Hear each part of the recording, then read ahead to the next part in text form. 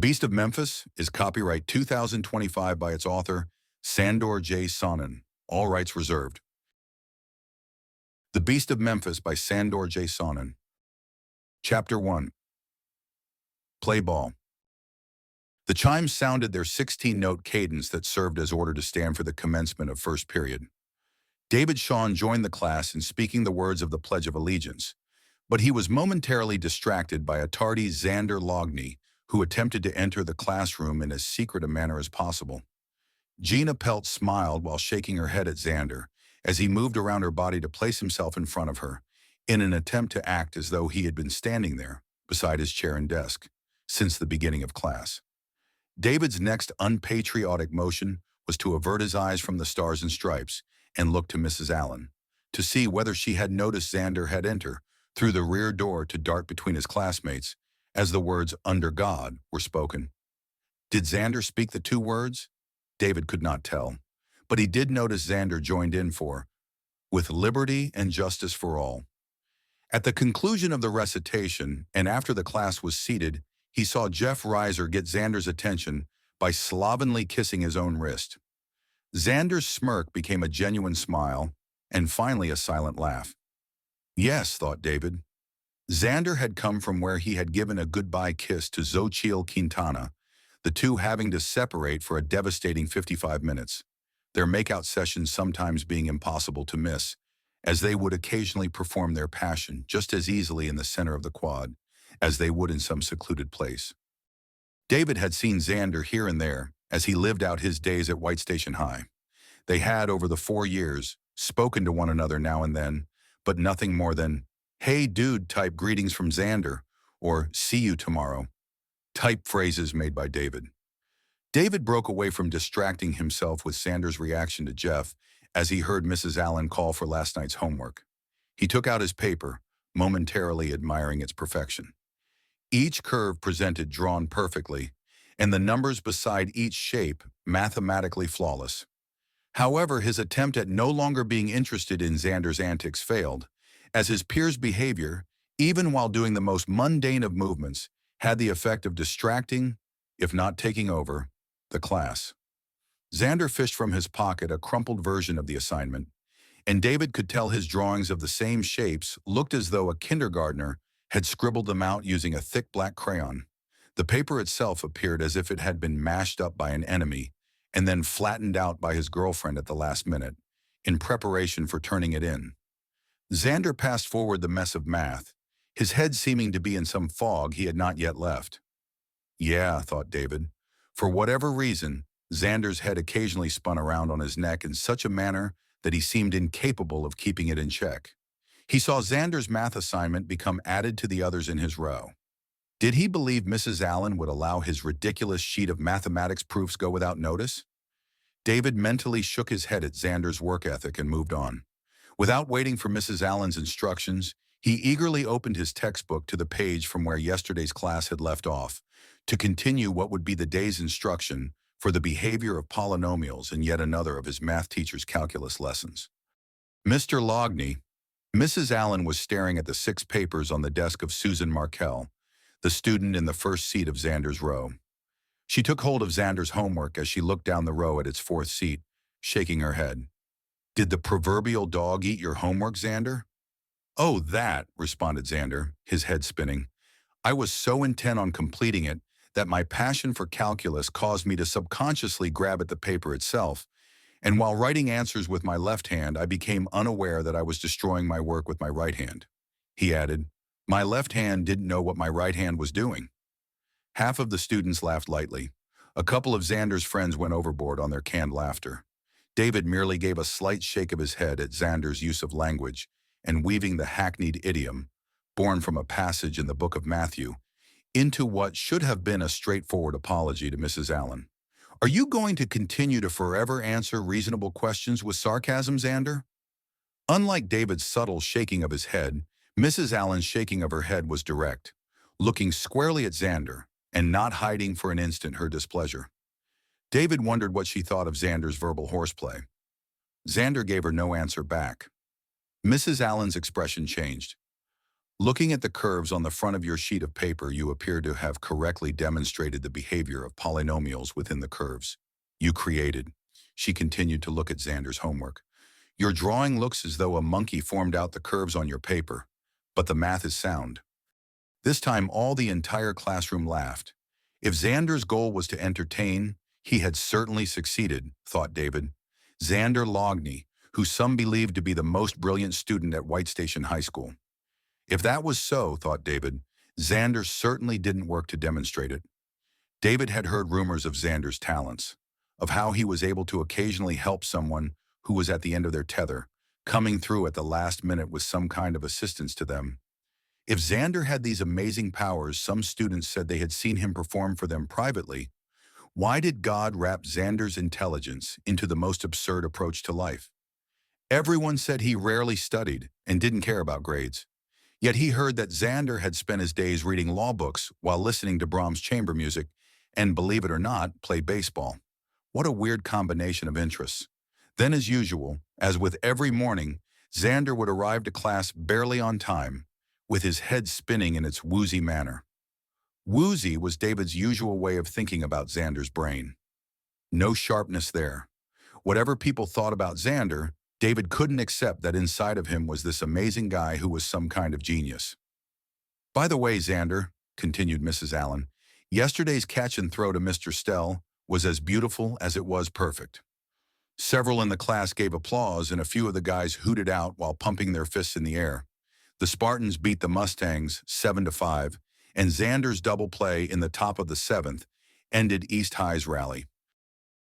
Xochitl already congratulated him this morning, Jeff said loud enough that Xander and the few students, including David, were able to hear his comment. Something, Mr. Reiser? Jeff took a moment, probably not realizing how his voice had carried to the front of the room. No, ma'am, he replied. Xander smirked at Jeff. It appeared to David that Xander didn't mind Jeff making a joke about his and Xochitl's morning makeout session before they parted company to go to first period. But Xander did enjoy that Mrs. Allen overheard Jeff's comment and that she had called him on it. Mrs. Allen took control of the class and began her lesson. David prided himself on his control. His mother believed mental discipline was the key to achieving one's goal. All men who have achieved have had a forthright understanding of their goals.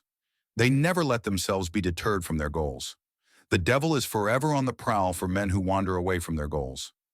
Since the first grade, she had him repeat these 3 sentences every morning before leaving for school. By the 3rd grade, he could say for her, out loud, all 3 sentences by heart. By the 4th grade, he fully understood their meaning. By the 5th grade, he repeated them in his mind, daily, and he believed them. Walking to second period, Kelvin Saunders, coming out of nowhere, side-bashed David into a row of lockers. David looked up at him and instantly understood that for whatever reason, it was personal. He saw Kelvin position his body in preparation for a second strike. But at that moment, Kelvin and David were separated by a hurried Xander, who, moving like a locomotive and seemingly without any interest in either of them, blew between them, knocking into Kelvin with no regard for where the bully's motion would carry him. Kelvin tripped for several feet and was only barely able to maintain his balance, standing upright, avoiding falling to the floor. After Kelvin stood more properly, his eyes fell on David. "Watch where you're going," he said to David with invented contempt. Then he walked up the hall, eventually vanishing from David's vision, and David went on his way to his next class. Thoughts of Kelvin Saunders stayed with him during second period. He attempted to run through his mind just why Kelvin had decided to pick on him. It didn't make any sense. David couldn't remember when he had any real experience with Kelvin, and that other than his name, he barely knew anything about him.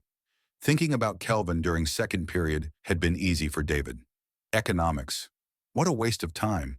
Why would anyone want to study it? He mentally shook his head at the idea of economics being an actual field of study as he made his way to third period. Advanced placement science was what David lived for. Getting to work on his biology project, an achievement which represented 4 years of his life, both in thought and creation, had become his passion. He said to himself daily that he would have preferred 4 years of the subject of biology itself, but those who ran the show at the Tennessee Department of Education required physics and chemistry courses to round out any student wishing to travel down the academic road he had chosen. Now, once more surrounded by his favorite subject, he could return to where his mind and heart and soul belonged, praising God for the amazing story that was creation of life on Earth. He unrolled the scroll of work his friend and partner Mark Bosser had created for him, a beautiful rendering of a section of the fossil record. David looked at the title he had given to Mark's grand illustration, Evidence of Animal Speciation Without Transitional Mutation. The latest leg of David's project, explaining why animals were incapable of evolving from one species to another. Another visual lesson designed to demonstrate to the high school students of Tennessee where Charles Darwin had got it wrong. "Good morning, David," was Mr. Carroll's only means of taking roll that was necessary for his record-keeping. He didn't walk around with any kind of gradebook or computer tablet. He just looked at you and saw you were at your workstation and left you alone. Eventually, he'd walk by David's station during class time and demonstrate an interest in his work. But when it came to attendance and grading, the man acted as though that sort of thing was beneath him. He would put the answers to his exams right on the board and go over them with the students during his lecture/discussion time. He didn't care if anyone thought this weird or a giveaway on his part. David knew exactly what the man was driving at. Why work to put yourself into AP Science and pretend to be something you're not? Mr. Carroll had no need for formalism or dealing with any disciplinary concerns. One simply sat at one's workstation, and Mr. Carroll eventually found his way to where you were. Within 10 minutes, he always knew who was present and who was absent, and tardiness was non-existent. David had the right teacher for the course where he could celebrate his project. He was thankful to God every day when it came to having Mr. Carroll as his science instructor. He rolled up Mark's work and replaced it into the cubby assigned to him at the workstation. He took from his backpack the notebook for his project, along with his project documents, and laid them out on his desk. Genus. What a topic, he thought. For the first 4 million years in the evolution of the hominin, the fossil record is characterized by canine reduction and postcranial metamorphosis. David thought about the two noted and famous characteristics that evolution argued brought humans to become more like humans. He had titled his latest section, Gaps in the Fossil Record, and chose a font he believed would be best associated with demonstrating what a gap was from a scientific position. How to visualize this? How to visualize this? How to? How to? His mind was focused on exactly what he wished a 15-year-old would accept most when being given an example of this topic. He went to work for the period, writing text for lectures and adding directions to Mark for how he might incorporate canine reduction into the cranium of early man. The dismissal bell rang too soon. He failed to use his last 5 minutes to put away all of the supporting documents he kept within the cubby at his workstation and barely had time to log out of the computer. He knew John in period 4 wouldn't mind the mess of papers he was leaving scattered about, and that he'd put them away for him. A few times he had come across Neil's papers from period 2, where Neil had run off without putting away his materials, there being littered all about the desk of the workstation. Something about the flight of gliders and how they're affected by lift versus gravity. Weren't those questions settled over 100 years ago? David bolted out the door and nearly ran out of the science building as he made his way to the English building. He stopped in his tracks. "You're not funny to anyone. No one cares about whatever show you are putting on." Kelvin was speaking loud enough to Xander that several of the other students had stopped just as David had, and like David, were wondering where this was going. "Funny," said Xander. "Whenever I think of no one, you're the first dude that comes to my mind. You plow through me again, I'll plow my fist into your face so hard that your head will have a real reason to spin around. You want to go?" "Let's go," Xander shouted as he aggressively stepped closer to Kelvin. "Let's go nowhere," came another shout.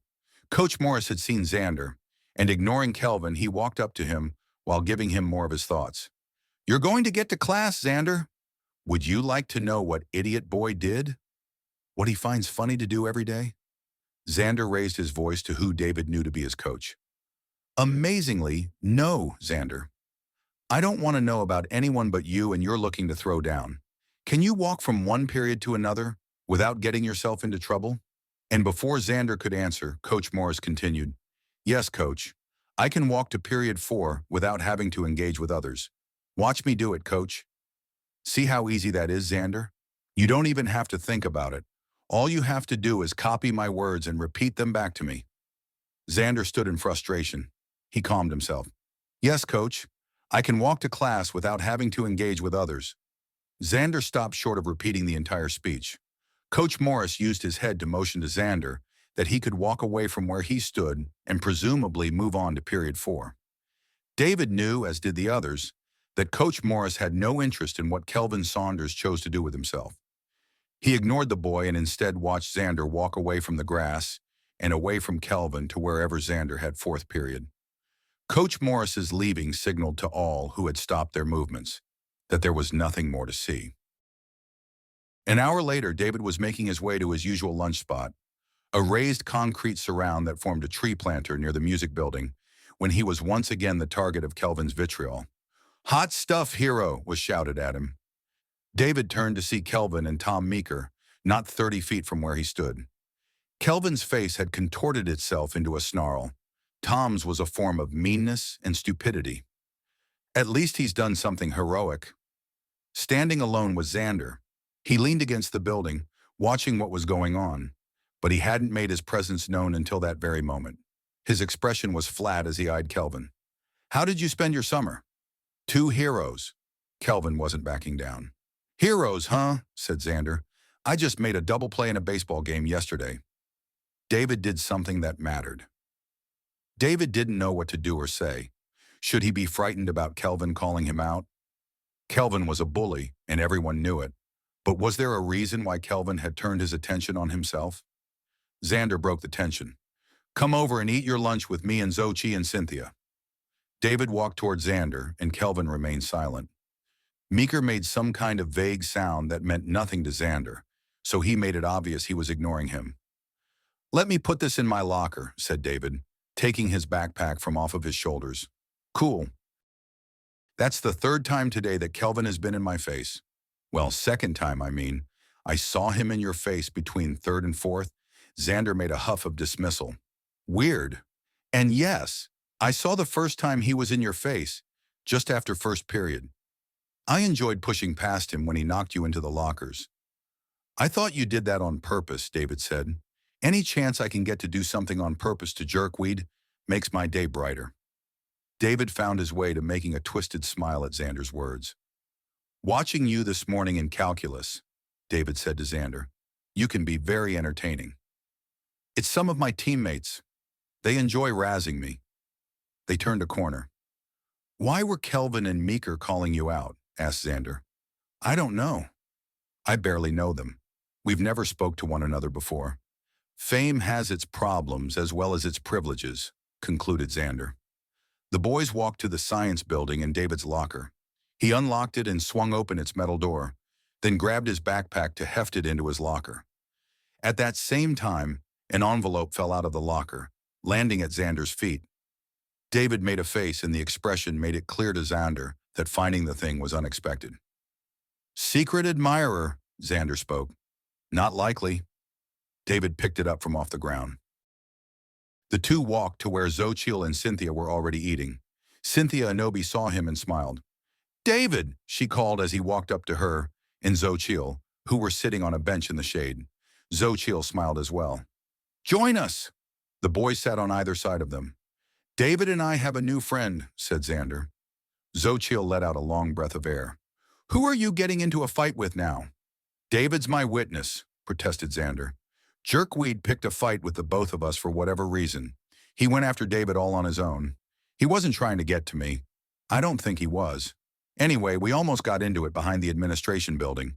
My coach stopped me." "Jerkweed," repeated Xochitl. "That's Kelvin somebody." "Yeah, Kelvin Saunders." "Does Xander have a list of individual nicknames for the guys he doesn't like?" "Oh, yeah, and he doesn't repeat the names either," said Xochitl. "What are some others?" asked David. "No," interrupted Cynthia. "Not in front of me, thank you." So Jerkweed was being a jerk to David? Why? David doesn't have an enemy in the world. The opposite. In fact, Xochitl looked back at both boys, attempting to understand why things had gone the way they had. Kelvin was calling David out because of last summer. And yeah, it doesn't make any sense because not only does David not have any enemies, but he's probably loved by everyone at the school. You probably have most everyone that likes you, but there's this percentage that doesn't like you, and they really don't like you, was Cynthia's contribution. It doesn't bother me in the least that jerkweed Kelvin doesn't like me. In fact, he can hate me for all I care about it. But it's weird anytime someone doesn't like David.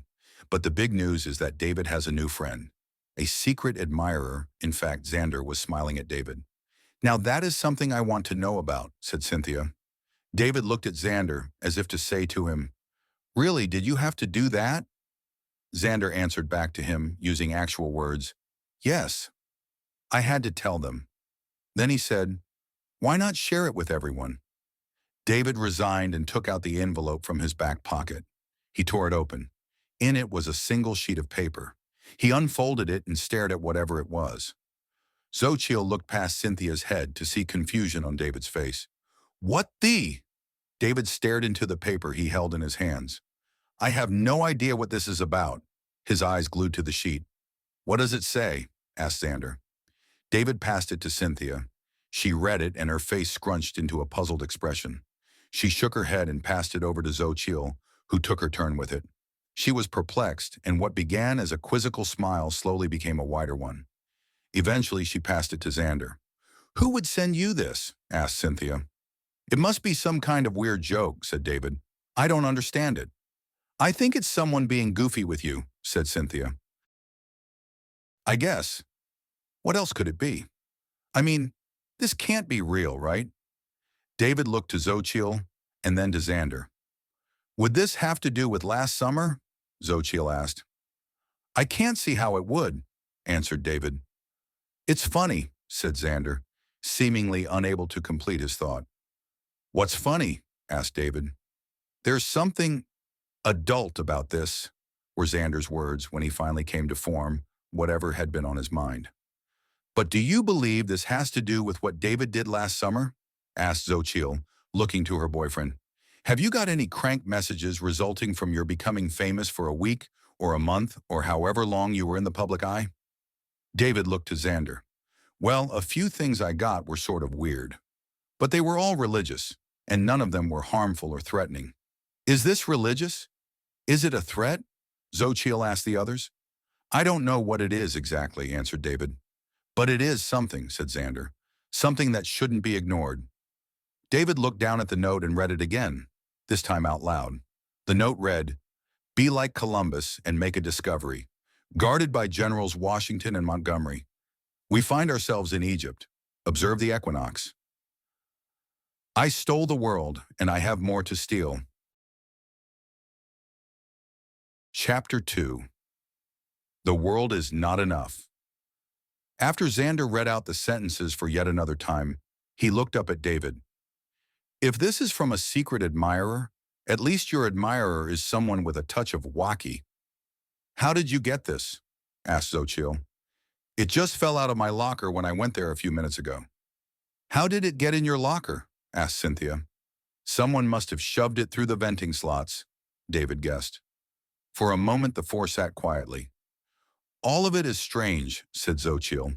She put out her hand toward Xander, wanting to look at the note for a second time. Xander handed it to her. Enjoy. Lunchtime fun. As Xochitl re-examined the note, David looked to them and said, whoever wrote this, he or she said they already stole something. The world. Didn't someone steal the world? Wasn't it on the news? The news? Xochitl asked David. Yeah, it was on the local news about a week ago, David insisted. I can't remember anything about the world being stolen, said Xander. Mosh, the Memphis Museum of Science and History. There was a report on the news that their model of the world had been stolen, David said. Xander and Xochitl shook their heads. Cynthia shrugged. Xochitl took out her phone. A moment later she said, yes. The museum had its massive model of the Earth stolen. It was just over 6 feet in diameter and was part of an exhibit of the planets of our solar system. Why you? Asked Cynthia to David.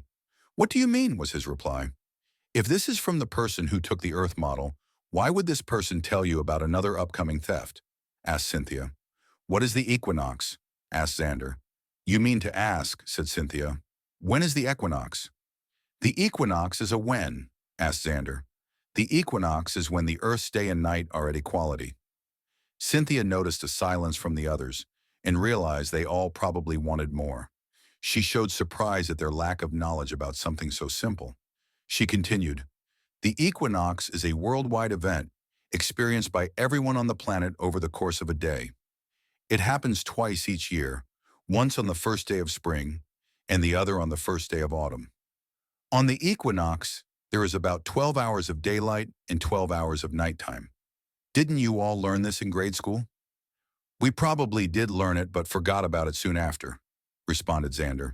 He turned to Xochitl. What does your phone say about when the equinox will be? I don't need my phone's calendar to tell me the first day of spring is this Sunday, Xochitl responded. David's unknown admirer is telling him that he's going to steal another thing. Besides the giant globe, I mean, Xander reasoned. If the note's message is referring to the theft at the museum, it's the only explanation. Yes, agreed Cynthia. That's exactly what this thing means. If this thing is real, it may not be. It may mean something else. But I stole the world is so specific. But either way, David spoke to Cynthia, like you asked a moment ago, why me? I believe whoever gave you this note wants you to go to a specific place, said Xander. You need to go to the police, Cynthia said to David. Probably, agreed Xochitl. No, said Xander. I didn't mean the police. I mean this note. I think whoever gave it to you wants you to go somewhere in Memphis, using the words presented on the note as a guide. That's not what we meant, said Xochitl. Shouldn't David take this note to the police instead of going to somewhere in the city? It won't matter, Xander said in simple, flat words. This message was meant for David, and the police won't be able to do a thing about it. The dude behind this already has a plan, and he organized it so most of what he plans to do has already been done. What are you, a master thief? Cynthia teased him. No, said Xander, but the police will believe David is. Why do you think that? Asked Cynthia. Because it's how their minds work. They will convince themselves the reason David brought them this note is because he made it himself to get attention.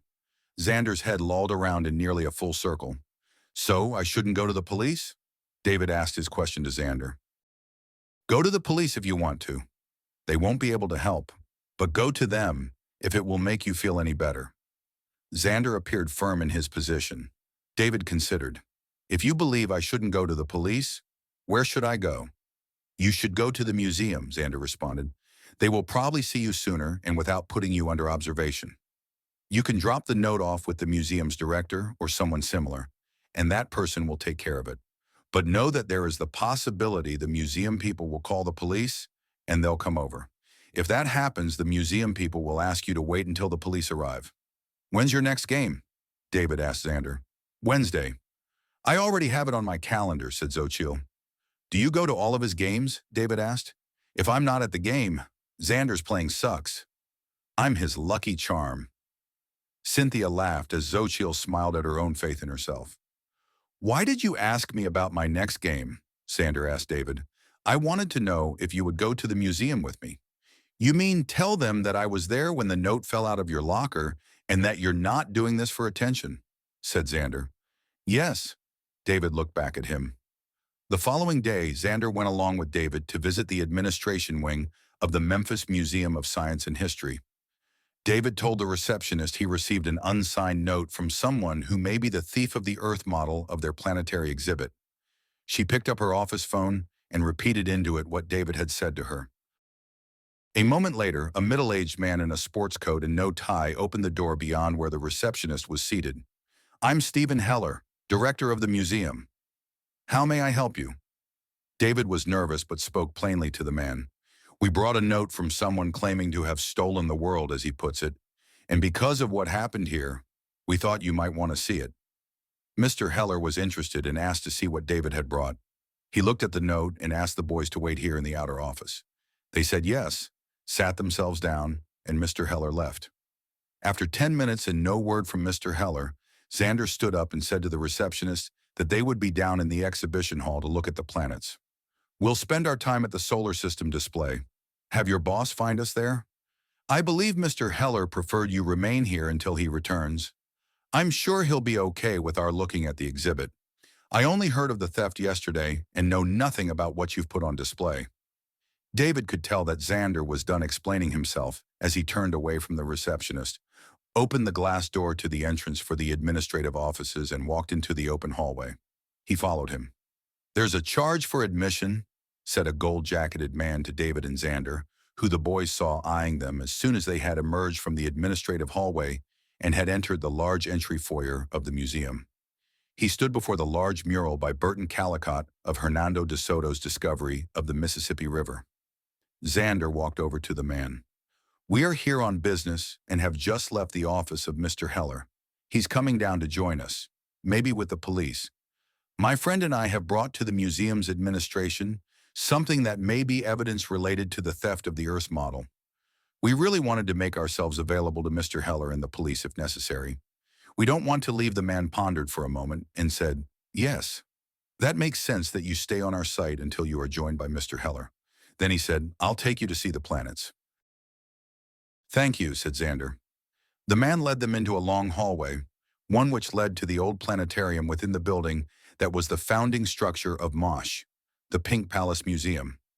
Once in the hallway, they didn't walk more than 20 feet before being confronted with a large model of Neptune. It was probably 8 feet in diameter.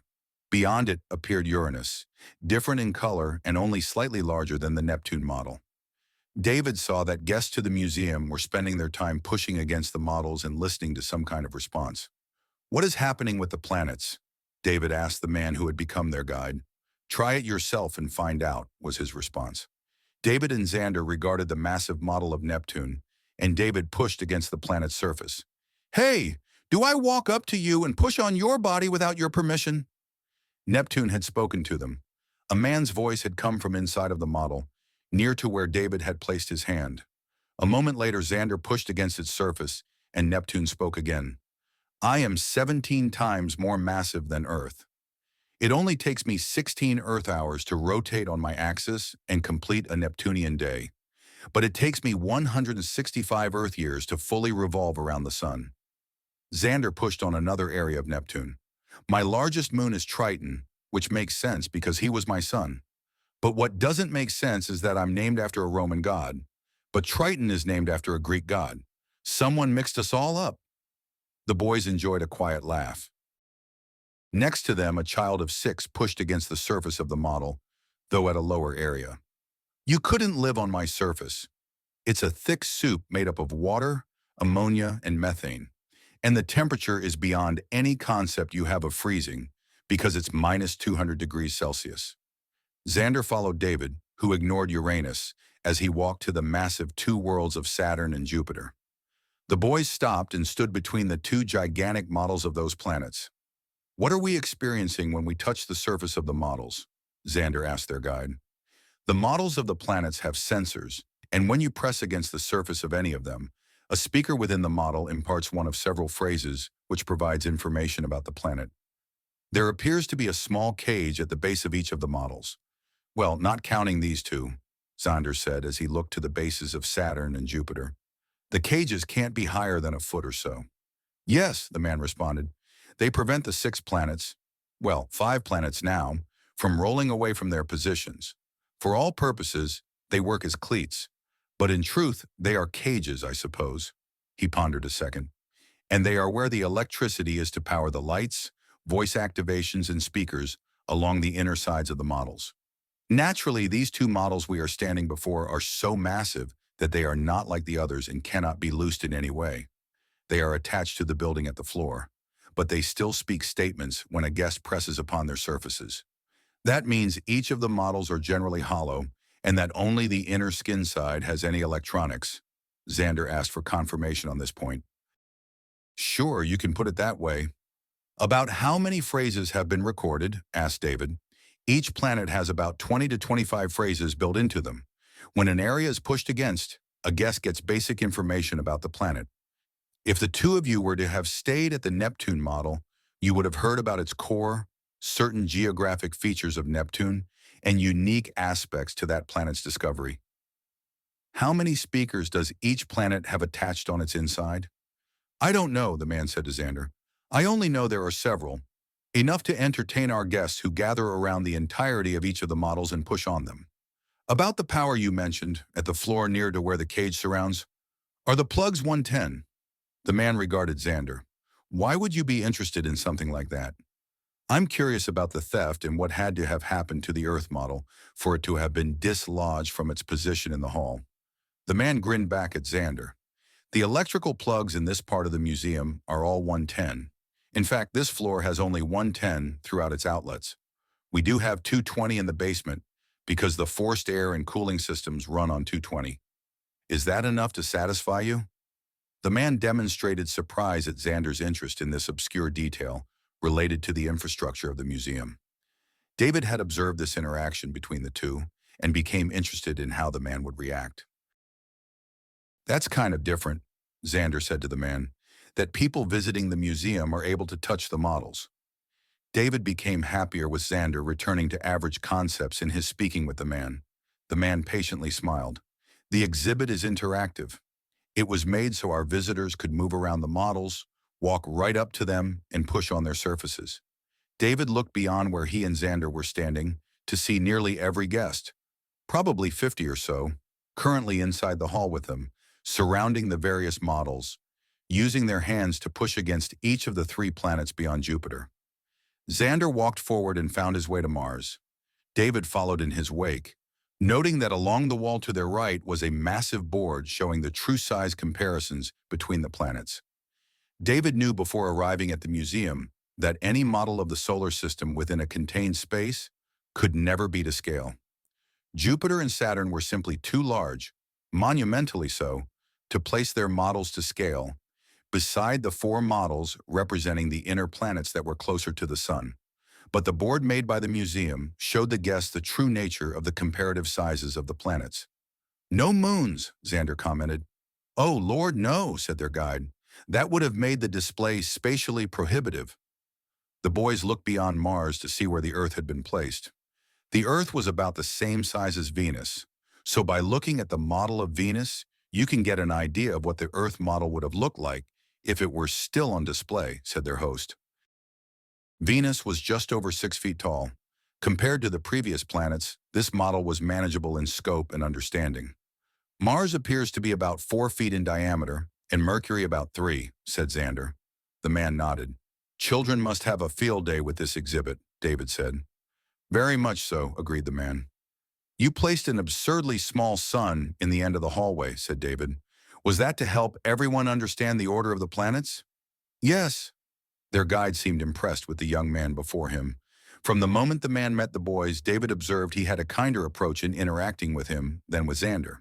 "May I know your name?" He spoke to David. "Of course. It's David Shawn."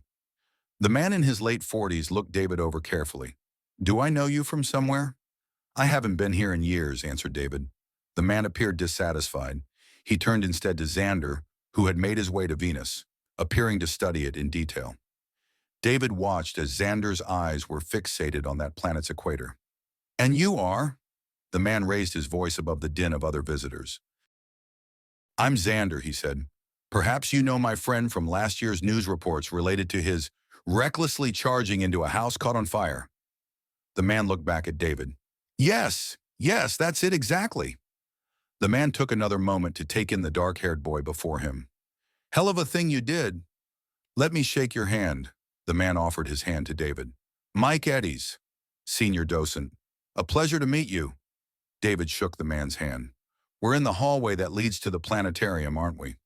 "Yes," Mr. Eddies replied to Xander. Before he could make a second sentence, a mother and child walked up to him, and the child asked him where Earth was. Mr. Eddies told her that we were all on the Earth, and that no one wanted to shrink the real one down and put it in the museum. David presumed this was Eddie's stock answer for the younger children.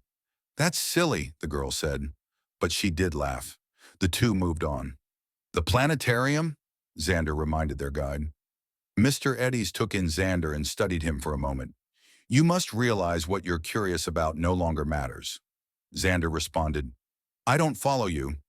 When we opened the exhibit, the planets were put into this procession you see before you, where the models of the planets are leading our guests to the planetarium. And yes, that was by design, to encourage our patrons into wanting to purchase tickets to one of our planetarium shows. But you must have understood that the procession of the planets, exhibited in this curved hallway, will end in 1 week from tomorrow. No, Xander responded. I had no idea. If Mr. Eddies were a cartoon character, David thought, he would have noticeably guffawed. Instead, he stood before Xander, telegraphing his disbelief in the basis of their conversation. Xander appeared to make things worse. So, you're breaking all of this down then? There's no urgency in the model of the Earth being returned to the museum? Just the opposite, Mr. Eddies responded. This exhibit is moving to an expanded hall, partially reset into the Pink Palace itself. Xander stood before the man even more perplexed than before. You see that door behind you? The white one marked Private. That is where Mosh has constructed an extension of the current hall to move the planets to a space that will nearly triple the size of the exhibit. If you were to return here in 8 days, on Sunday next, you would find the models of the planets displayed in the more correct systematic way they have been set in the heavens, instead of our linear formation. Xander looked back at the door, and then returned his gaze at Mr. Eddies. Why no sounds of builders? Oh, there was plenty of that, replied Eddies. Now all that's left is the finishing carpentry. He continued, when we began the construction, all of the serious work was limited to Mondays and Tuesdays, the days the museum is closed. But the work the men are doing now is sanding and painting. We hear an occasional hammering, but it's only work that doesn't interfere with our patrons' enjoyment of the exhibit. I had no idea you were in the middle of a renovation, Xander said. That's strange, Eddie said. All of the stories about the theft of the Earth model included that it happened before the opening of the new expanded version of the exhibit. The news article about the theft was read to me. There was no mention of the new plans or the future of the exhibit. Mr. Eddies nodded and announced to the boys he would tell Director Heller they were here, nearby to the solar system exhibit. He made a broad smile toward David before moving on. David had a moment to talk with Xander.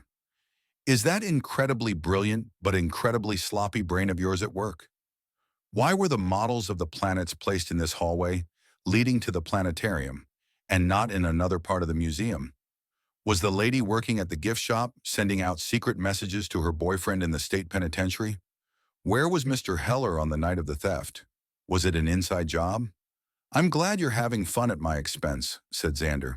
You'd think we were Fred and Shaggy solving a Scooby-Doo mystery, said David, smiling. You can be Fred.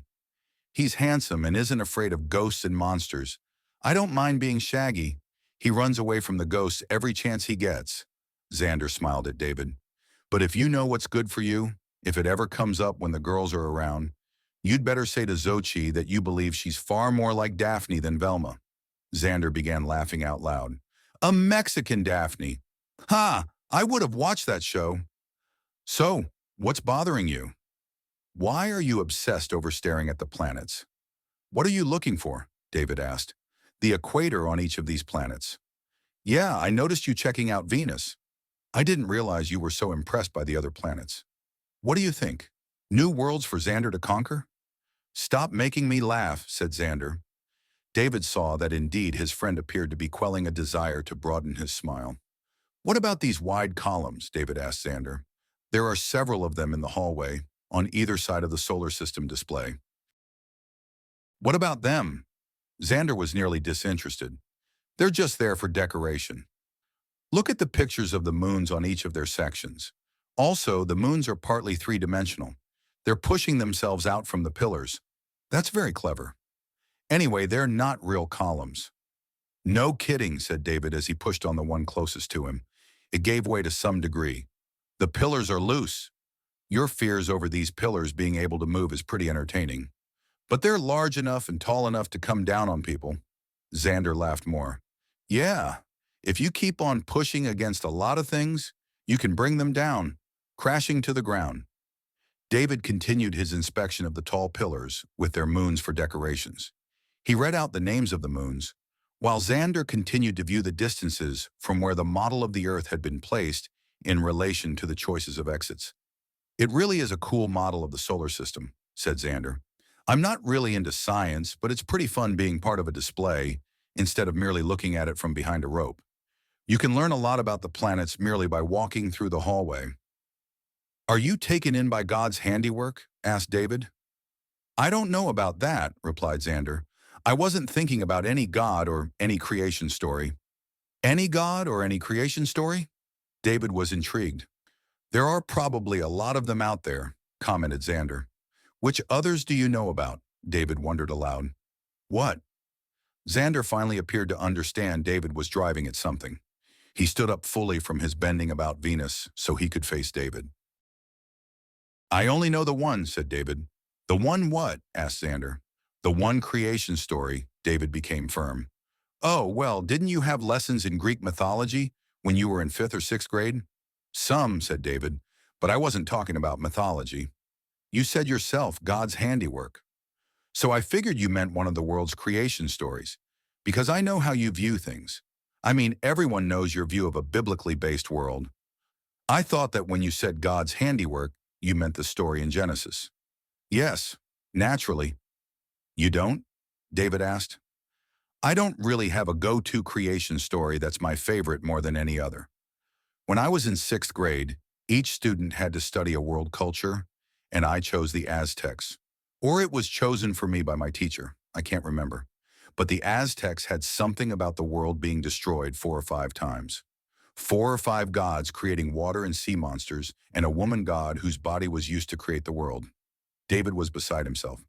And you believe that creation story is as valid as the biblical story? Come on, David. They're all a bit wacky.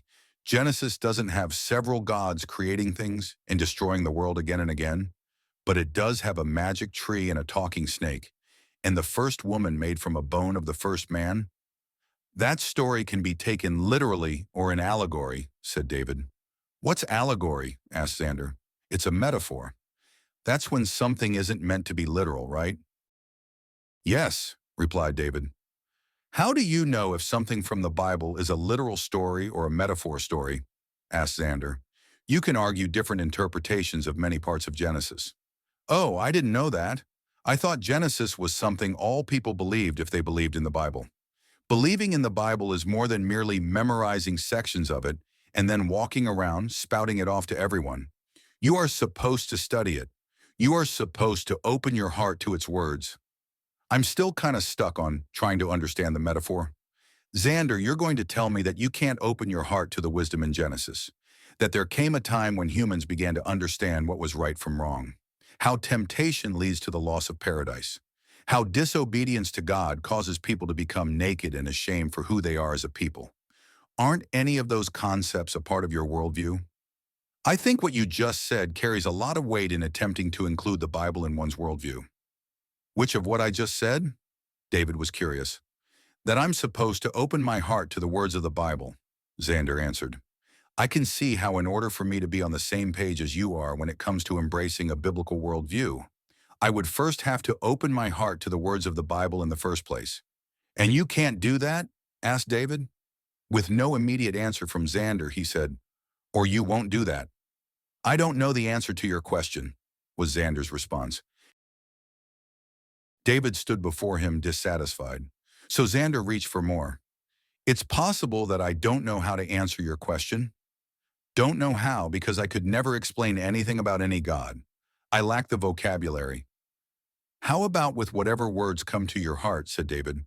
I don't hold the Bible as any more special than any other book about spiritual reflection, so I can't see why I would hold the ideas of the Bible to be more important than other views. Does that make sense? Well, the words make sense. But they don't seem to be coming from your heart, said David. Would you ever try having love for God? I'm not certain what that would be like. Then, of what are you certain? I'm certain there's the emergency exit. Xander pointed to double doors at the far end of the hall.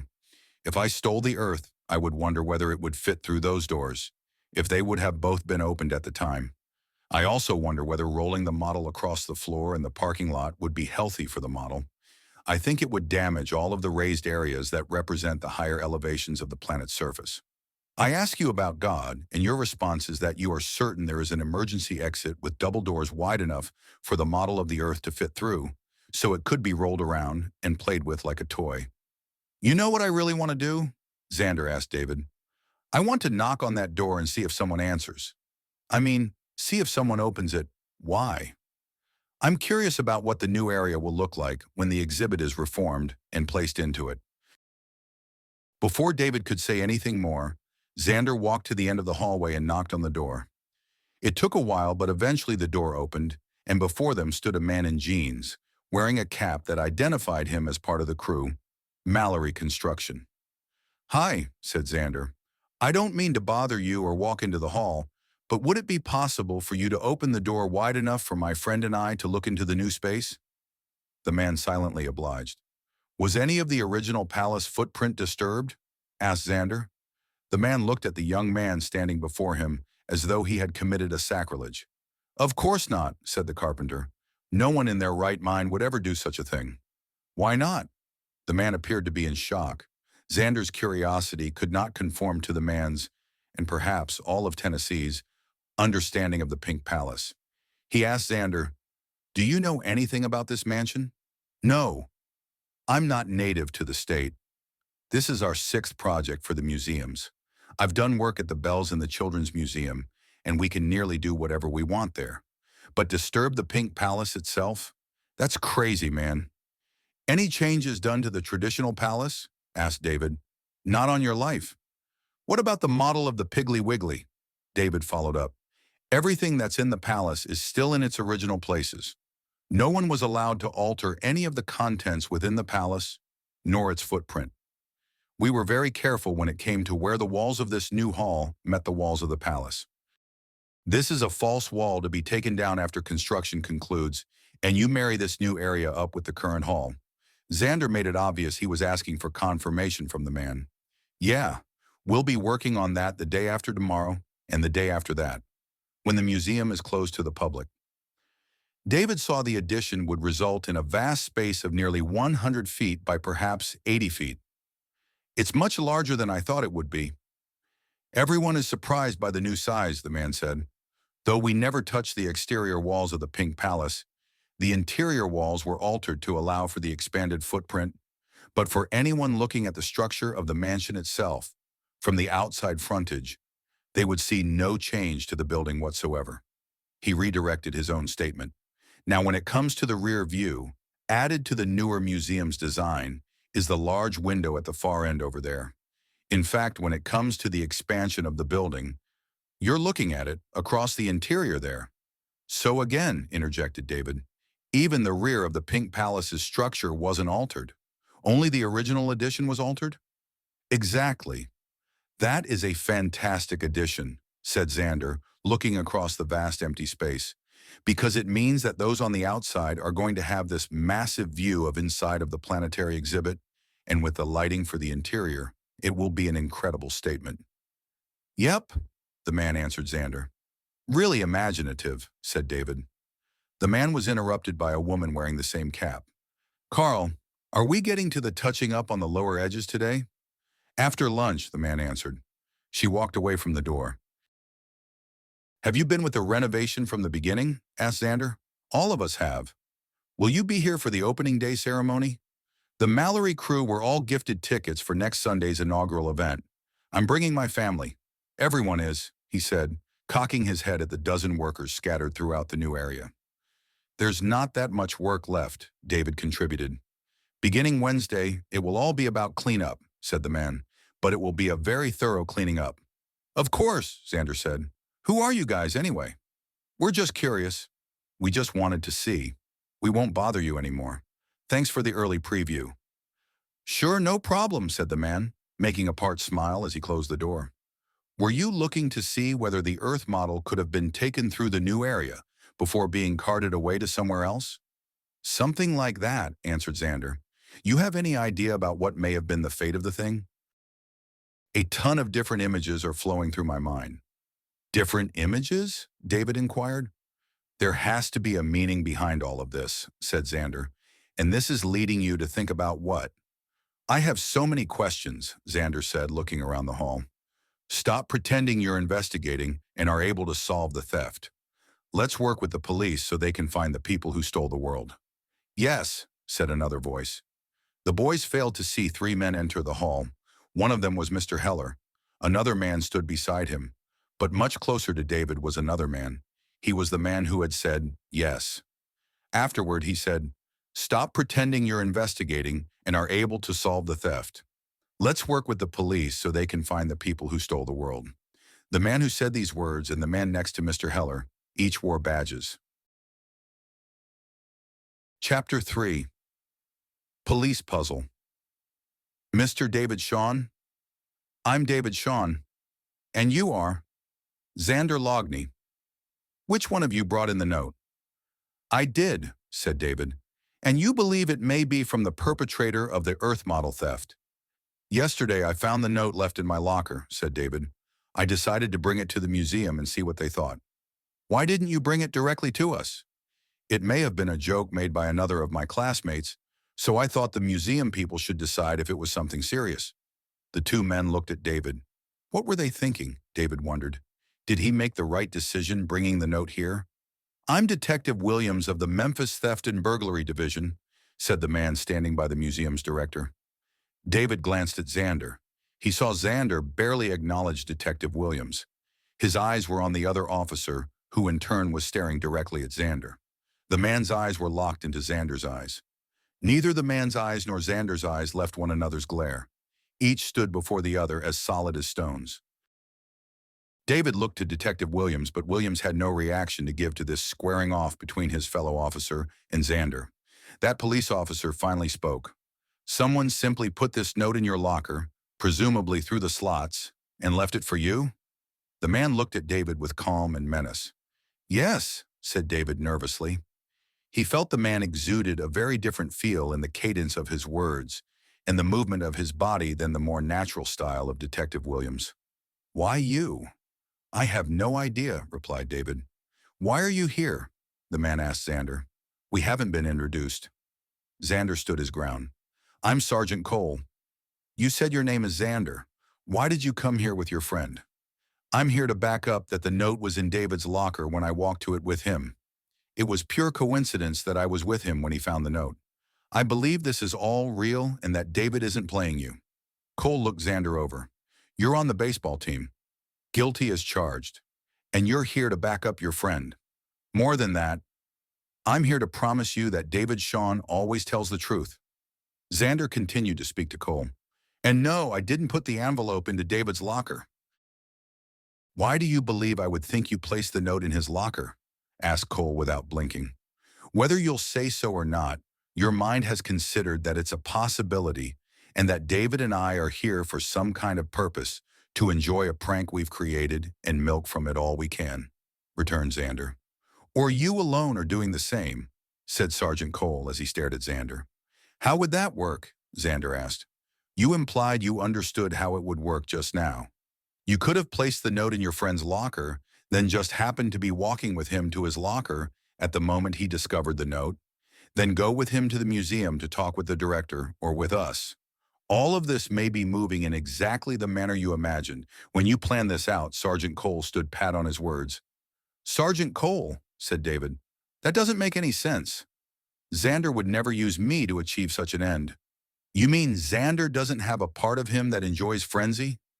What an interesting thought on the part of Detective Sergeant Cole, and to announce his idea to he and Xander so instantly. David was completely surprised by the direction to where things had gone, and so quickly. This meeting couldn't have been 3 minutes fresh, and Sergeant Cole had run to the notion that he and Xander were playing some game. David laughed to himself over how Sergeant Cole had taken what was usually the final scene of a police procedural television show and made it the opening scene. I mean, Sergeant, that Xander would never throw anyone to the dogs to realize some prank. So, said Detective Williams, Xander is here to tell us you would never do such a thing, and you are here to tell us Xander would never do such a thing. Xander tried to muffle a scoff. You think this is funny? Demanded Cole. Mr. Heller, what do you think is the reason behind the theft? David asked the director, hoping his question would ease tensions that had from David's view come out of nowhere, building up all too quickly. Stephen Heller shrugged. Frankly, it doesn't make any sense, outside of it being some sort of prank. The giant Earth model has no real value and cannot in any way be shown to anyone. To do so would be to alert even the simplest person that whoever has the thing is responsible for its theft. All of this has the hallmark of a prank, said Williams. Or it was done by someone with a grudge against the museum. I disagree, said Xander. I believe there is something else at work. Why do you say that? Was the question made by Sergeant Cole. Because I believe whoever is behind this has a purpose that goes beyond a prank. A prankster would have sent that note to Mr. Heller. The question is, why David? And you need to spend your energies on solving that question. Do you know the layout of the museum, Mr. Loughney? Detective Williams? Xander was taken by surprise. The question is simple enough. Do you know the museum? I was here when I was in 9th grade on a field trip to see the museum's collection of Egyptian artifacts. Then our teachers let us run around the museum and the grounds for a couple of hours, then having lunch in the park area before we boarded the bus to return to school. I walked around the entirety of the building. I suppose I went everywhere, but it wasn't until I went to online yesterday, to the museum's website, and read about the displays featuring the generals and their uniforms, that I learned about the layout of those sections of the museum. Are you asking me whether I know if there are any exhibits specifically related to Christopher Columbus, General George Washington, or Field Marshal Bernard Montgomery? Sure, let's go there, replied Detective Williams. By going online, I learned about how, on the other side of the museum, there is an exhibition of military uniforms for general officers having been put on display. The website stated 5 of George Washington's uniforms are being exhibited. That in itself is a great thing for a museum to have put together. I do understand that. I also learned there are statues of generals who served in World War II, dressed in full uniform. Mr. Heller, is there an effigy of Field Marshal Montgomery for when his rank was general for the British Army, here on display? There is, said Heller. Then, Xander chose his words carefully and spoke slowly. If one were to presume the words of the note hold any meaning, one must view these 2 generals as guarding the Egyptian exhibit. But they would be doing this backward, from the rear of the building, which makes no sense, Xander stated with his head wobbling. Come again, said Williams. The Egyptian exhibit is at the front of the museum. The only way it could be guarded by the generals would be for them to be somewhere near the entrance to the museum. If uniform statues of Washington and Montgomery exist, they would be in the rear of the museum, where the special exhibition is on display. That would make them incapable of guarding anything. Are you attempting to turn the words of the note into some kind of real-life experience? Asked Cole. What I'm pointing out, Sergeant, is that the words in the note left by whoever left it cannot have any relevance to the layout of the museum. Then before the detectives could answer Xander's comment, he again turned to the museum's director. Mr. Heller, wouldn't it have been less damaging to the model of the Earth for the thief or thieves to have split the model open at its equator and carried out in 2 halves rather than rolling it across the floor and out the doors? Mr. Heller looked at the detectives. They appeared to have nothing to say to him. Well, we aren't discussing those aspects of the theft with the general public, but yes, that is what we all believe may have happened. Xander said, and that's what separates this from a childish prank versus a seriously thought-out theft.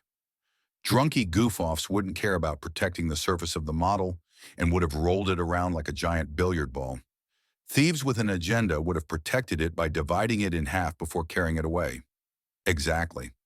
Did the floor show any trace of rolling or a transfer of the globe's coloring from the surface of the model to the parking lot's tarmac? That's enough of your junior detective questions, Sergeant Cole spoke in a command voice to Xander, also putting Mr. Heller on notice that the boy before him was not to be included in the investigation. And while you're interested in questions and answers, Xander, do you want to tell us where you were the night of the theft? On what night was the model stolen? Xander asked the sergeant. The officers showed surprise and incredulity. Oh, come on now. Cole was not interested in giving any leeway. You can't pretend that you haven't read or seen the news accounts since David discovered the note and the 2 of you planned on coming here. I don't have a working television, replied Xander. I can't get any local news that way. I did visit the website for the museum, Sergeant, but in fact I did not note which was the night of the theft. When David told us that he had heard about the event, a friend of mine used her phone and read out to us about the theft, but she didn't say what night it happened. The detectives looked sternly at Xander. David took in their disbelief and the irony embedded into the idea the young man before them was attempting to distance himself from having any knowledge of an event for which he had come to the museum to discuss. "Last Friday night," said Detective Williams. Xander thought for a moment. "I had a baseball game on the campus of our high school, White Station High. We lost by 3 runs. I made an error early in the second inning. Cost us one of those runs." David noticed Sergeant Cole's eyes looked more intently at Xander after he made that admission. Xander continued, "I went to Freddy's Frozen with a lot of my teammates." Xander paused for a while. "My girlfriend did the driving that evening, and after we left Freddy's, she drove us around for a while before dropping me back at my house. Around, oh, I don't know. Definitely after midnight. Probably after 1 in the morning." "Where did you and your girlfriend go after the two of you left Freddy's and before she took you back home?" asked Cole. "None of your business," answered Xander with a near growl. "Who were you with?" "What's the name of your girlfriend?" asked Cole. "Go Fish," answered Xander. Detective Williams showed no empathy toward Xander's circumstance. "It's an average question we would ask anyone in your situation." "And just what is my situation, Detective? I didn't have to come here, and I could have left David to do whatever he wanted to do by himself. But the truth is that I saw all of this playing out exactly the way it's playing out." Detective Williams spoke quietly to Xander. "When we deal with minors, we alter to a degree our protocols for when we deal with adults. But in either case, we work to establish a timeline for where someone was during the time a crime took place." "Well, I've got some news for you, Detective," said Xander. "I turned 18 a few months ago, so you can use your adult protocols. But I'm still not giving up to you any details about my girlfriend. We can always go down to the station and finish this there," said Sergeant Cole. "Well, Sergeant," replied Xander, "you and Detective Williams can always go there. But the crime being concluded, from this point on, you need a warrant or some kind of writ to move my body from one place to another." Detective Williams looked to the floor for a moment as Sergeant Cole looked back at Xander and didn't let his eyes waver for a moment. "You know, Xander, there are a lot of people who thought playing around with me and playing around with their egos was a good thing for them to do. A lot of them saw themselves as some kind of legal expert, and the same lot of them ended up in a sorry situation." "Detective Cole," said Xander, "I have no interest in believing for a moment that I could attempt to mess with your investigation. But that doesn't mean I'm going to roll over to all of your demands. If I think what you're asking me is a reasonable question, I'll answer it. If I think what you're asking me is out of line, I won't." "Why don't you let us be the judge of that?" inserted Detective Williams. "Because, Detective, that's why we have actual judges. I'll put my faith in them to do their job." "David, is this the road you want to go down? Do you want to tie your wagon to Xander and how he's playing this?" David didn't take too long to think about it. "I have nothing to hide." "Then you'll cooperate when it comes to last Friday night?" "Of course. Do you remember where you were and what you were doing?" "Beginning at what time, Detective?" David asked Williams. "How about 8? David spoke aloud as he thought about what happened during the evening. "I was at home Friday, probably as early as 6 o'clock. Our family didn't go out to dinner or go anywhere. I have 2 sisters and one of them went to a friend's house to hang out. My mom drove her there and picked her up at around 10 o'clock. I went with her for the picking up of my sister, but we immediately drove back home afterward. We didn't stop on the way there or on the way back home. My younger sister was home all night. Our father was watching television in the living room. After my mother and I brought my sister back home, that was it for the evening." "You woke up in your bedroom the following morning?" asked Cole. "Yes," answered David. "And you, Xander," said Cole, "do you remember what time you left your house Saturday morning?" 8:30. We had practice on the field at White Station at 9 o'clock. Then Xander asked, "What time was the discovery of the theft?" "The first to walk into the museum was a member of their hired security, and he walked into this hall and saw the Earth model was missing at 8 o'clock Saturday morning," William said to Xander. "Your Friday night," Cole said to Xander. "Your girlfriend was driving the two of you around after Freddy's. Did you drive anywhere near to this building?" "No," said Xander. "I'm not certain where my girl drove us or at what times we were where we were, but I'm pretty certain we didn't drive to anywhere on the west side." "Now wait," said Cole. "You want to protect your girlfriend, fine. It's a pretty dumb thing to attempt to do, because it must occur to you that we would be able to determine who she is in less than an hour. But you go ahead and play the good and noble boyfriend. Fine. But do you really expect us to believe that you can't remember where the two of you went after you left Freddy's? I really can't explain it, Sergeant, replied Xander. Were you on any drug? Asked Detective Williams.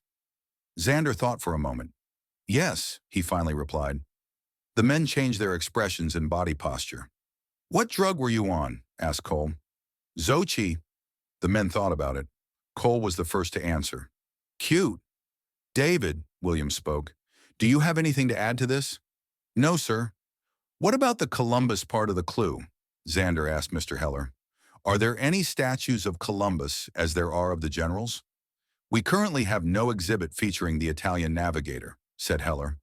My guess is that the one attempting to solve the puzzle would have to act like Columbus, said Williams. To solve the clue, one has to attempt to make a discovery.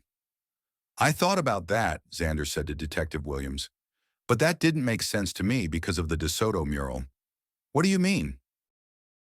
I mean that because whoever wrote the note used the names of the generals whose statues are here in the museum.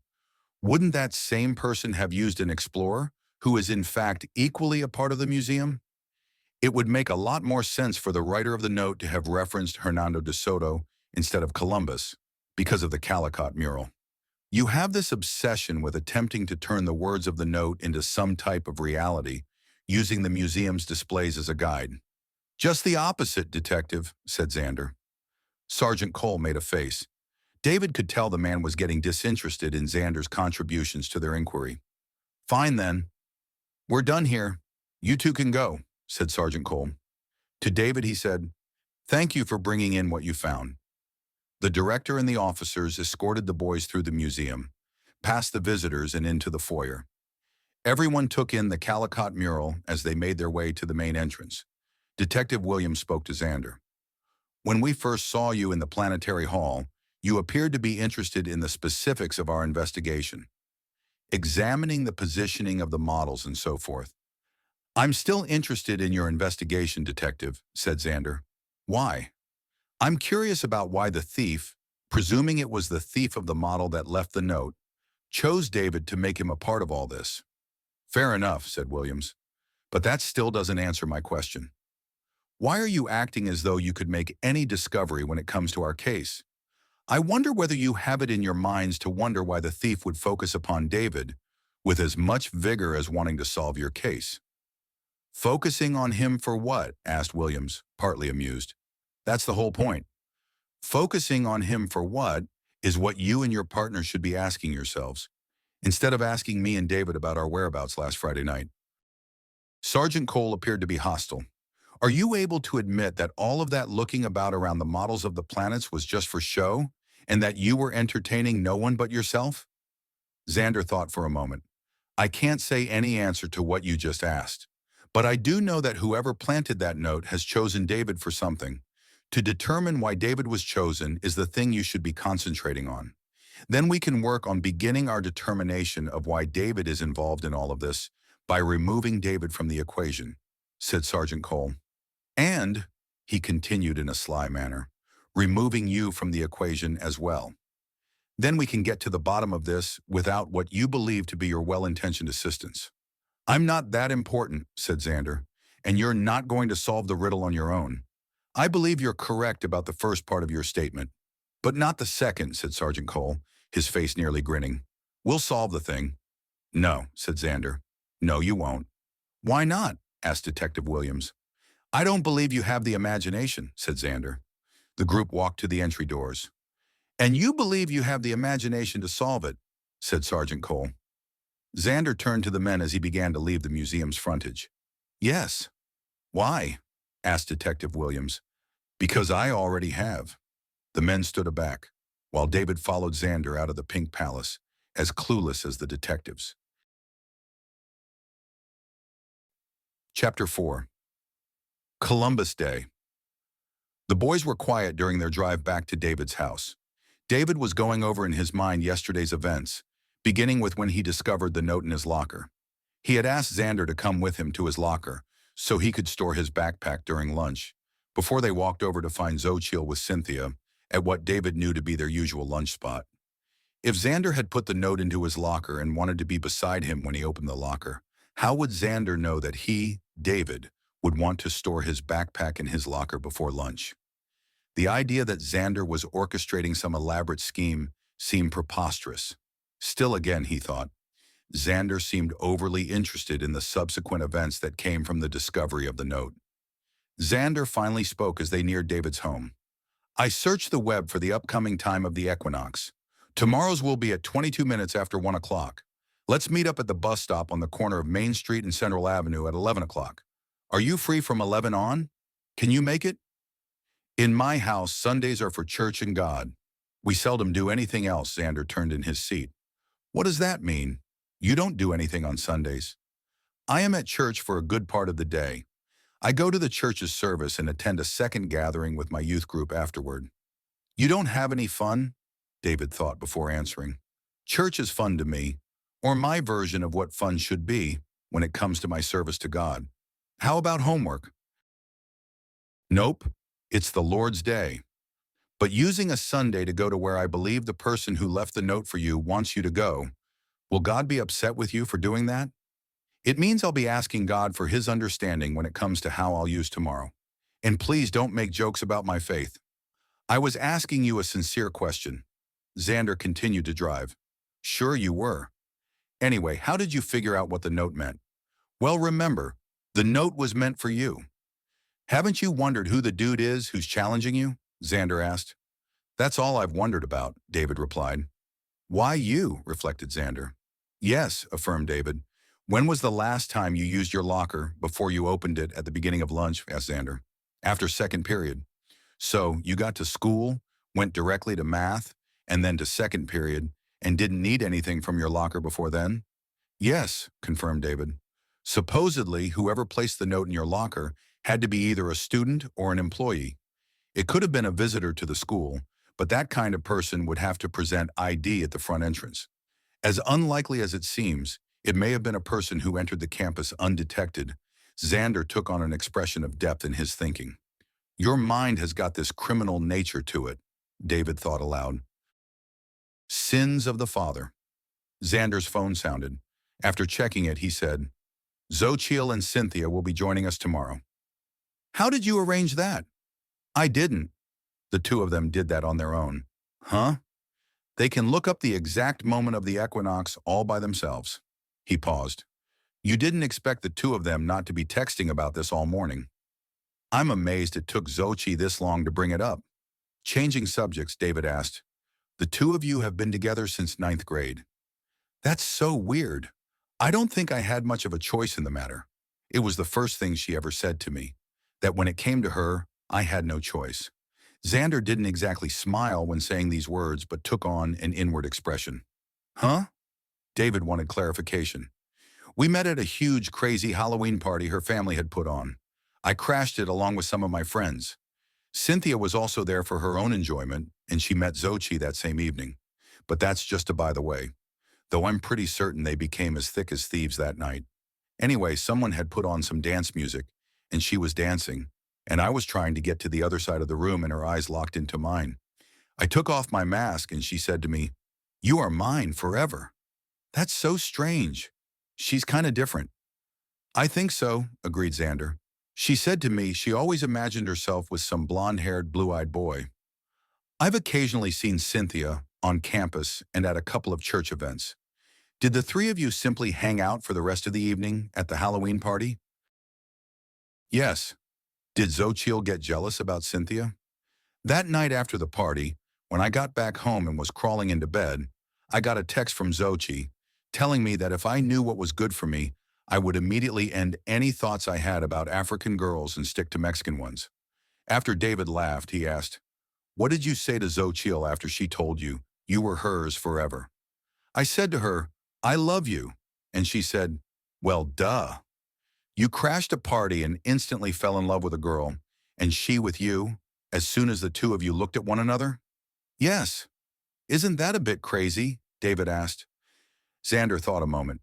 Romeo and his friends crashed a party, and he and Juliet declared their love for one another that very night. Yeah, said David, and things worked out so well for them. The boys had a laugh. As David lay in bed, his thoughts drifted to the events of the last 2 days. He had before this time never really interacted with Xander, In fact, he had with Xander their first genuine conversation the moment when he discovered the note in his locker. David knew that Xander spent most of his time surrounded by his varsity baseball teammates. But he also knew, as did everyone else, that unlike the other jocks at White Station, who often hung out as a group, Xander spent every lunchtime with Xochitl. Baseball and Xochitl. But he always put Xochitl before baseball, before everything. And something about the law, those three things, did they occupy every part of his life? No real interest in studying in any conventional way. No care in the world for whether he achieved in class. Would he ever come to take school more seriously? More importantly, was there any room in his life for God? The following morning, David took the 20-minute walk from his home to the corner of Main and Central. He found Xochitl and Cynthia waiting for him at the bus stop's bench. So far, no Xander. "Hi," said David to the girls. They were all smiles. There was a chill in the air, despite it officially being the first day of spring, and they both had on their jackets. Xochitl wore Xander's Letterman jacket, naturally. "You're dressed for the cold," David said to them. "Did Xander tell you to do that as well?" "Yes," replied Xochitl. The three looked to see Xander walking up Central Avenue to where they had gathered at the bus stop. His head was looking at the ground. He joined the others. "The police are watching us. You can see the plain car detectives use when on a stakeout. I just passed it about a minute ago." "The dark blue one?" asked David. "Yes." "Hey," said Cynthia to Xander, "where's your good morning kiss for Xochitl?" "Yeah," said Xochitl. "Where's your kiss for your girlfriend?" "Ooh, exhibitionism for David, Cynthia, and the officer on stakeout. He may have a camera trained on us. Now's our chance to put on a show." "Is he always this way?" asked David. "Don't ask," replied Xochitl. The bus arrived and they all got on. They followed Xander to the back of the bus. After they sat down, he said to them, "We're getting off in less than a mile. At Rosemont, there's a stop right before a drugstore with two different doors, where the doors are on two different sides of the store. We're going to walk into one door and immediately walk out the other." "Secrets, secrets, secrets," smiled Xochitl. "We may lose our friend." "We may not," said Xander. "Does it matter?" David asked. "It does, in fact. I want where we are going to be well, secret, secret, secret. Are you going to let us in on our destination, or are you going to be your usual grandstanding self?" asked Xochitl. "Have I ever let you down?" was Xander's silly retort. Xochitl's silence at his question caused the others to smile. She gave in and joined them in a smile that broadened to a grin. "Is this our drugstore coming up?" "Yes, this is our stop," Xander shared with the group. The four jumped out of the rear door of the bus and dashed into the drugstore. They went through the south entrance and headed toward the store's exit on its west side. Parked on the street was the car Xander used the day before to drive David to the museum. They piled into it. David turned to see if they had lost the undercover police detective. It seemed to be the case. Xander didn't say a word to the others as he drove up the ramp onto Interstate 40. "That was fun!" Cynthia was beaming and laughing over their brief adventure. Xochitl also laughed, and then David gave in. Xander remained serious. Interstate 40, originally traveling south, bent a full 90 degrees west until they made their way for barely a mile before Xander drove them down the exit ramp and almost immediately into the parking lot of a coffee shop. "This place has great hot chocolate," Xander said to them as they walked in and were offered a window table. But Xander pointed to a booth along the wall on the opposite side of the dining room. They took turns telling the server their choices, then relaxed for the first time in 40 minutes. "What's with the police?" asked Xochitl. She looked squarely and expectantly at Xander. "Come on, out with it." Xander sighed. He looked away from her eyes. "You always do this. You know it isn't fair to David," said Xochitl. "Always do what?" David asked. "Xander never gives you the full story. He thinks he's being mysterious, but he's entirely transparent," she said to David. "I don't like the idea of taking people down a road when I don't know where it will lead." "I haven't had the time to think all of this out," said Xander. "Would you stop viewing the world with the idea that the rest of us are made of gossamer?" demanded Xochitl. "It's just that—" Xander barely got his words out before Xochitl ran him over with her own. "It's the police, isn't it?" Xander looked at her, but he had no response. "It's always the police. or a school administrator, or another team's coach, or some other authority. Xochitl had become unhappy. "I understand," said Cynthia, with quiet calm. David hadn't expected things to take this turn. He remained silent, reminding himself of Cynthia's history and what would have been her own fear of authority. David had been raised to respect the police and authority in general. He also knew that the police of Memphis and any American city were not the police of the cities that populated Nigeria. People in America were not killed for being Christians. He wondered whether he would ever ask her to talk to him about her parents and their fate, beyond the times she had spoken about it to gatherings at churches. What happened at the museum? Xochitl's question to Xander brought David's thoughts back into their conversation. "There's something—" Xander left his thought in the air. He then restarted. "There's something about one of the detectives," answered Xander. "Go on," said Xochitl. "He wanted to say something to me, but he checked his word," Xander said to her. "Why?" she asked. "He hasn't yet determined his approach to how he's going to say to me what he knows he wants to say to me," Xander concluded. "That means you believe you and he are not through with one another." Xochitl interpreted her boyfriend's opinion of what happened yesterday between her boyfriend and this police officer. "Yes," Xander answered. "Did you understand this yesterday?" Xochitl asked David. "That there was something between Xander and this one detective?" "Yes." It was hanging in the air. It was as thick as— David paused a moment. Then he said, "It was as real as the four of us sitting here." "Can you guess at the words this detective wants to say to Xander?" David became flummoxed. "I didn't know it has to do with words." "Xander says it has to do with words," said Xochitl. "Well, why would that mean it really has to do with words?" asked David. "Because Xander is never wrong." That stopped the conversation. Xander's thoughts, David observed, had drifted to somewhere else. He appeared in his mind to leave the discussion, if not also the restaurant. David wondered whether he was dealing with a boyfriend and girlfriend who took themselves too seriously. When Xander's thoughts returned to the other, he asked David, "Do you remember more or less what your adversary wrote to you in the note?" "My adversary?" The words tripped out of David's mouth. "Your adversary," said Xochitl. "You've been challenged. In fact, you've been formally challenged. You must face up to this or walk away from it entirely." "Yes," said Cynthia, with kindness. "If the person who put the note in your locker is the same person who stole the model of the Earth from the museum, he or she is capable of demonstrating they have power." "Do you believe I have an archenemy? Is this some kind of comic book?" "This doesn't have to be a melodrama to be a genuine challenge," answered Xander. "What is melodrama?" asked Cynthia. "It's kind of where you have people acting in specific, acted-out roles. Good guys, bad guys, damsels in distress being tied to railroad tracks." "Oh, I get it." Then Cynthia said, "Why can't this be an admirer? I mean, a harmless game?" "I don't think so," said Xander. "Something doesn't make sense about all of this, which is why I don't view it as a playful act." "Why not playful?" asked David. "If it were playful, whoever stole the giant globe would have sent you some kind of warning from the very beginning, before they stole the model. Got you interested in what they were doing right from the start.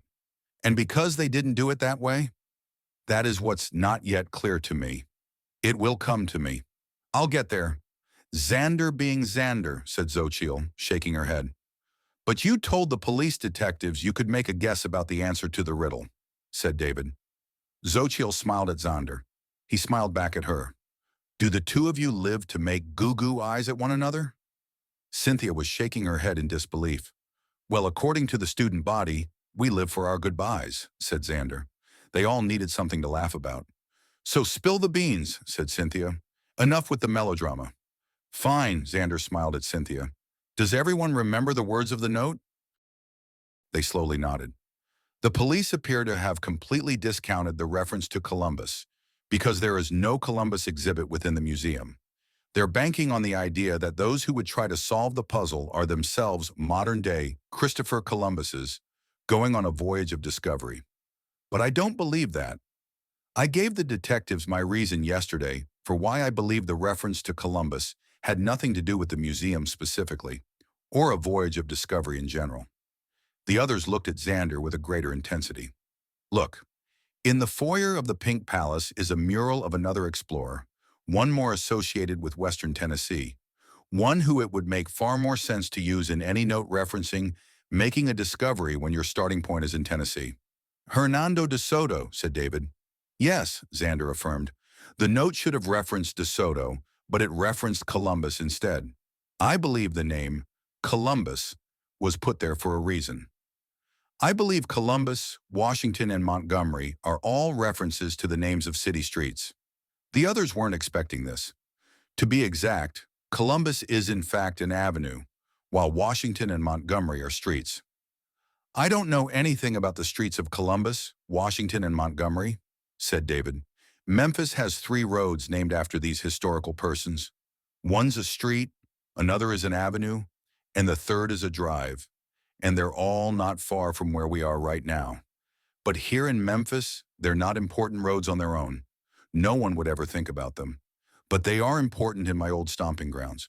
They are principal streets in San Francisco. I didn't know that, said David. Well, of course not. You're a Christian, a real one. You guys don't ever go to San Francisco. To you, that place is one of the 9 circles of hell. Xander laughed at his own cleverness. Such an idiot, was Xochitl's comment. Why don't Christians go to San Francisco? I'm a Christian and I'd love to go there. Cynthia's eyes widened. Mr. Idiot was making what he thinks is a joke. Probably to tease David, Xochitl said to Cynthia. Go to San Francisco.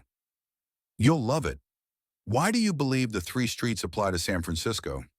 David got them back on track. Aren't there a lot of American cities with streets named for these men? Sure. But San Francisco is probably the only city where Columbus Avenue ends at the location of Washington and Montgomery streets. Xander sat back in his booth, smiling.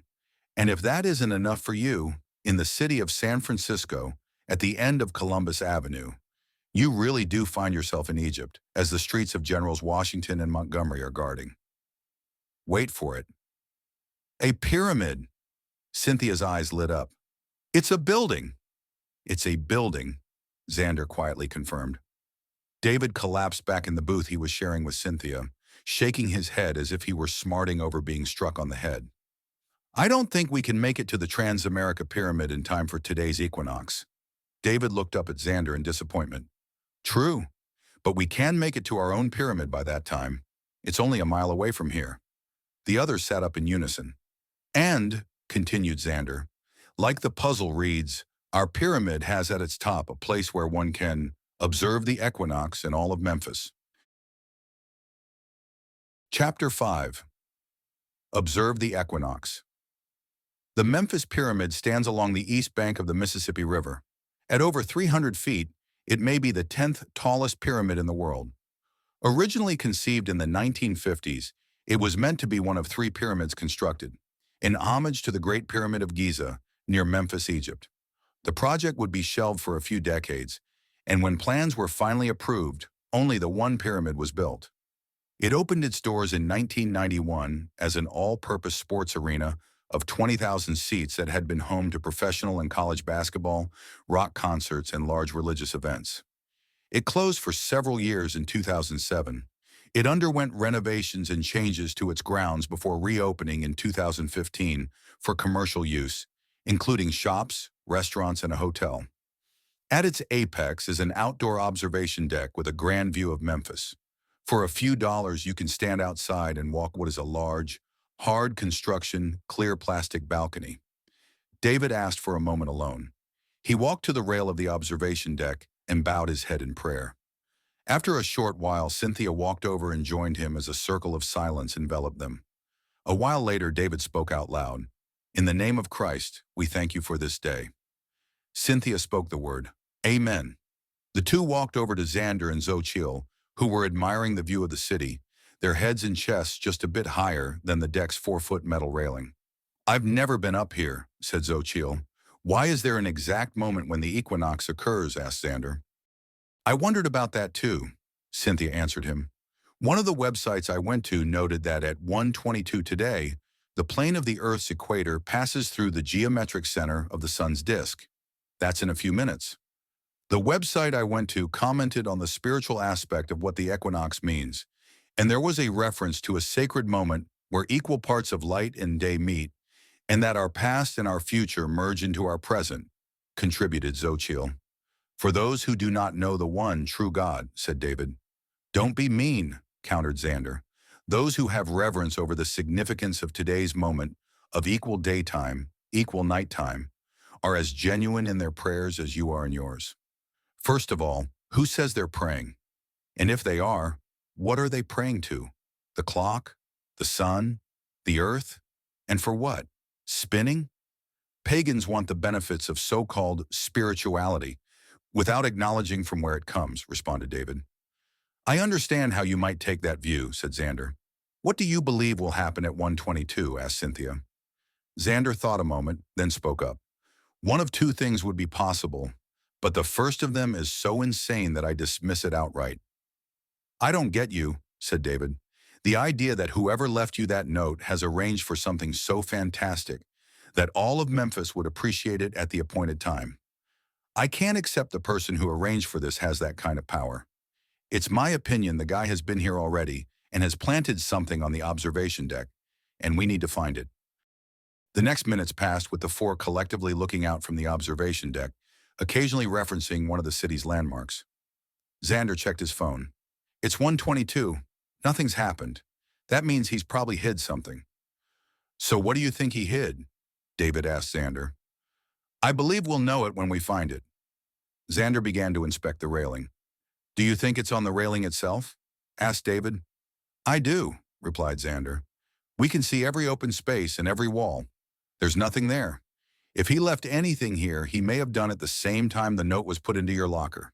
If it's been here for a couple of days, the rail is the only place that makes sense to be where he hid it. In fact, if I were to hide something on the rail, I would hide it so it could only be reached from the outer side, along its low rail. Remember, it has to be placed in such a way that it wouldn't be discovered by some random person. You would have to be looking for it in order to find it. Xander, the master thief, said David. You noticed, agreed Xochitl. Cynthia bent her knees and began to feel along the lower part of the rail before her. She placed her hand completely beneath the rail itself and curled her wrist to feel the portion of the rail not visible to them. Cynthia shook her head. But you have the right idea, exclaimed Xander. There's a lot of rails, said Xochitl. It could be anywhere. But, said David with a bit of excitement, it would have been placed at the center of the observation deck, and that means we check there. That makes sense, Cynthia said, standing up. The four walked to the center of the rail and Cynthia repeated her movements. I'm feeling something, she exclaimed. It's different from the metal. It's a thick plastic, I think. It's like thick wrapping plastic. Xochitl leaned over the rail and looked down at Cynthia's hand. She saw it moving to the left and to the right, finally stopping at a particular point. Oh, shouted Cynthia. She worked her right hand. It's peeling off. Keep going, said Xochitl. Almost. I'm peeling tape off of the railing, Cynthia said. Wait, said David nervously. Don't drop it. Drop it. Why would I drop it? Cynthia looked up at David. I just meant be careful as you get to the end of unpeeling it. David is worried you're lame, said Xochitl. Yeah, said Cynthia. I got that part. David's eyes met Cynthia's. She smiled to him as she concentrated on her movements. Ta-da! A gleeful Cynthia announced, standing up.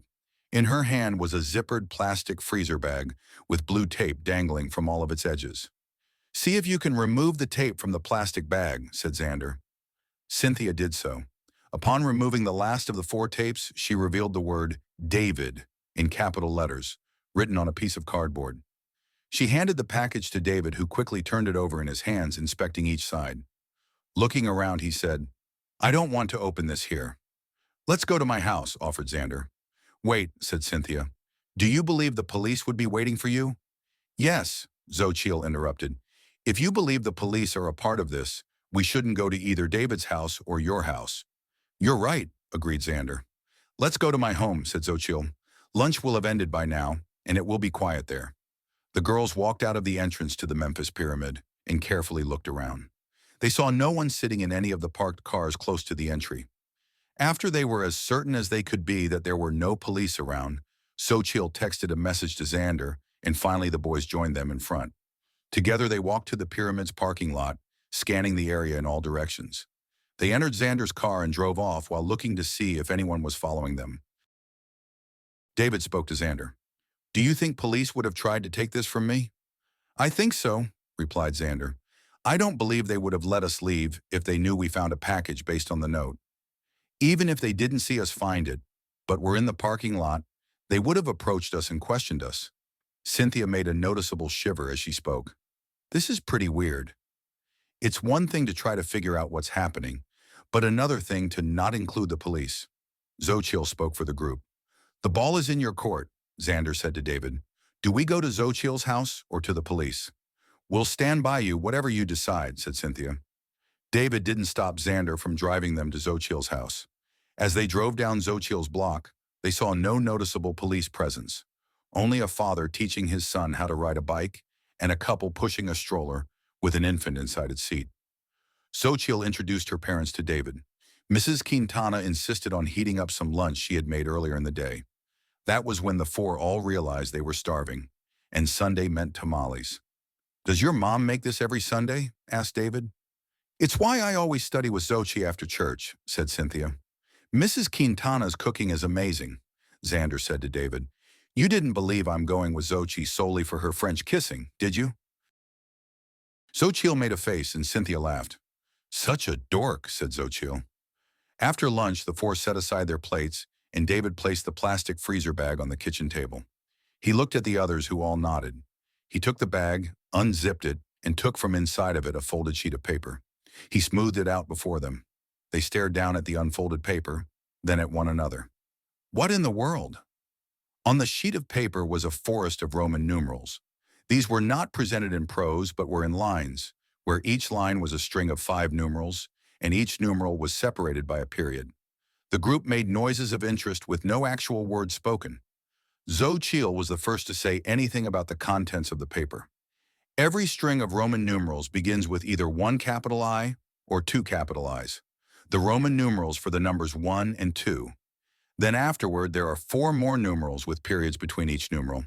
But every string begins with either the Roman numeral for 1 or the Roman numeral for 2. "You're right," said David.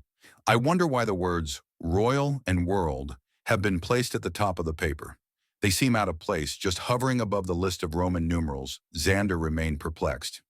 "Speaking of hovering above, hovering below is its own separate 2 strings, and they are in italic.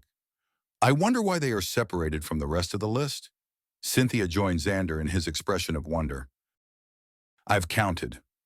There are 34 strings," David looked up at his friends, "plus that final 2 strings at the end and separated from the 34 other strings.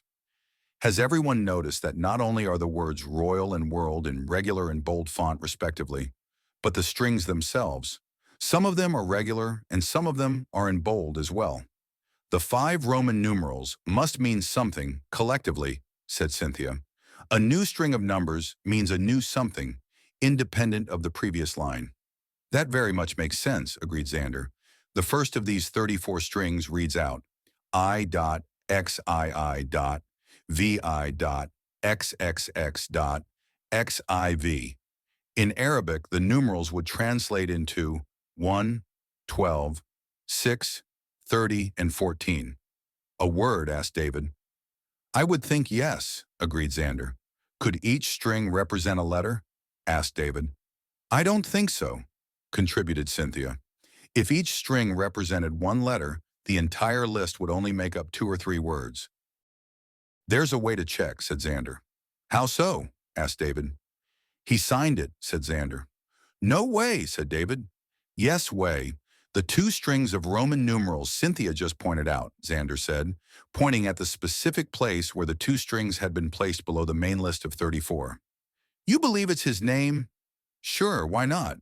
Love, Felicia, or something like that." "Who is Felicia?" The center of Xochitl's eyes transformed into black darts. "I just made it up on the spot." Xander tried to defend himself. Xochitl looked to Cynthia. "There's no Felicia, not that I know of," she said to her friend. "There had better not be any Felicia," Xochitl said to the air. "I believe it's a signature because it's in italic, and they are the only Roman numerals in italic," Xander said. watching a smoldering Xochitl begin to calm herself. And the strings each begin with a 1 or a 2 is the most telling aspect of this note. There is no pattern to when 1 is used and when 2 is used. I have an idea about what the Roman numerals 1 and 2 represent. I was trying to compliment Xochitl for finding this before the rest of us, but she seemed more interested in brooding over some non-existent female. Xochitl smirked at Xander. "The way you two flirt," said Cynthia, "it's either going to make me feel envious or make me feel positively ill." "You notice," agreed David. "Even when they're not making out, they're making out." Cynthia and David had a laugh at the expense of their friends. "Why are you so interested in the fact that every string of numerals begins with a 1 or 2? Someone asked. "Because," answered Xander in serious tone, "I wish to answer Cynthia's question. And I'm beginning to think that the signature would do just that." Xander received puzzled expressions from the others. He had become taciturn. David wondered at this. Half of Xander's personality had with it a zany, egocentric persona, grandstanding, his very own publicist. The other half was the one he became in private, without any chance at celebrating himself before the world. It was vague and introspective. When Xander came to a definite conclusion about something, he was less the braggart and more something else. David was having a difficult time defining exactly what that version of Xander was. "Cynthia's question?" asked Xochitl. Cynthia knew what Xander meant. She once more repeated it. "Why David?" Their collective eyes fell upon him. "Take out your Bible," ordered Xander. Xander was looking directly at David. His face was serious. No smile, no humor, no wise-cracking grin. David's hands moved to his backpack lying on the floor at his feet. He took from it his Bible. "Open it to the Old Testament's 7th book, chapter 5, verse 5, and read to us the first word." A moment later, David narrated to them as he turned the pages of his Bible. "Judges, chapter 5. The room became quiet. "Verse 5, word 1 is the," said David. "Because it's the first word of a sentence, the word the is capitalized." "Yes, of course," said David. A palpable chill had settled into the corner of the room where the four were sitting at the Quintana kitchen table. Xander, Xochitl, and Cynthia sat motionless, waiting for the next word. "Now for the second word of the signature," said Xander. "We have a Roman numeral 2, so go to the New Testament and the 27th book within that work of literature." "I know it by heart," David said. "It's the final book, Revelations. And chapter 13, the first verse, the 13th word?" A moment later, the four all knew at once the answer to, "Why David?" Collectively, they stared at the 13th word in the verse. It was Beast. Chapter 6. Amazing Grace. The four stared at the strings of Roman numerals. "The Beast gave this to me," said David. "The Beast gave this to you," confirmed Xander. "And he used the Bible." The astonished others gazed at David, reflecting on his observation. "You and the Bible." Xander began to smile. It was a knowing smile. "Remember last summer, when you walked up to the podium to receive your decoration, holding your Bible? You carry it with you wherever you go." David looked at him. Xander continued. "You can see it clear as day when you gave your brief acceptance speech at the ceremony the city organized for you. It's on YouTube. How many hits? In the hundreds of thousands." "It was appropriate that I mention God," David said with fervor. "I don't doubt it." Xander's smile was now full. "But you can see why the Beast has singled you out. You even deflected praise for yourself and told the world, well, the city of Memphis anyway, that the true praise should go to Jesus Christ. He placed you where you were that afternoon. He protected you from the explosion that destroyed half of that house and threw debris at you, when that same explosion could just have easily leveled you or thrown out chunks of the house's kitchen onto yourself. Christ, you said, gave you the courage to run into that house after the explosion. Never mind that the part that didn't blow up had bedrooms that became an inferno." "He did," insisted David. "Christ protected me and Veronica." "I believe you believe that," said Xander. "I understand this is an important part of who you are. I'm not picking a fight with you about it. I was happy for you. Really, I still am. What you did was, to me, beautiful. We're still proud of you, said Xochitl. We're proud of you and God, smiled Cynthia. David returned a smile to his Christian ally. It really was God who gave me the strength, said David quietly. Perhaps it was, said Xander. I do not know the will of any gods or goddesses, so I would never criticize your view of the world. Stop putting God into the same category of other so-called deities. You can't get upset at Xander, Cynthia said to David. He doesn't think the way you think. He's a secularist. He believes all gods are equal. Yeah, I know, he turned to Xander. You're putting your soul in jeopardy. I'll be all right, was Xander's calm response. Xander's just jealous, said Xochitl. Some of his baseball plays are on YouTube, but they only measure in maybe 200 or 300 of hits. Even Xander laughed at his girlfriends teasing him. But what I did last summer doesn't explain why this beast guy is sending me notes. How do I fit into his master plan? You're right, said Xander. Maybe one day we'll find out how you fit in. Everyone became quiet again. I'm going home to spend some time with this puzzle. The others looked at David. He knew they wanted to help him, but he decided to take up the challenge of decoding the message himself. Want to work on economics? Cynthia asked Xochitl. Yeah. Then to Xander, you can drive David home? I'll take Cynthia home later. Cool, answered Xander. David put his stuff into his backpack. As Xander dropped David off, he asked him if he was okay. David said that he was fine but wanted to be alone. Xander told David good luck with the Roman numerals and that he would go and meet up with his teammates at the baseball field. The following day at school, David found Xander before class, along with Xochitl and Cynthia, sitting at their usual bench. How went your top-secret spy work? Xochitl greeted him. It didn't. It gave me a headache. What's wrong with it? Asked Xander. Some of it makes sense. I mean, each string does take you to a word except for one of them. But I'm having trouble attempting to make out specific ideas from the words as a whole. I think there's something wrong with the puzzle. The beast seems to have made errors. If after solving it, I'm supposed to have a coherent understanding of something, that didn't happen. Are you using the correct Bible? Well, sure, I thought about that. But this guy knows I use the King James Version. Everyone knows that's the Bible I use. Yes, you mentioned that in 2 of the interviews that were on the local news. Maybe more. I thought you couldn't get local news because your television doesn't work, said a curious David. It worked last summer.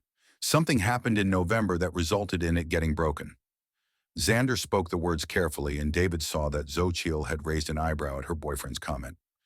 David received no further response, so he continued. Okay. What we're believing is that all of the strings should correspond to a specific word in the King James Version of the Bible, and that together the words should make sense. Of course, said Xander. He added, and we know we're on the right track because the signature made complete sense. It can't be a coincidence? Yes. Xochitl and Cynthia looked up at him. But what it all translates to is gibberish. 4 lines, 2 of 10 words and 2 of 7 words. These are the sentences. Woman over by Baker Duke, who the hymn the A, art world of his art, and the man made Galilee. Our Savior grass with have all wood, near to when, no word, who once stood. Why no word? Asked Xander. Because that particular string tells you to go to the 13th word in the verse, and there are only 12 words which make up that verse. Word at that spot or no word at that spot, what you just read out doesn't make any sense, said Xochitl. Yes, agreed Xander. It makes no real sense. You really can't do anything with it. If they are instructions, I'm as lost as you are. Here's the copy I made for you, said David. I'll cherish it, returned Xander. What are you going to do? Asked Xochitl. Will you tell those detectives about this paper? I don't see why I would do that, David answered. I think it will only lead to their believing I'm trying to insert myself into their investigation. Or that I want attention for some strange reason. Xander nodded in agreement. I'll let you know if I get a brainwave sometime later this morning, David said as he dejectedly walked away. At lunchtime, David found his way to his friends and reported to them that he hadn't got any further with the Beast verses. I read it another 20 times, said Xander. Anything's better than Valden's class. He put it in his textbook and pretended to be listening to Valden's text references while following along, said Xochitl. He wasn't fooling anyone. It was after 7 that evening when David got an unexpected visitor. Xander had driven from the baseball field to David's home after practice. After being invited in and meeting David's parents, the two sat down in the Shawn's living room.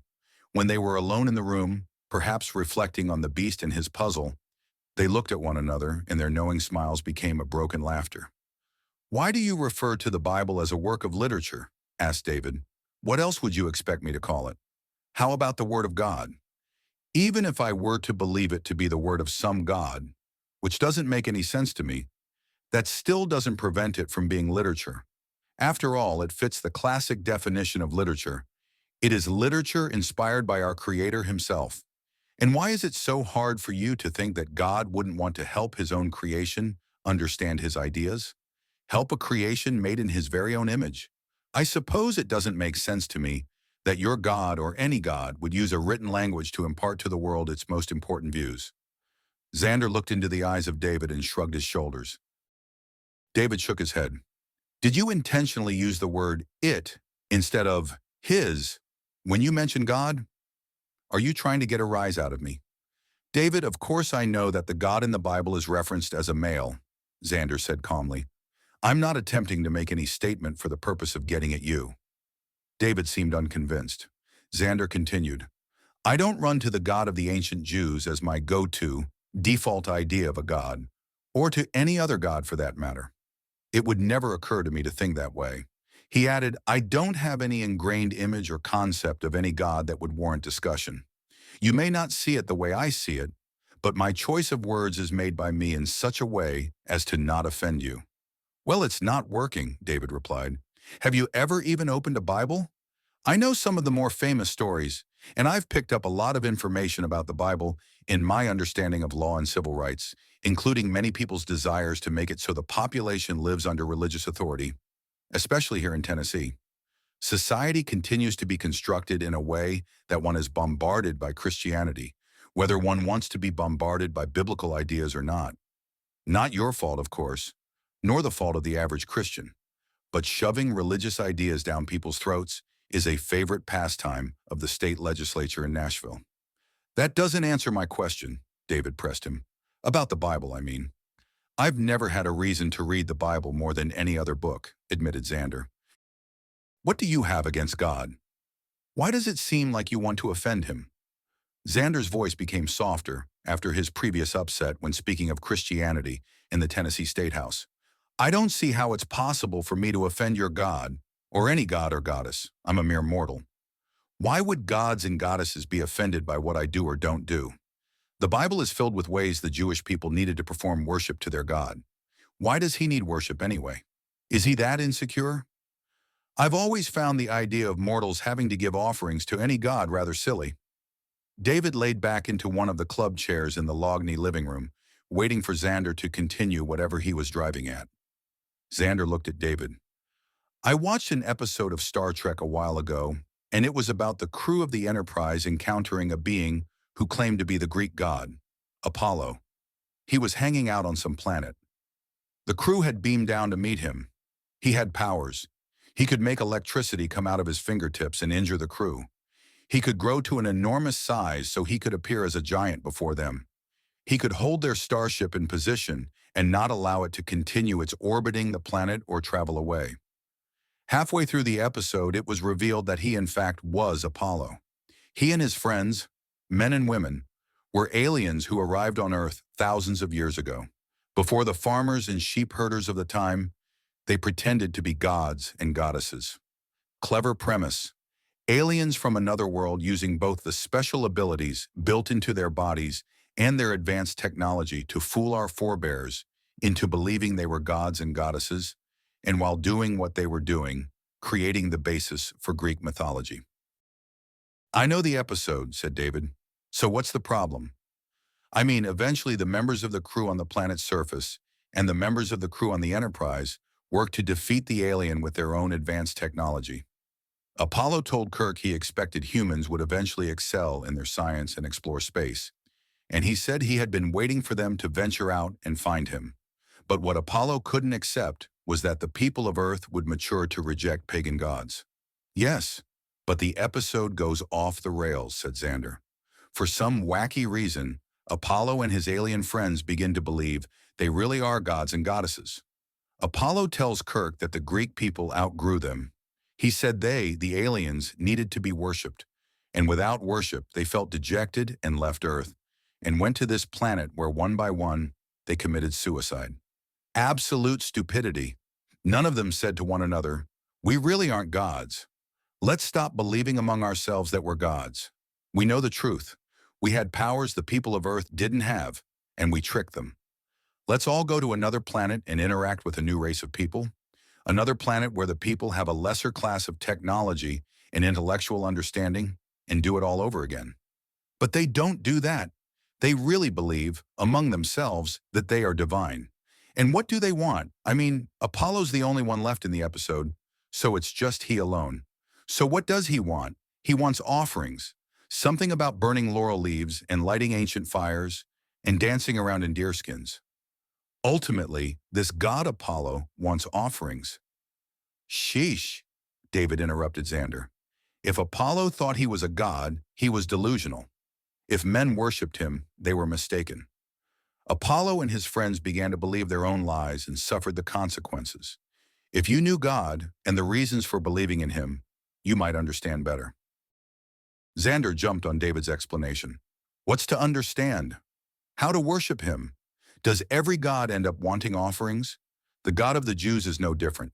He wants offerings from Cain and from Abel, and when Cain gives him an offering from the fields, he's unhappy because Abel's offering is better, presumably because it's an animal and not grain. The Bible does not say that, David objected. This is often misunderstood by the casual reader. He continued, you're going to bring up that God was displeased by Cain's offering because it was grain, and that harvest is as important as living off animals. And therefore, harvest sacrifice is as important as livestock sacrifice. Exactly, said Xander. Yeah, well, it may surprise you to know that God understands that.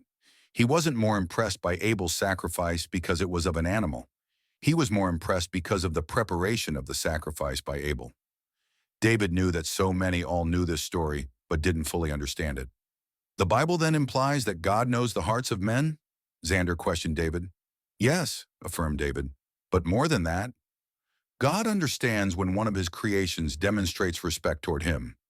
In this way, you and I, as we make our life's choices, are no different than the morality behind the story of Cain and Abel. God knows what is written on our hearts, and God knows the respect each of us demonstrates toward him. I wonder how he sorts it out when people on the planet think about him in a different way than the God of the Bible. There are a lot of other religions with a lot of other gods. When those people who act in good faith but celebrate a God other than the one in the Bible, does your God show understanding or consideration?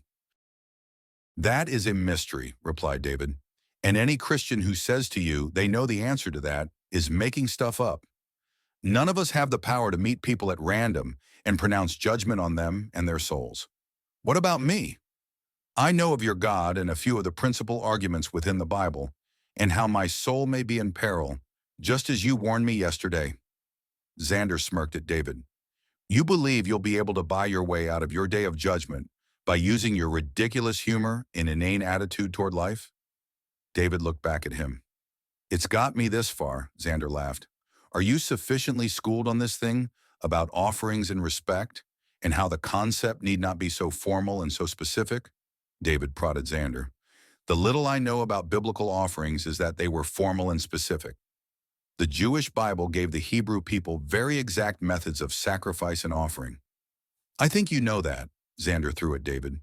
True, David said. The Jews were given very specific ways God expected them to prepare and offer sacrifices. But these offerings weren't the end. They were the starting point, and Christ's sacrifice changed all of what the Jews were commanded to do by God, once and for all. David spoke with firm conviction. The room grew quiet, and David lowered his voice. Respect is what God expects from us. We worship out of respect to our Creator, in the same way we respect our parents, our elders, our friends. They all deserve our respect, even at times when it doesn't seem like they deserve it. This holds true for God. We owe to him our very existence. And not only that, but we also get our value from our Creator, who has given us purpose. Without a Creator, We have no ultimate value or point for our existence. Think about it. If we came from insignificance and we go to insignificance, then we are insignificant. This is the ultimate reality apart from a loving God. This is where a naturalistic and materialist worldview ends. Meaninglessness. Xander thought for a moment. How do you fight against feeling meaningless? Knowledge that we have a loving God who has created us in his image, and that he sent us Jesus Christ. God sent his only begotten Son to be God's salvation for all who believe in him and have faith, said David. Christ is the Savior of the world. Hooray for Christian nationalism, Xander laughed. I am not a Christian nationalist, David corrected Xander. Well, not to be offensive, said Xander, but your desire for Christ to be acknowledged as the primary authority is the very definition of Christian nationalism. Christian nationalists seek to have it declared by the United States that Jesus Christ is Lord of the nation, said David matter-of-factly. I would agree, responded Xander. I am not working for Christ to be acknowledged as Lord of the United States of America. I'm happy to hear it, said a relieved Xander. I am working for Christ to be acknowledged as Lord of the world. Chapter 7. Like father, like son. David stood up. Be right back, he said to Xander as he walked out of the living room.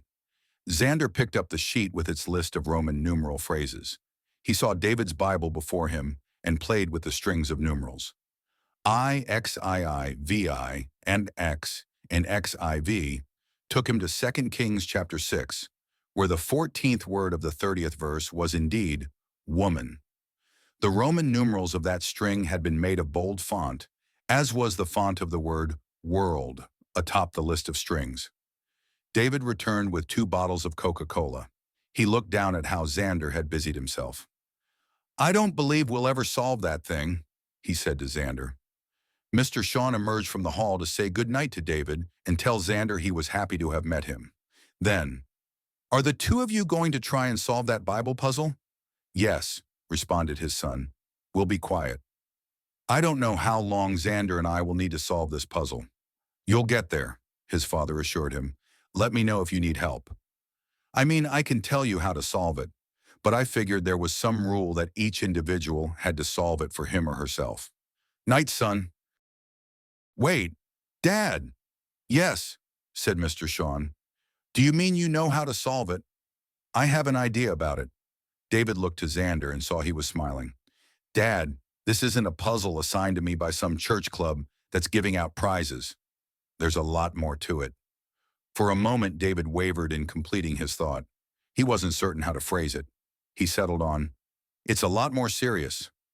Mr. Shawn stopped and turned fully toward his son. If you want my help, son, just ask. Yes, Dad. I could really use it. All right, have your friend man the computer. Hearing some of the discussion the 2 of you were having, we may as well drag him into learning about the Bible. Xander laughed out loud.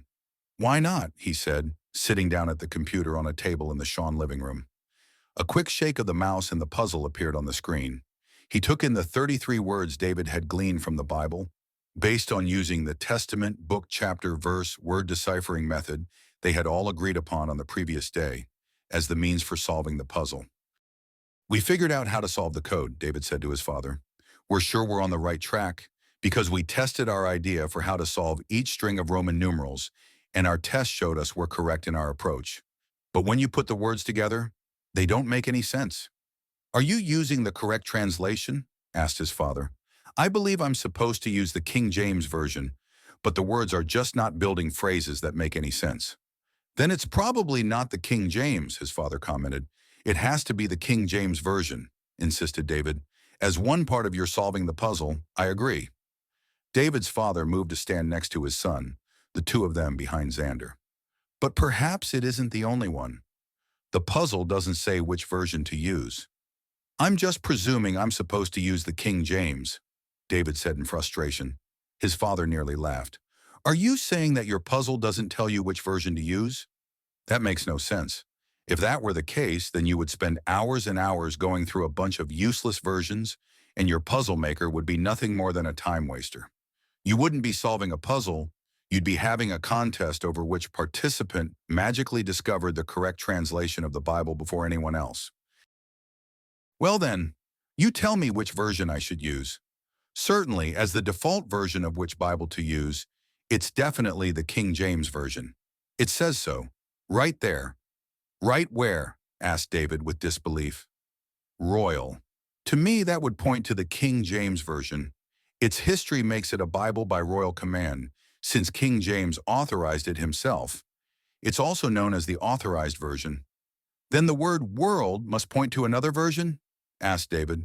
Yes, because of where the word is located and the way it's been presented on the face of the puzzle, it would have the same weight as the word royal. Because royal stands for King James Version, world must stand for a different version of the Bible. And that second version would be? Exclaimed David. Xander looked up at the two, enjoying their conversation. Xander, Mr. Shawn said, go to BibleGateway.com. Xander complied. Here's a list of Bibles. Xander looked up at Mr. Shawn.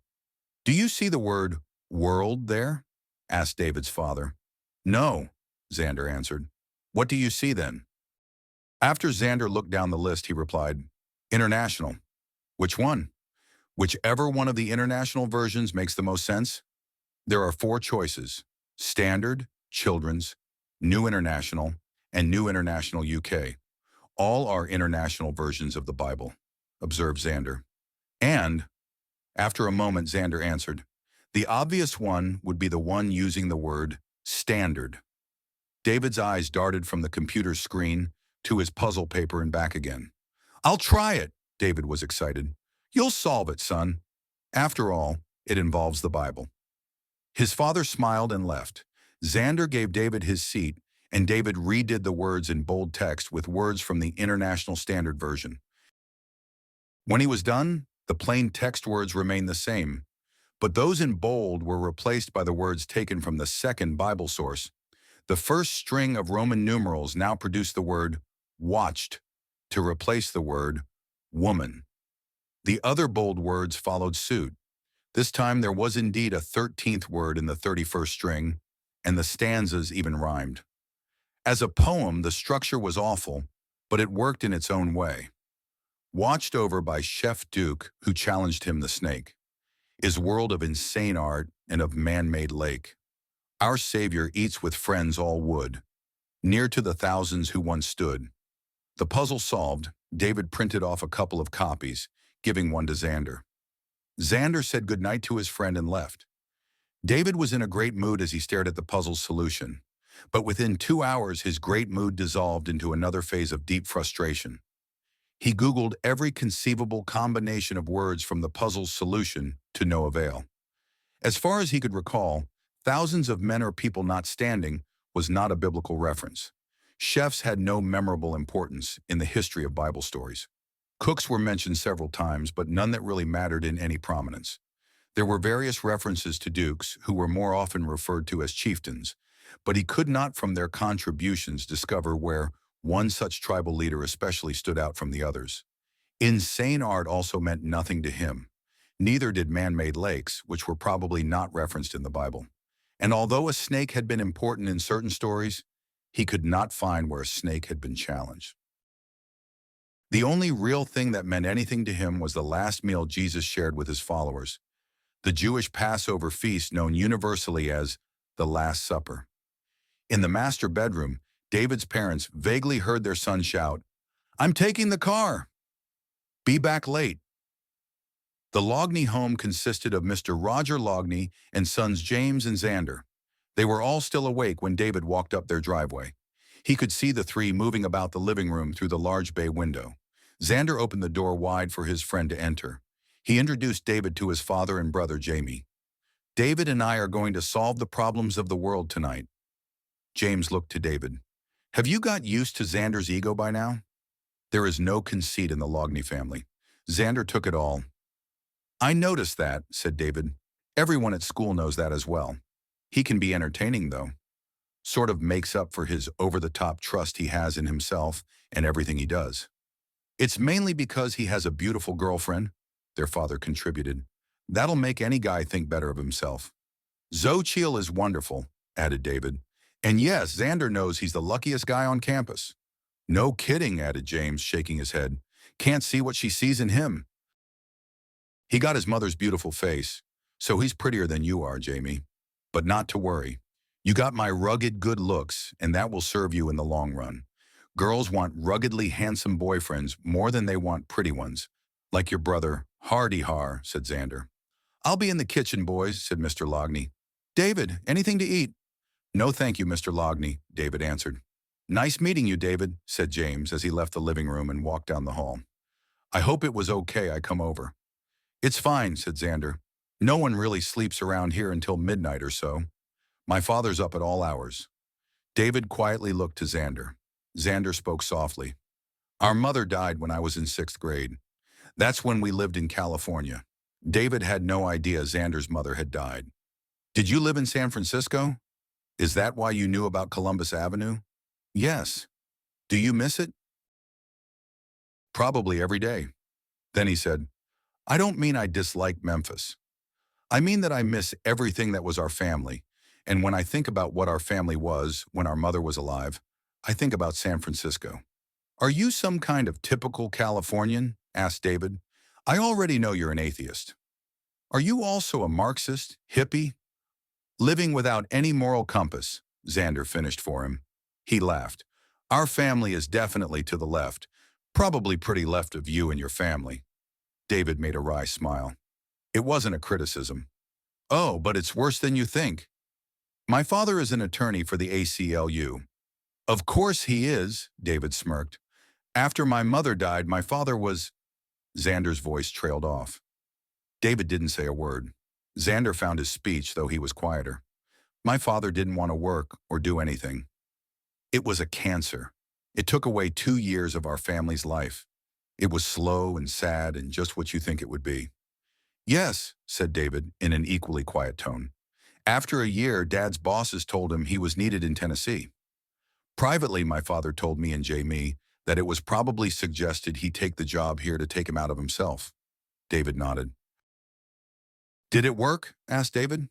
I mean, did the move have an effect on making things better for your father? The only good thing it did was take him away from every street he walked or drove around that was associated with Mom. And San Francisco is worse than any other city when it comes to memories.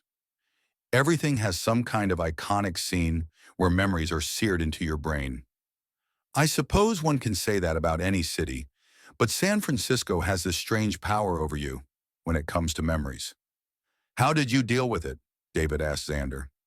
Our father came to the understanding that his star student son, Jamie, would never have any interest in law, and his ne'er-do-well son, yours truly, did have an interest in the law, but that his brain, my brain, has some weird impossibility toward learning. Faced with this unique conundrum, I became his science project when it came to the law. He approached my situation with a funky solution. He would pay me my allowance to read. It began around the time high school began. I had wallowed in despair in middle school in San Francisco during 6th and 7th grades. But in the middle of my 8th grade, he announced we were moving to Tennessee in the summer and that I would take on as my chores the duty of reading. So he gave you a shelf of law books and told you to go to work? David was intrigued. My father is, in his own way, brilliant. I don't think I'm as intelligent as he is, but I seem to have inherited his way of looking at things in ways that other people would never think of. Dad had me read. He had me first read the complete Sherlock Holmes, from start to finish. He didn't care what grades I came home with. He just wanted to know whether I was reading Sherlock Holmes. What is a crime? What is its structure? What are its typical consistencies? What does it mean to be honest? What is justice? Is something unusual always a crime? Not everything that is unusual is a crime. What does that mean? Asked David. Holmes was sometimes confronted with unusual circumstances that did not rise to the level of an unlawful act. As he stated a couple of times throughout the stories, sometimes when 4 million people are living in a small area of space, people do things that affect others, and those things may appear to be strange, but are not necessarily criminal. Xander finished with, does all trespass give rise to crime? Trespass? Asked David. Oh, that word trespass. After I completed the Sherlock Holmes reading, we moved to Memphis.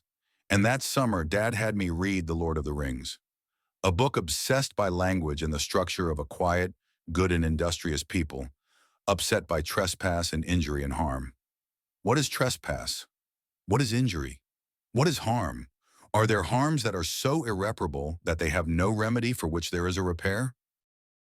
Then classes began at White Station, and Dad had me read an amazing book, a legal treatise devoted to law that has a lengthy title, but that everyone knows as Prosser on Torts. And I was hooked. The world of Sherlock Holmes and The Lord of the Rings came to life with the history of real people dealing with real issues, nearly always related to some form of trespass. I would sit in my room reading the case law and how judges reasoned their conclusions. I would listen to chamber music of the classical and romantic periods and read and read and read. I had been transported to a world of amazing discovery of the mind, all while examining just what is a trespass. That's quite a story, said David. It's probably unusual. A parent telling you he doesn't care about the grades you get. Xander made a face as he spoke the words. No, I mean the part about classical music. Really? David jabbed. I know. It doesn't seem to make sense when it comes to my love for baseball. I go out for baseball, and because that's the only sport I have ever loved since childhood, it's what ends up driving me every day at White Station. I would go nuts without baseball as my thing to keep me going to school. But while I read, music took me to the places where the action in the stories took place. Victorian England, Middle-earth, even each of the locations featured in the cases of tort law I read about in Prosser. Xander leaned back in the sofa and looked to David. Your life is a mixed-up jumble, David said. I know that unlike me, you have a serious work ethic, said Xander. Our mother had a deep influence over my education, but from a very different point of view. She impressed the three of us with the idea that the devil, or evil if you prefer, is likely to fester and grow in a heart and mind that hasn't kept on track of the goals one establishes for oneself. Idle hands are... Xander didn't finish the maxim, but let his words hang in the air. Oh, it's way more than that usual saying, said David. My mother's view of it, that she worked to instill in us, is far more insidious and specific. How so? Without a real designed objective, the devil will work to derail any important accomplishment. Do you have a designed objective? Xander asked David. I do, he answered. What is it? David quietly answered. I've noticed there are some cards you keep close to the chest. So, it is with me. Now look who's getting all mysterious. Xander laughed. David did nothing but smile back at Xander. Xander changed the subject. You said your mother instilled in the three of you her view of keeping your noses to the grindstone. Who are the other two? I have two sisters, said David. They're both younger than me. Next year, one of them begins high school and the other begins middle school. My father would have liked a little girl, Xander said, but Mom believed that if she had a girl, that girl would have wound Dad around her finger and have played him like a yo-yo. Our father is pretty stern, said David, with all of us equally. After a further quiet, David asked, What's this thing about your television being broken? I haven't shared with my father or brother that it's broken, Xander said, lowering his voice. What's the big secret? Xander signaled to David to follow him down the hall to his bedroom, and together they entered the room with Xander, taking him to where a 23-inch black-screen television, sitting on a dresser, had been turned toward the window and where Xander's computer had been set up. There was nothing unusual from such a placement, from David's point of view. A lot of people set up their televisions and monitors in such a way that no one could see the screen from the threshold to the room, and most people positioned their screen so they could watch it from either their desk or their bed. Xander's television could only be watched from deep inside of his bedroom, and not by anyone who hadn't made their way into the room and then turned back to face the door to the room. But the television screen had been completely broken in its center, smashed into a large star pattern of permanent damage, never again to function. What happened? David asked in quiet astonishment. Xochitl took that bookend next to it and threw it at the screen. Xander was sheepish as he answered David. What? And I was watching an evangelical Christian at the time, and she was singing the praises of it being Sunday, pleaded Xander. And David prodded. And Xochitl thought I should have been paying attention to her instead of the good and godly woman on the television. So she threw one of my bookends into the television.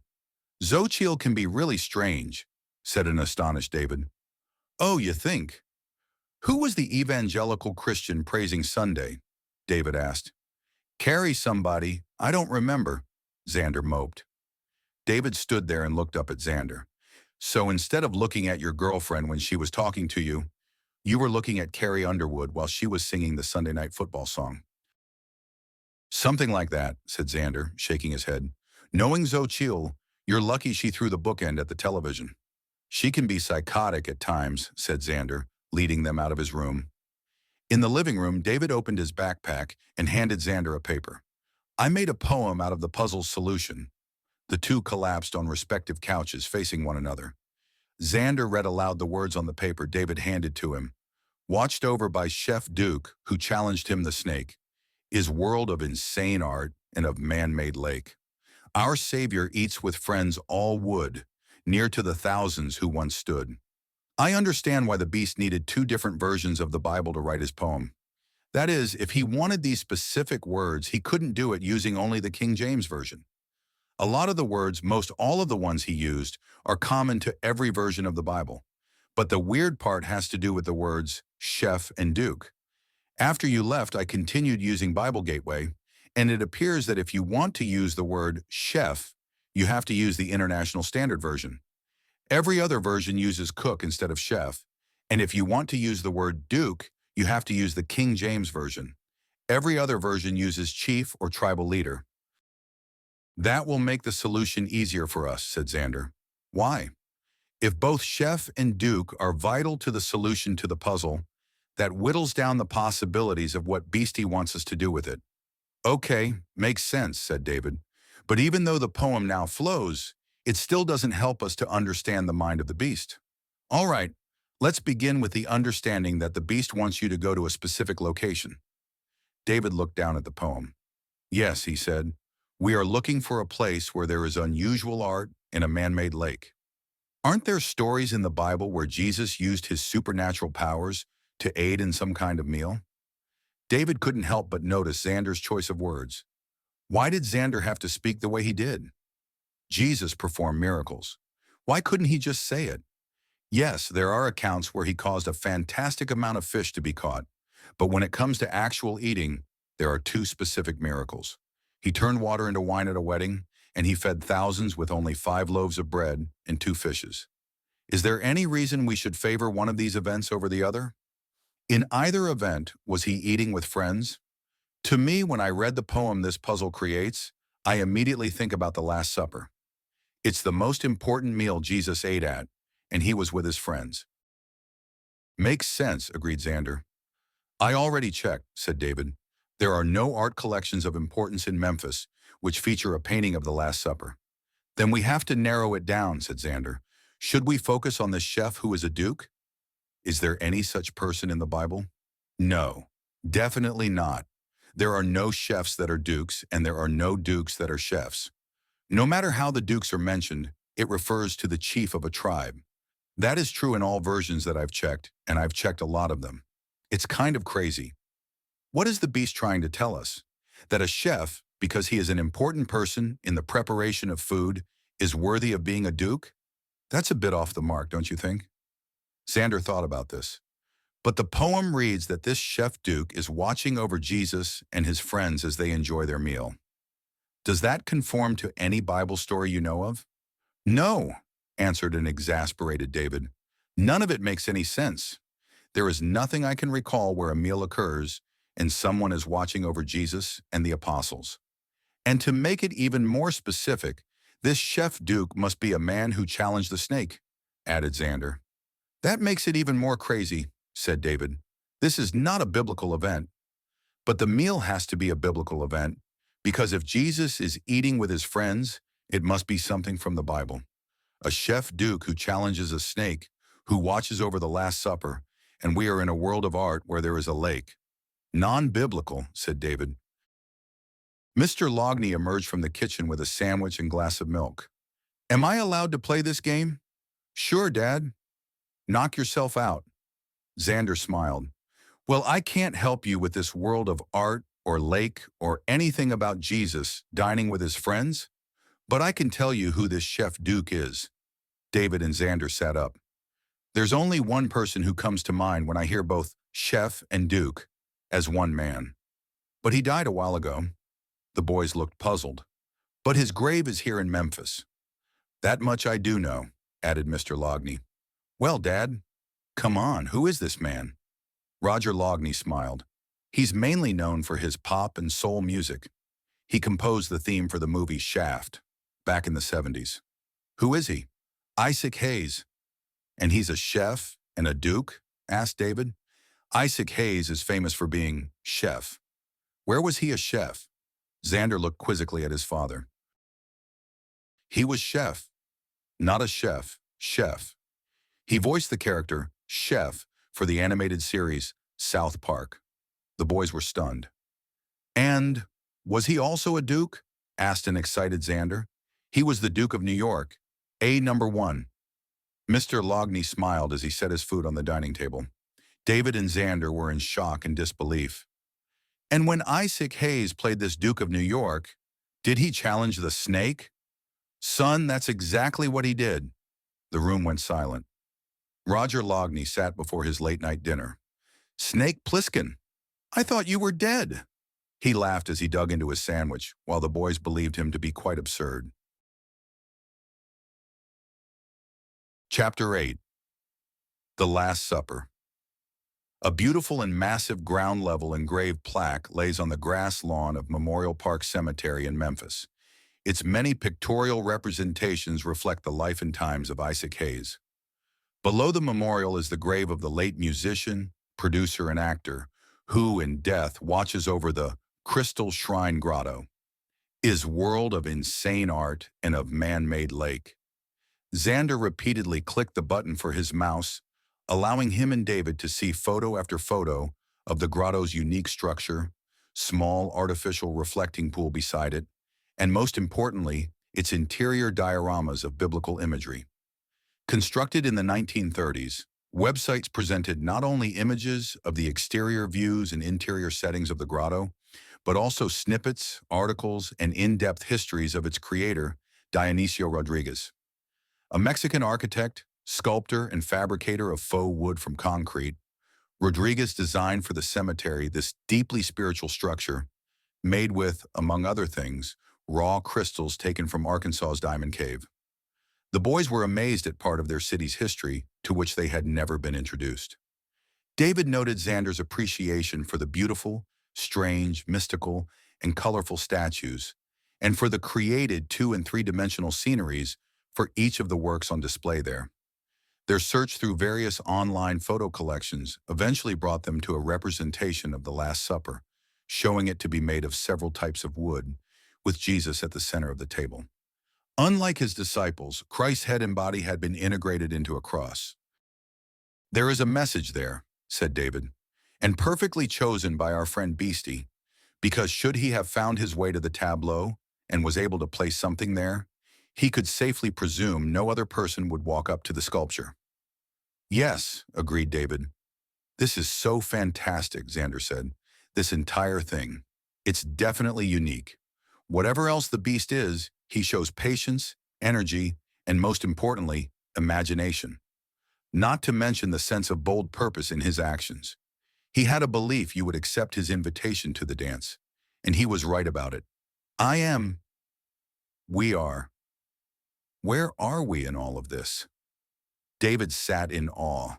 Xander laughed, one of his laughs celebrating his own cleverness. We move from the question of, why David, to the question of, why? Yes, Xander. We all know you're clever. Now a little more analysis, if you don't mind.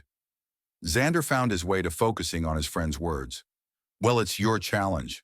I've just come along for the ride. Same as Xochitl and Cynthia. We handle all of this the way you decide. If you say we walk away, we forget all about it. But he says he's going to steal more stuff, or whatever it is. David turned and stared into the monitor and at the picture of the Rodriguez artwork of Christ's Last Supper, eating with his friends. I have to know what the beast has planted inside of the grotto. I can't say I blame you, Xander nodded. I feel the same way. I know you can't help but be personally interested in this scavenger hunt of his. After all, he picked you out of all of the Bible-thumping Christians out there. But I've become curious, just because of how smart this guy is. But it has such a childish aspect to it all.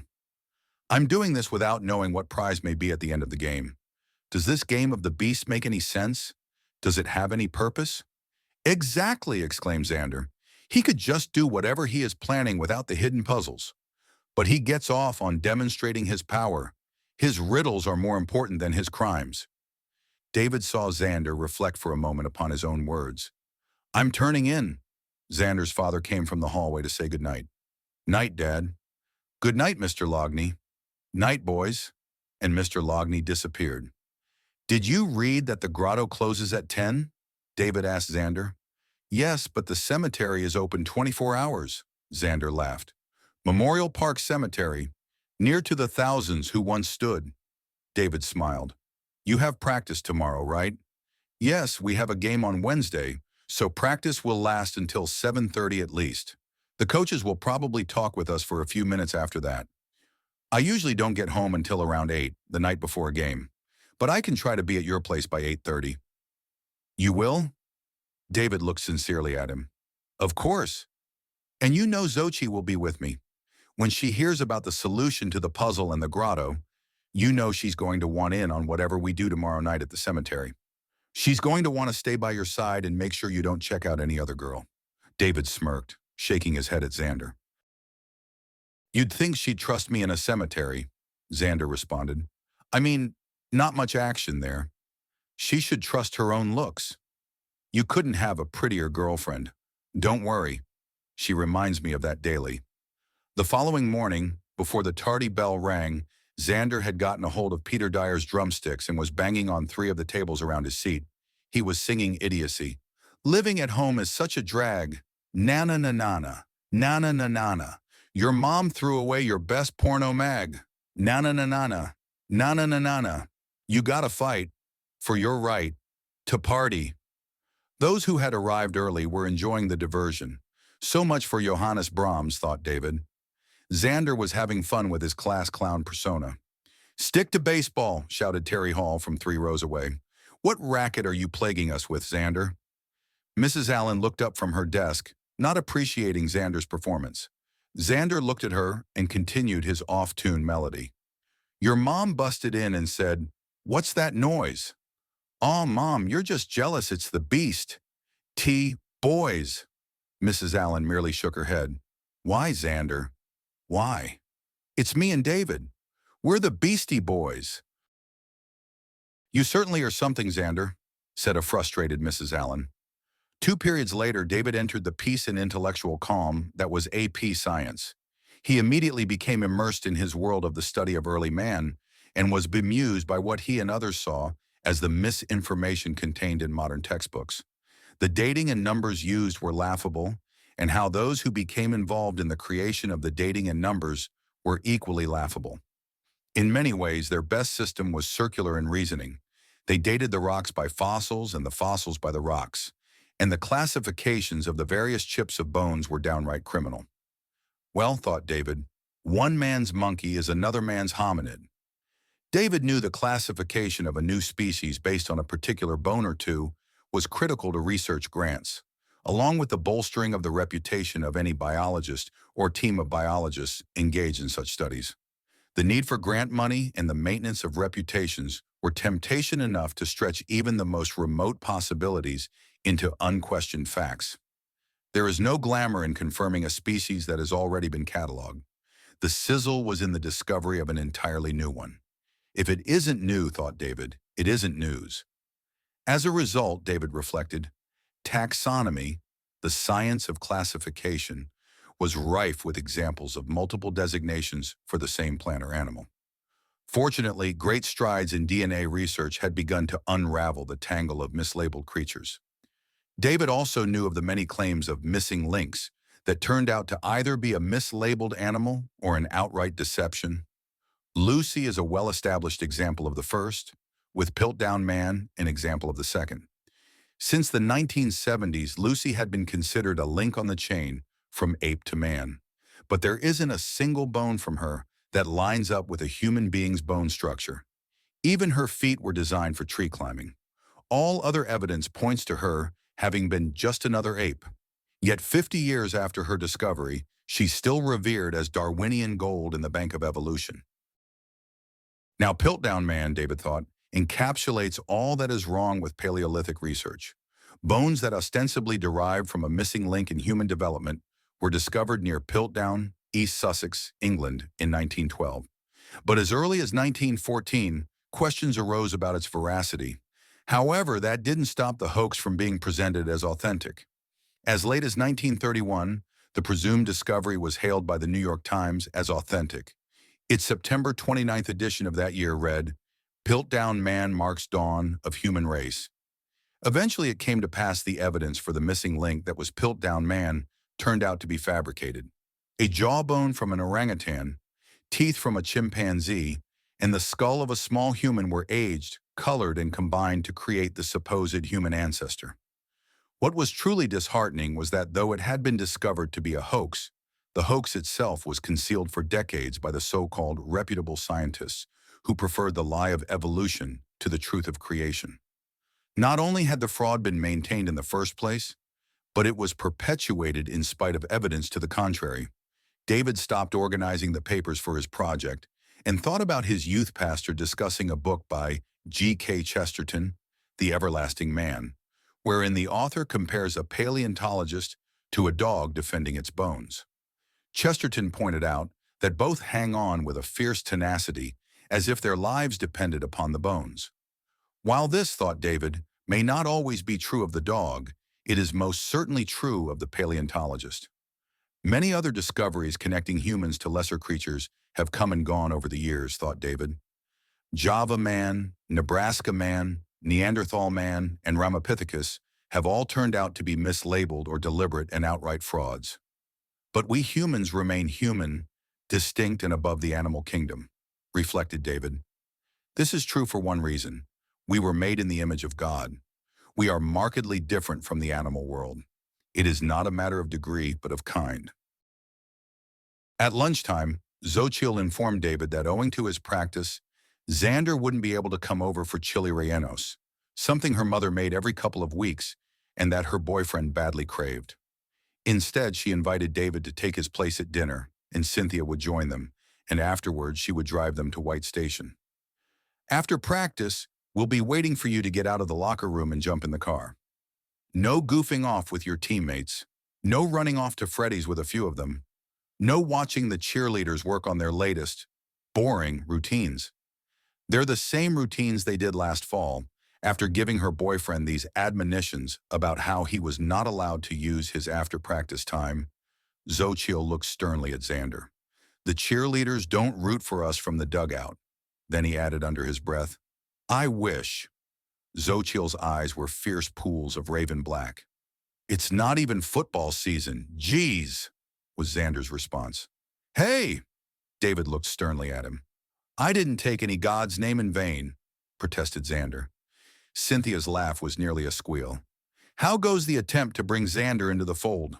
It doesn't, David said flatly. Xander is a lost cause, Cynthia smiled at David. That is true, Xander agreed. My only religion is Xochitl.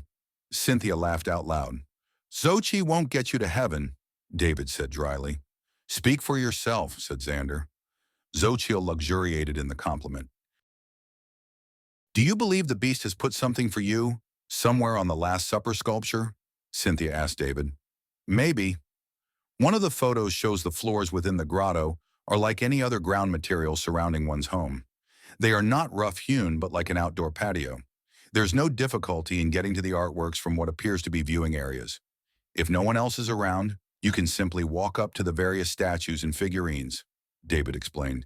You can tell that the cemetery people have placed chains and other do-not-cross barriers around the grotto, but nothing that would prevent anyone from getting near the dioramas if they really wanted to. Does the Last Supper have a chain or wood barrier? Xochitl asked. You can't tell from the online photos, David said. But it really won't matter, put in Xander. There will be 4 of us. We will be at the grotto just before it closes, so we can work to distract any of the employees." Xochitl smiled. "Why are you smiling?" Cynthia asked her. "You'll find out why tonight," she said, her grin becoming wider. "Xander's not the only one who can make and execute plans. Just so you know, I can't go to jail tomorrow night. We have a game on Wednesday." "Yeah, I was planning on going," David said. There was a moment of quiet. "You wanted to recruit Xander," Cynthia said to David, "but now he's got you going to his baseball game." David had a thought. "You can go to my church's youth group's Good Friday Bible study." "Church? I didn't sign up for that," exclaimed Xander. Yeah, I know, I was kidding.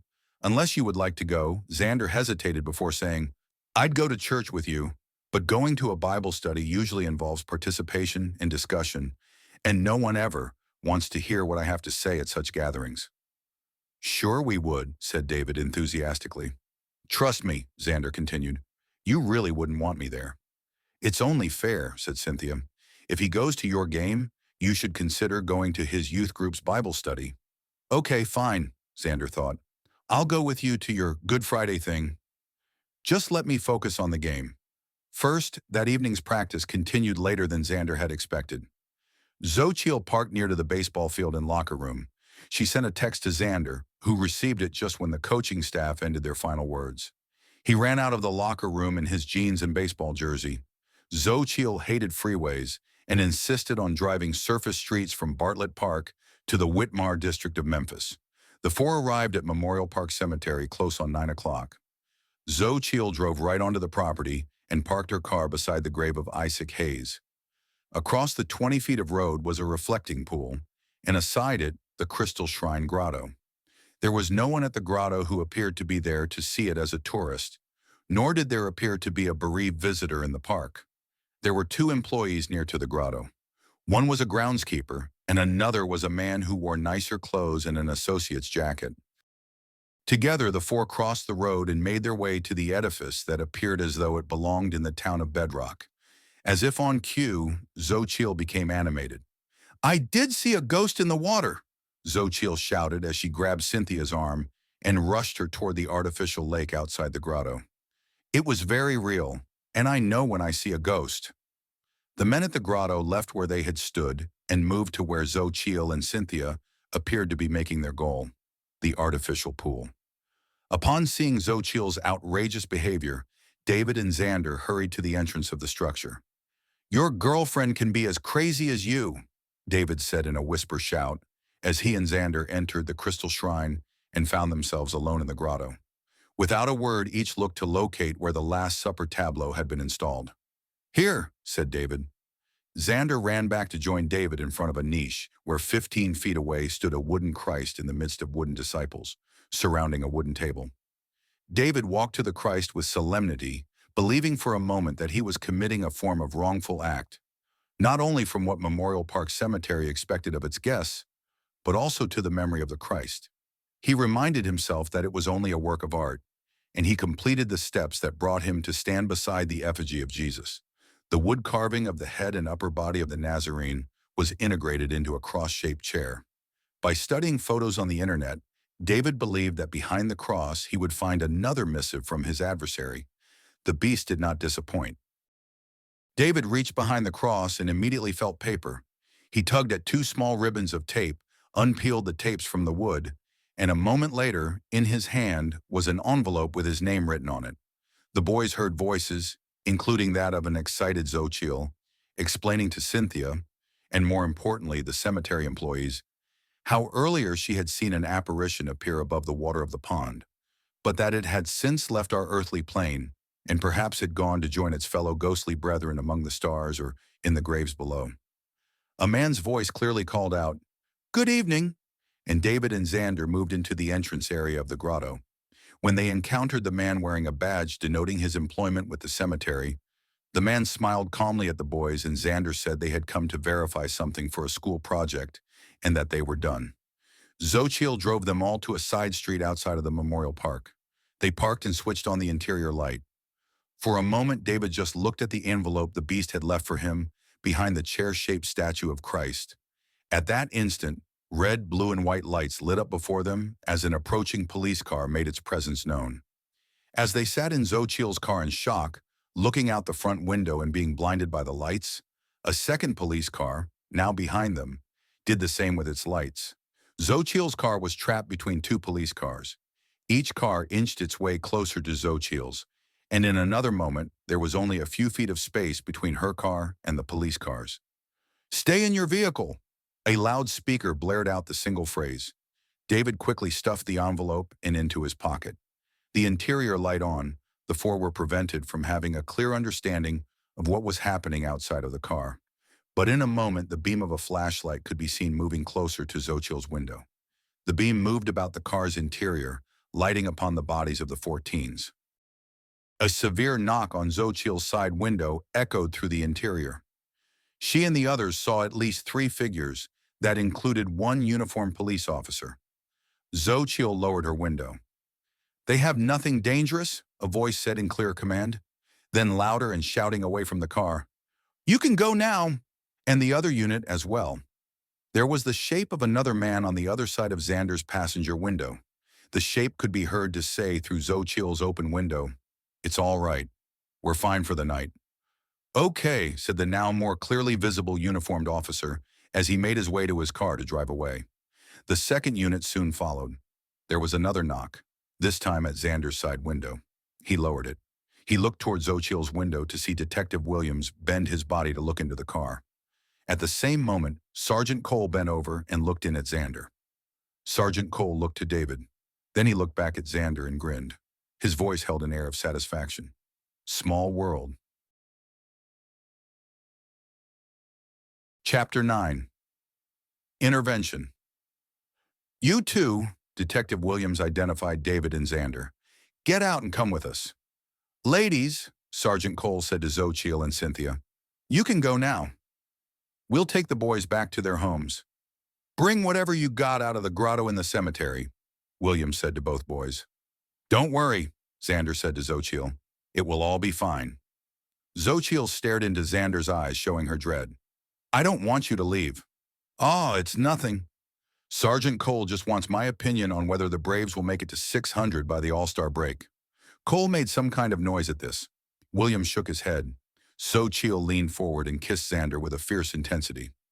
Xander smiled at Xochitl, opened his passenger door and emerged from her car, followed by David from his respective door. He saw Xander wave silently to Xochitl. Nothing more than an open palm and a slight turn of the wrist. The gesture made her smile and return a wave to him. Then her eyes met David, and she gave him a smile. David turned to Cynthia. Her eyes showed pure fear. Xochitl drove carefully away. "Come and join us in our car," Detective Williams said to the boys. "Xander," said Sergeant Cole, "you can sit up front with me." "Joy." David watched as Xander walked to the other side of the detective's plain sedan, where Sergeant Cole opened the door for him. He hesitated a moment, then climbed inside. Sergeant Cole walked around the car and entered it on the driver's side. Detective Williams opened the rear door to the car and directed David to the seat behind Cole, and after David entered, he walked around to the other side of the car to sit behind Xander. "First," Williams said, turning to David, seated beside him, "may I have whatever it was that you found in the cemetery?" David took the envelope from his pocket and handed it to the detective. "Thank you." Sergeant Cole regarded Xander. Xander looked into the sergeant's eyes. "Are you holding out on us?" Cole asked. "If you mean, do I have anything that could be called evidence?" "No, not on me. I have a copy of a Bible puzzle that we found on the observation deck of the Memphis Pyramid. But I don't have it on me now." Xander wondered what Cole's response would be. "Why did you go to that place?" asked Cole. "The clue left in David's locker sent us there," answered Xander. "And you two found a Bible puzzle there?" asked Detective Williams. "Yes," responded David. "And you didn't think to bring it to us?" Williams directed his question to the both of them. "No, not especially," Xander answered, presumably for he and David. "Why not?" asked Cole. "Because the clue we brought to the museum, which you kept, was for David," answered Xander. "I'm not certain, but I believe this person, who has styled himself the Beast, has invited David to play some kind of game. I think he's only invited David into this, but David has decided to share his invitation with me." "Why with you?" asked Cole. "We've become Friends, and the two of you simply decided to play detective. Detective Williams spoke in a flat sentence. He followed up with, I can't understand the purpose in any of this. Thieves don't do this sort of thing. There's no benefit to it. He looked at David. Why would this guy send you a puzzle to get you to go to the Memphis Pyramid and then give you another puzzle to get you to go to this cemetery? Sergeant Cole continued looking at Xander. And why would you go with him to see what was left at these places? Xander made some sound implying humor. You may not believe this, detective, but the honest truth is that David and I have not had time to pause and ask ourselves, what is this all about? Why is this guy bothering David, and how and why did I get involved? You're right, said Sergeant Cole. I don't believe that for a second. Detective Williams opened the envelope David had given him and looked over 3 sheets of paper before handing them to Sergeant Cole. The car was silent as Cole reviewed each page before returning them to Williams. Well, well, well. Detective Williams sat up while he held before him the sheets of paper. It looks like your ego made a mess of things, which doesn't surprise me in the least. He had directed his comment to Xander, who showed he didn't understand Williams' jibe. You didn't share with us what you discovered at the pyramid, and you didn't cut us in on the puzzle you got there that brought the two of you to the cemetery tonight. And now you get to wrap your heads around another theft. This time, one that the two of you could have prevented. Sergeant Cole was serious, but there was in his tone a laughing superiority. Prevented what? David asked. Why ask us? Was Cole's response. Ask the master planner working with you on your adventures. He knows everything. Why not turn to him to get all of your details? Yes, Mr. Loughney, said Detective Williams. Your taking things into your own hands resulted in our not having these sheets before yesterday. If we would have had them, we would have been able to prevent a theft last night at the Children's Museum. What was stolen? Asked David. And if you want me to be real with you, then don't throw in my face that you believe we have it all figured out. I'm willing to cooperate with you, but it must be a two-way street. So you're either going to share with us what's in that envelope and tell us what was stolen, or you can drive us to our homes now. The officers were silent for a moment. And remember, continued David, I brought to you the note that was placed into my locker, which I didn't have to bring to you.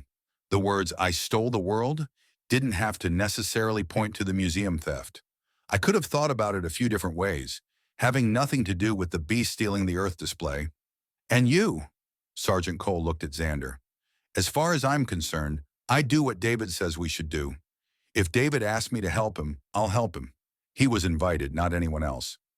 You're not answering how you feel about cooperating with us, said Detective Williams. If David tells me he wants me to do something, I'll do it. Both police officers looked at Xander. Can we trust you? I don't think so. I think you're going to act on your own. Sergeant Cole sat and stared at Xander. Xander thought for a moment. Only if David agrees with my view of what is on the mind of the beast. And you're not going to share any of your thoughts along those lines? Detective Williams was direct and in no mood for prolonging the argument. Show us the papers, said Xander, and tell us why our not involving you made us responsible for whatever theft occurred last night. Williams and Cole made eye contact with one another. Afterward, the 3 sheets were passed over to David. These sheets that you took from the grotto a moment ago are printouts of 3 different paintings, each on the wall across from where a large work of art is being unveiled this Sunday. The general public has been told about this work of art that will be on display at the museum, and in fact, there's been an interactive aspect to it since its inception, going back to last year. The entire student population of Western Tennessee was invited to participate in the creation of the artwork. The work is a massive photo mosaic. That's sort of a collage. It's where smaller photos, when combined in a pattern, create a larger image. I've seen the process, Detective, said David. Children all over Memphis and beyond contributed photos of themselves as email attachments and sent them to one of the resident artists at the Children's Museum. She took the photos and printed each of them out on some kind of board material. Each of these photos represents one small square. Together, the individual photos of each child were used to make up the photo mosaic.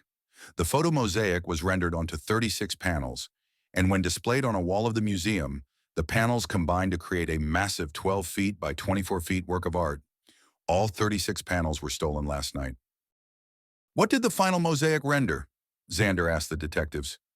It's a landscape of Jesus surrounded by children, said Williams. Hooray for the Establishment Clause, Xander said with irony. Sergeant Cole became livid. It's for children. It's for Easter Sunday.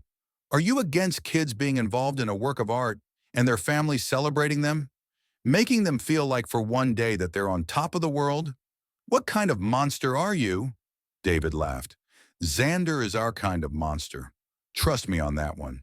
He's just a bit misguided is all. And I've heard of the final work, Sergeant. Our family participated in contributing to it. Our mother sent an email out to the artist, and my sisters and I are all represented in it. If our images are large enough to distinguish from what would be a sea of a few hundreds of thousands of others, that is. I remember seeing the website the artist set up. It was also publicized in our school's bulletin for a while, so I presume the same thing happened at all of the other schools last fall. Did you know about it, Xander? Asked Detective Williams. First I've heard about it. If it was in White Station's daily bulletin, how is it you didn't learn about it? Sergeant Cole appeared curious. From David's point of view, it was the first time the sergeant had spoken to Xander as simply another person. Is the daily bulletin what Mrs. Allen reads from her tablet every morning, announcing things that are happening at White Station? He looked to David. What's wrong with you? Sergeant Cole reacted, and David could tell he had returned to his usual self when interacting with Xander. Your school's daily bulletin, and you don't know what that is? I've seen teachers read from something now and then, said Xander. What is wrong with your friend? Detective Williams asked David. His brain spins around along with his head, said Sergeant Cole. Why does everyone say that about me? Xander protested. David, Detective Williams, and Sergeant Cole collectively looked at Xander. Xander looked at Sergeant Cole. You said the originals of these 3 paintings are in the same room where the photo mosaic will be on display. Yes, I also said that if we knew about these sheets yesterday, we would have been able to prevent the theft of the photo mosaic. Williams finished Cole's sentence. Because we would have tied the location of the 3 paintings to your beast friend's actions. This puzzle you call the Bible puzzle, it's what you 2 found on the Memphis pyramid? Yes, David answered Detective Williams. And it's a Bible puzzle because it used 34 words from various Bible verses? And you solved the Bible puzzle and it sent you to the cemetery? Yes. And it hasn't occurred to you that because of your class schedule and the other ways you have to spend your time, that you didn't have the ability to solve the Bible puzzle from the pyramid in time to get to the grotto to find these photocopies of the works of art? How did you know about our driving onto the cemetery and walking into the grotto specifically? David asked. We followed you from White Station after Xander's practice ended, said the sergeant. But the grotto? David pressed. We are capable of using a telephoto lens when we need to, Detective Williams said to David in nearly a bored tone of voice. Sergeant Cole seemed unhappy his point was not being appreciated. I was talking about you not including us on the Bible puzzle. What the sergeant is getting at, David, is that if we would have had the Bible puzzle from the get-go, we might have upset the beast plans. Detective Williams was serious. His words did not hold the negative judgment the sergeant's words carried, but they conveyed disappointment. Wait, something doesn't make any sense, said Xander. Something? Responded Cole. I got 20 things that don't make any sense about all of this. Are you saying that if we had given you the puzzle and you were able to figure it out quicker than we did, you would have had your people near the mosaic last night, waiting for the beast? Something like that, Detective Williams said to Xander. There are so many moving parts to all of this, Xander said to the detectives. It's weird attempting to tag us with the theft of the mosaic. The detectives became noticeably irritated by Xander's comments. You are not running your own investigation, Cole said to Xander. The idea that you've got it in your head that you are running one makes you just as responsible for last night's theft, as much as it makes David responsible for not including us on the Pyramid Bible puzzle. David, can I see what the paintings look like? Xander asked. You're not going to be happy. More First Amendment violations in a museum bought on the taxpayer's dime. David passed over the sheets. Xander made a smirk at David's comment, while the detectives were left without an understanding of why David and Xander kept making sarcastic remarks about religion, aimed at one another. These are famous moments in biblical history. They have been the subjects of the art world for centuries, Xander explained after looking over the 3 reproductions. What is it between the two of you and this Bible stuff and the beast? Asked Detective Williams. I have no proof of this. It's just a guess, said Xander. But I believe the beast has targeted David with his continued use of religious clues, because last summer David gave the credit for his heroism in rescuing Veronica Lassen to God. He was in fact holding his Bible when the fire chief decorated him. Yeah, nodded Cole. I remember last summer, and we studied the videos over the past couple of days. David is genuine in his devotion to Christianity, stated Xander. This aspect of his character shines through in everything he does. Even if one were to make him their adversary, it doesn't make sense they wouldn't respect him for it. This is what puzzles me about our friend the Beast. There is no reason to think of anything but appreciation toward David. He ran into a house that was becoming engulfed in flames and emerged with a toddler, unscathed. Even someone who believes what David did has nothing to do with religion or Christianity or the Bible, that someone would have to be impressed by David for his nobility. Xander ended his commentary. You believe that religion is at the heart of the Beast's interest in David, and that he's using religious symbolism and biblical references to push his buttons? Williams asked Xander. Sergeant Cole, not waiting for Xander to answer his partner, immediately asked of David, do you feel like someone's pushing your buttons? Are my feelings really that important right now? Don't we want to talk about this guy's possible motive? Your feelings might mean everything, said Cole. And if he's got an obsession with you, then we definitely need to look at how this is making you feel, because our case would hinge to a substantial degree on how you're dealing with all of this, mentally. Meaning, is the Beast getting to you? Naturally, I'm curious. Anything more? Well, of course I don't want anything to get stolen. And I don't want the children who contributed their photographs to be deprived of seeing the mosaic. That's the worst part about it, said David. Xander interjected, Detective Williams. Sergeant Cole. You don't really believe the Beast designed the timing of his Bible puzzle to be solved so that you would be lying in wait for him at the Children's Museum? I mean, that doesn't make any sense. The detectives ignored Xander's comment, and Sergeant Cole turned to David. Where were those sheets exactly? Behind a wooden replica of a surreal version of the Last Supper, answered David. Why did you go to the Memphis pyramid in the first place? Asked Williams. That was Xander's doing. He solved the puzzle left in my locker. Did he now? Yes, detective, answered David. He reasoned that Columbus, Washington, and Montgomery were references to streets in San Francisco.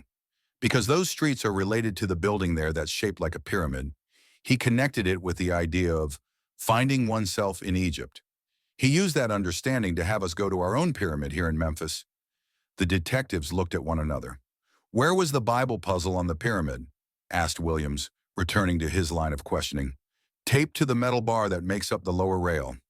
And you don't call that holding out on us? Sergeant Cole asked Xander. You know David will turn it over to you, Sergeant. All you have to do is ask him for it.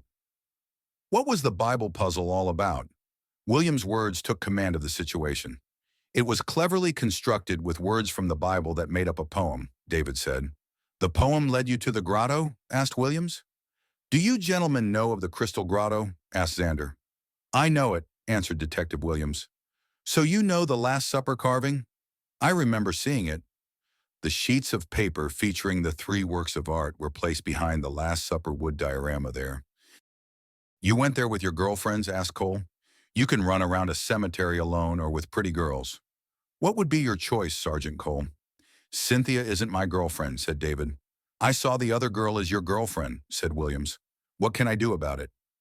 She has good taste, smirked Xander. I've seen you, you know, Cole said to Xander. Not just pertaining to this case, but before. Oh, yeah. When was that? My nephew plays for Central High. The Warriors are a great team, said Xander. I saw you walk up to the batter's box and do some kind of dance. Did you want me to teach it to you, Sergeant Cole? My nephew said his teammates were laughing at you in your dance, until I got a double that drove in 2 runs. That shut them all up. You just can't stop being yourself. Can you? One day someone's going to slap you down hard for all of your antics, beat on you and give to you what you richly deserve. Cole looked right at Xander. I've got Xochitl for that. I pay her extra to strike at me when we make out. How else am I going to spend my Friday nights in Tennessee? Are you done being a smartass? Or do you have anything more to add? Xochitl wants to know if she can borrow your handcuffs. Chapter 10. Do you see what I see? David looked at the printouts and saw that there was a principal subject featured in each of the paintings, and in all the paintings, the subject appeared to be looking directly at the viewer. On each of the subjects, on one of their eyes on the printouts, the beast had added a crosshair gun sight icon in the center of that eye. This had been done with an ink pen, hand-drawn, and in no particular stylized manner.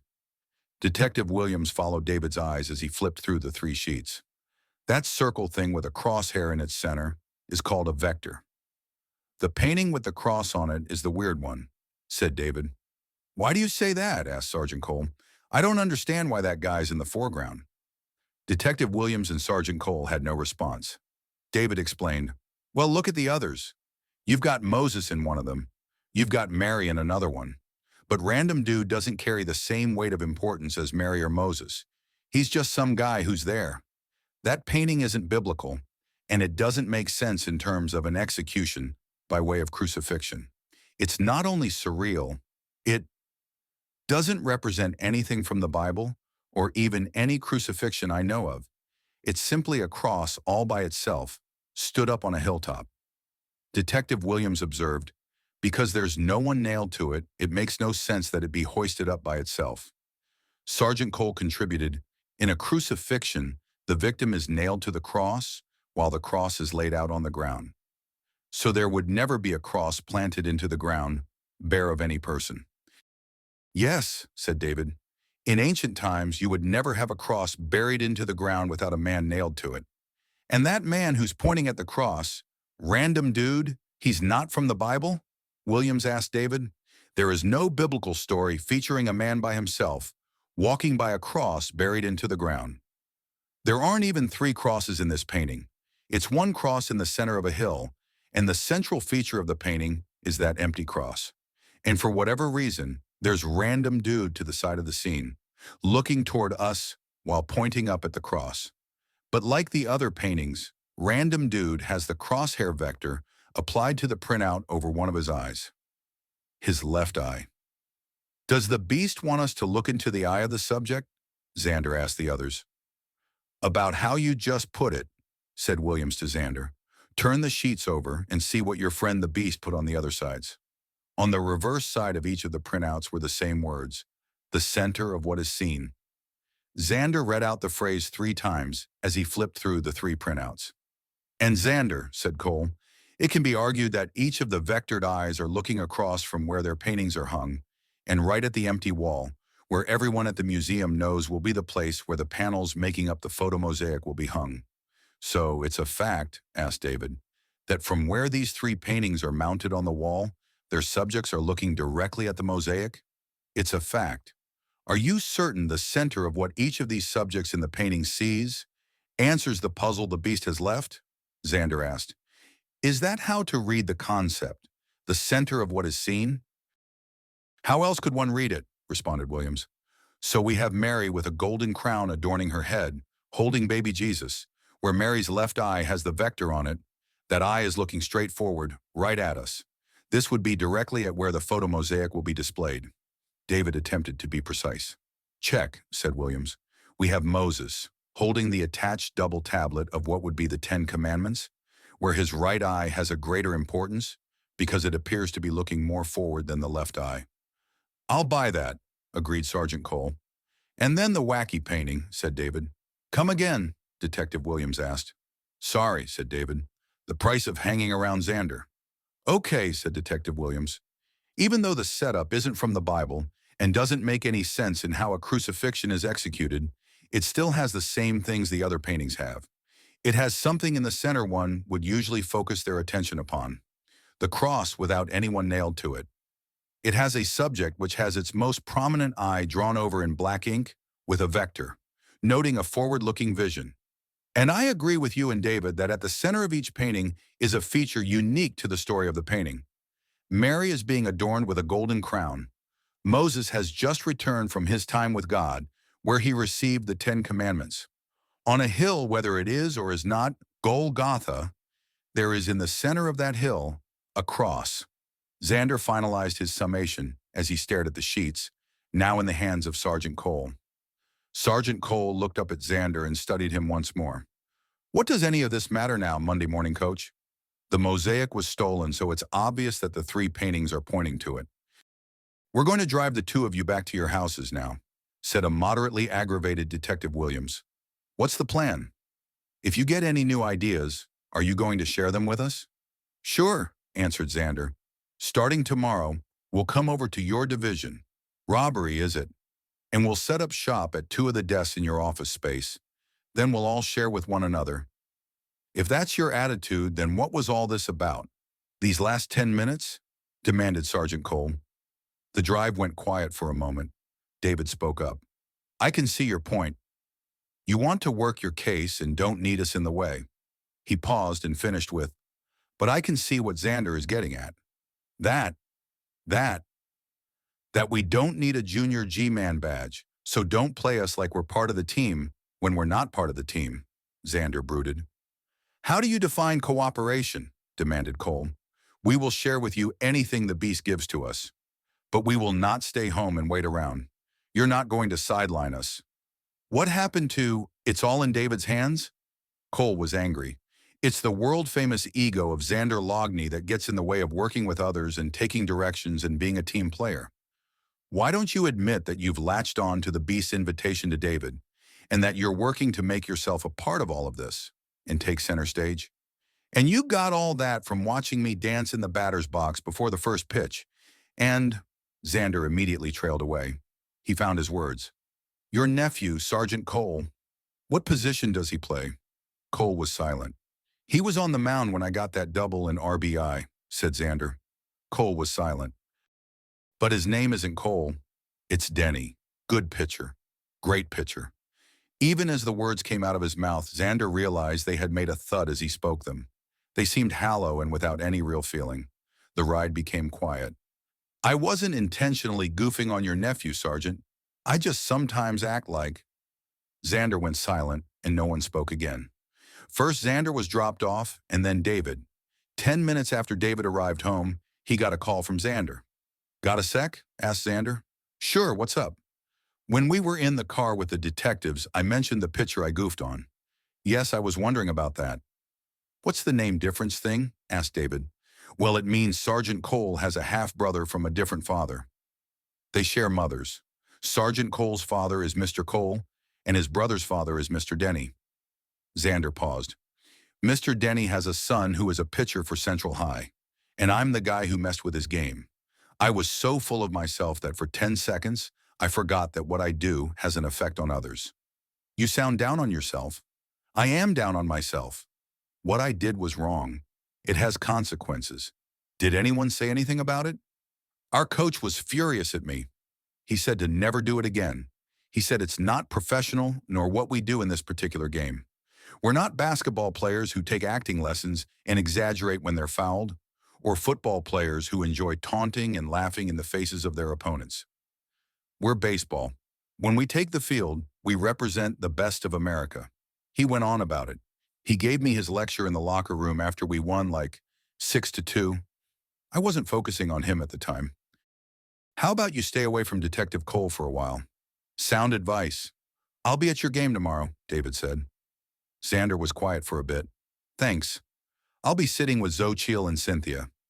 I'll try not to steal your girl. David got Xander to laugh. What a day, said Xander. Would you believe we were inside of a grotto, inside of a cemetery? David smirked from over the phone. I keep telling Xochitl I'm happy she's a cheap date. What about the Beast and your question the police detectives refuse to answer? David asked. Is your $20 brain working on why it doesn't make any sense that the Beast would design it so that our solving the Bible puzzle wouldn't be in time to prevent the theft of the mosaic? No. My brain got shot down tonight. We solved the puzzle one night too late, and a new thing got stolen because we have school to go to, and homework to complete, and sports games to play, and girls to make out with. We were a day late and $1 short, and it all went tits up. So what does Beastie do now? His toys he was using, us, are aced out of participating in whatever it is he's scheming. He did it that way. He knew the outcome would be that way. He's not going to share with us. Why? David asked. If the beast knew the envelope was still behind the Last Supper carving when he stole the mosaic, what would be the point of the game? Obviously, to laugh in the faces of anyone attempting to solve his puzzle, and it went quiet on Xander's side of the phone. David was annoyed at this. He shared his upset with Xander. You have this thing about interrupting yourself with silence. I mean, you don't finish your sentences. It usually means I can only see half of something, replied Xander. What do you do in times like that? I don't know. Pretend to know everything. Act all cool. Humiliate the players on opposing teams. Have you learned your lesson? Asked David.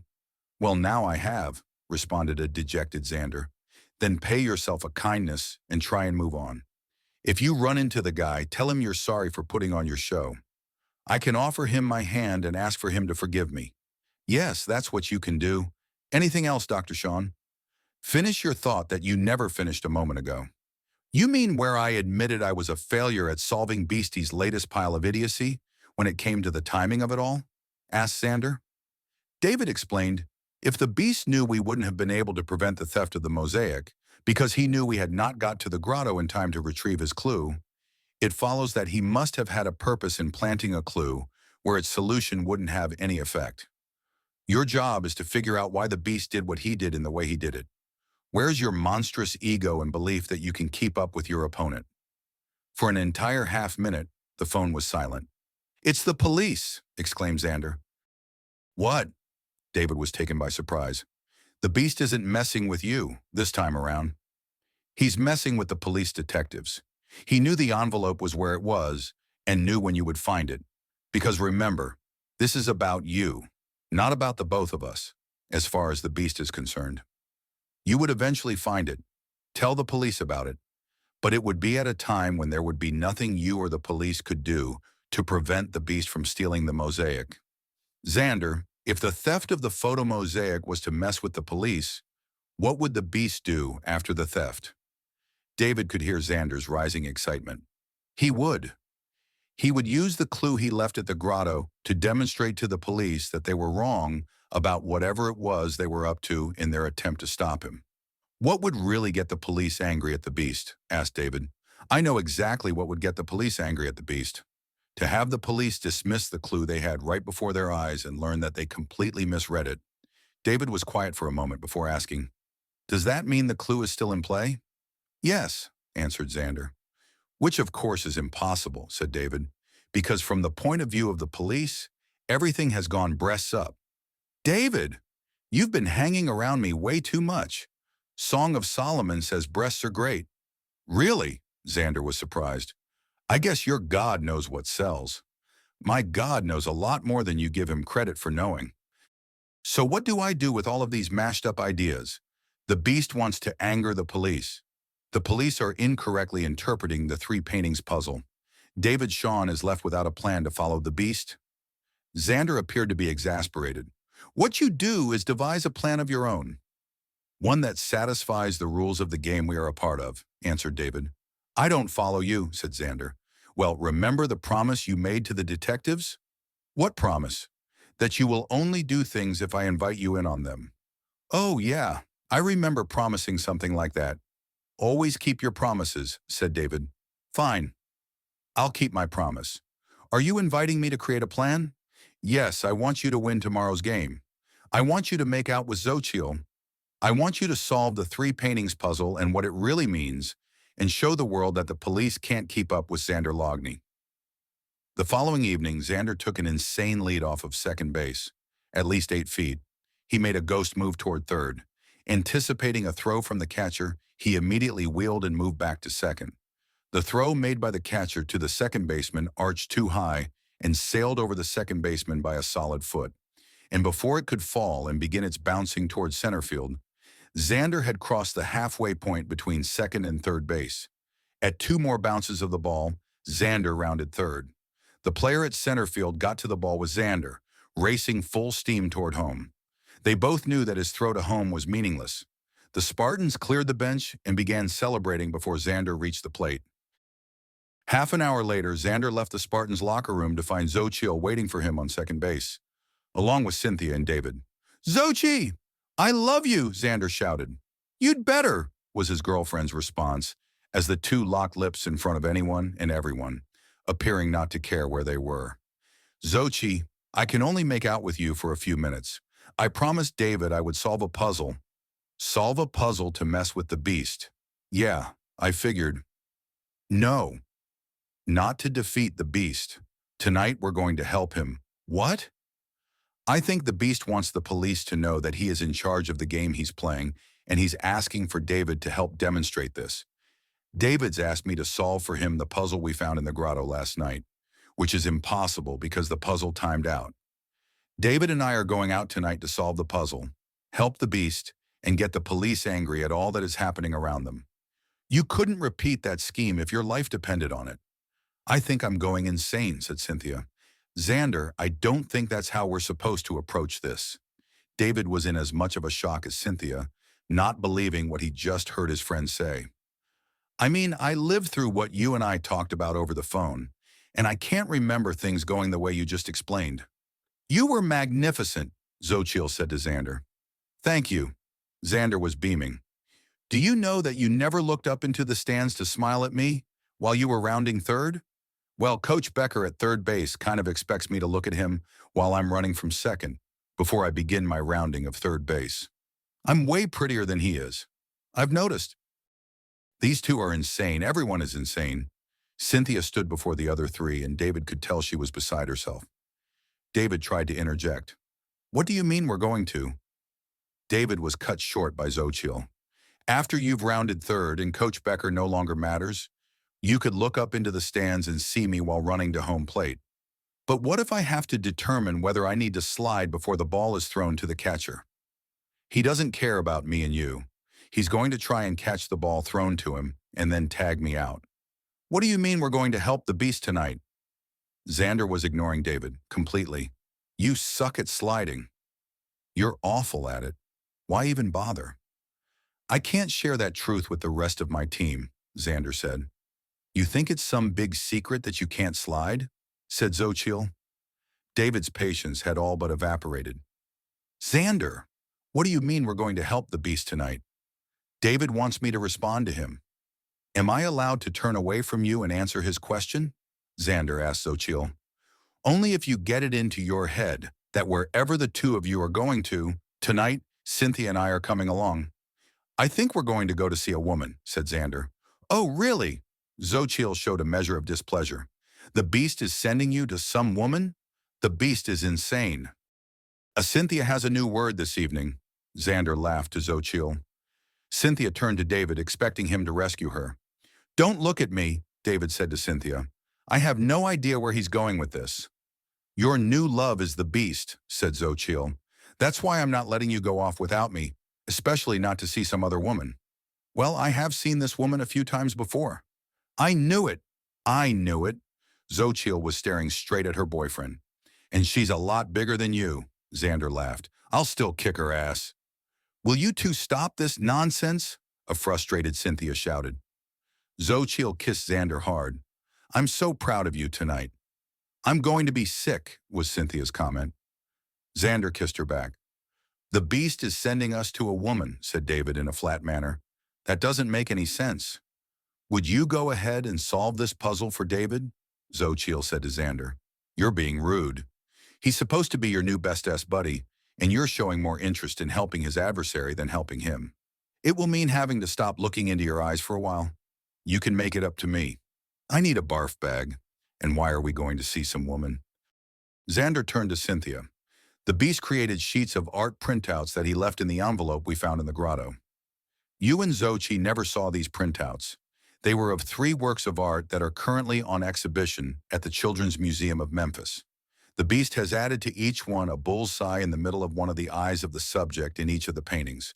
One painting is of Mary, the mother of Jesus. Another painting is of Moses, the lawgiver.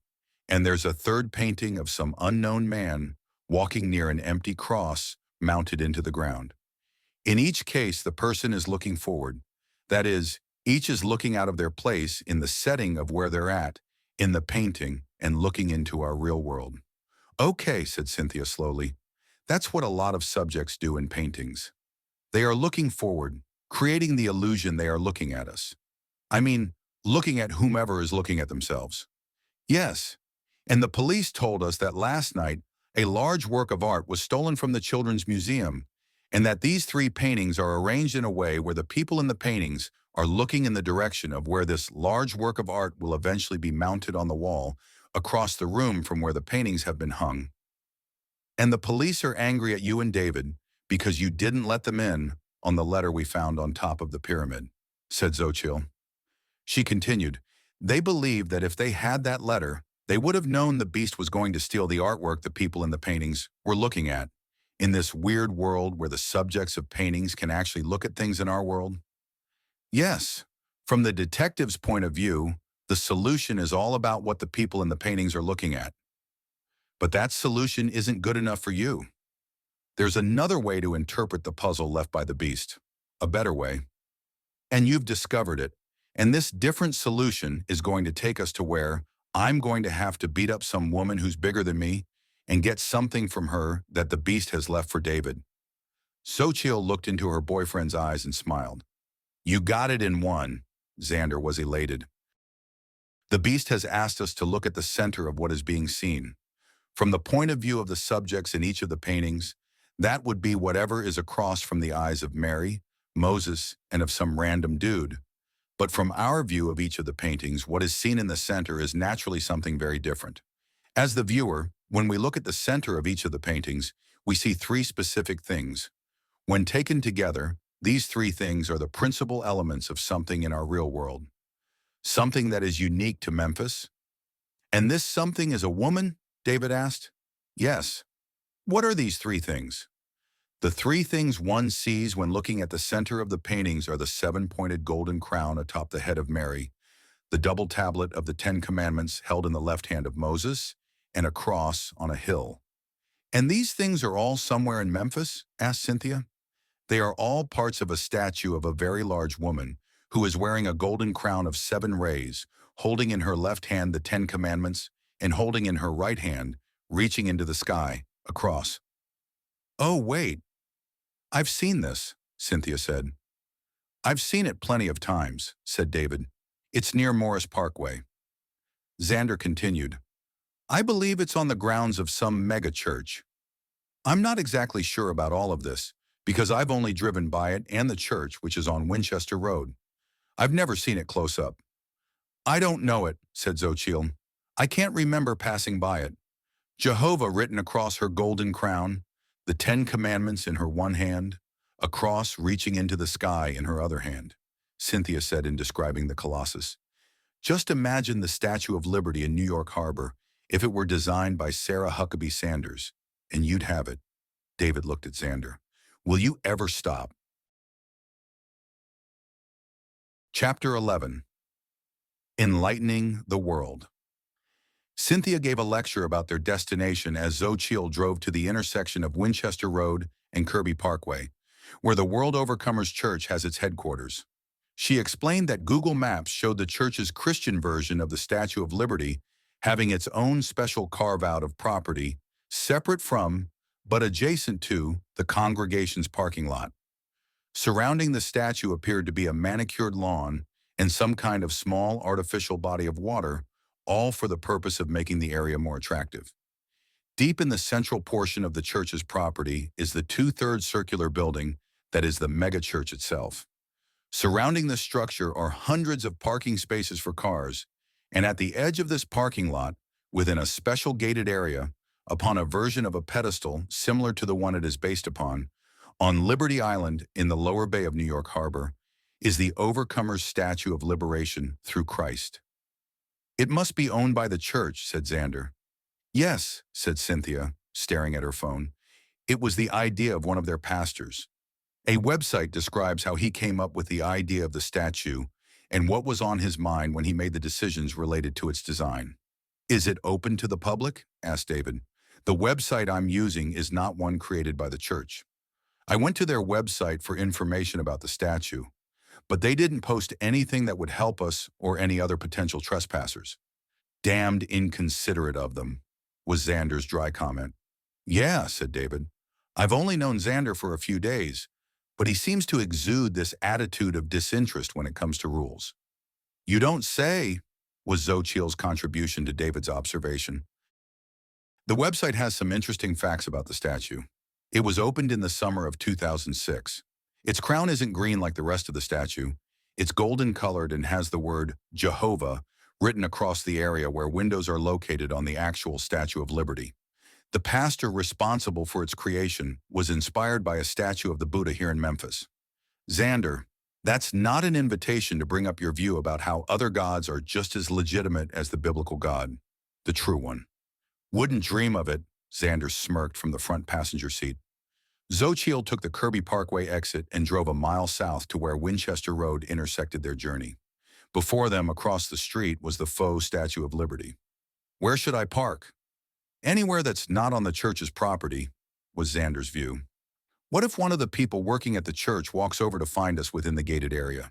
David asked without 1 ounce of enthusiasm. Don't worry, said Xander. I've got a list of excuses for you, should we get caught. Such as, we were heading for New York Harbor and ran out of gas, so we settled on this version. We told our friend from Nigeria this is the Statue of Liberty. We came to protect the statue from the Cloverfield monster. I got more. This time the others joined Xander in laughing at his idiocy. Xochitl didn't wait for a majority opinion, but on her own turned the car into the marketing center across the street from the statue. Despite the lateness of the hour, the parking lot was dotted with cars throughout, and an occasional pedestrian could be seen walking to or away from their cars. So, what's the plan? Asked Xochitl after turning off the engine. David, do you believe the beast has placed some kind of message for you in the area of the statue? David thought. It occurred to him that whatever they decided to do, he first had to believe that Xander's reasoning, related to the 3 elements in each of the paintings, had to be what the beast had in mind when he designed this particular puzzle. He had to accept that the beast wanted him to visit the statue and hunt for what the beast would have left for him. Xander had made teasing comments about this in the past, but he had been correct, in that this hunt was a relationship between the beast and himself. Was the beast attempting to communicate with him, and were these series of puzzles a language? David regarded the quiet within the car and realized his friends were giving him all the time he needed to make his decision. For a brief moment he wondered how these particular 3 people had become his friends, and why they had become his friends at the exact moment when he needed them, when the beast decided to put himself in his sights and invite him to play the game in which he had become engrossed. I'm glad we are here together, David said quietly. And we're glad to be here by your side, said Cynthia. No other words were spoken. They got out of the car and walked to the intersection. Do we have a plan? Asked Xochitl. Or are we just going to act like a bunch of 6-year-olds at an Easter egg hunt?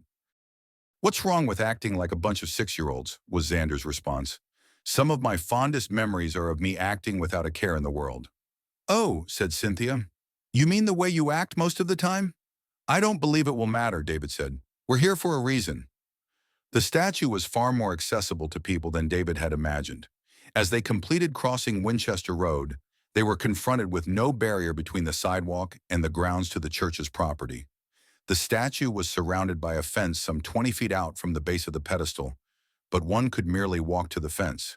The 4 looked up at the statue in unison, and then to the grounds where they stood. They found themselves in an area no larger than the infield of a baseball diamond. The pond was of no consequence and merely there for decoration. The ground was barren with only a few trees and one small outlier structure. Let's stay together, said Cynthia. This was seconded by all.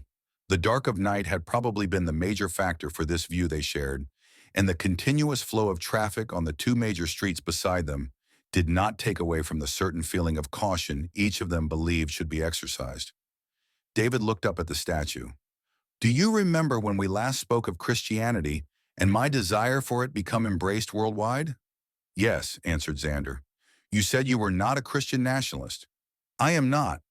You're right. You're a Christian globalist. You want the entire world to be under Christian law and controlled by Christian rulers. I am not trying to politicize Christ for the purposes of earthly power. I believe the message of God's love for his people should not be supported by law, but by the free acceptance of his authority. The statue is, well, a manifestation of my belief. People freely coming together, building a church, building this monument, spreading the love of God throughout all the world, directed by no one in power. You're cheating, said Xander. You're not wanting government to use force to encourage Americans to be Christians is against a backdrop of centuries of such requirements. It's only been during the past few decades that Americans have been able to reach positions of political and economic power without being Christian. Before then, let's say before the 1980s, the vast majority of Americans couldn't have been the president of a PTA without being a member of a church, let alone run for the state legislature or be on the board of directors of a major corporation. I am not cheating, objected David. You're ignoring history and the words of Jesus. Jesus said that his kingdom is not of this world.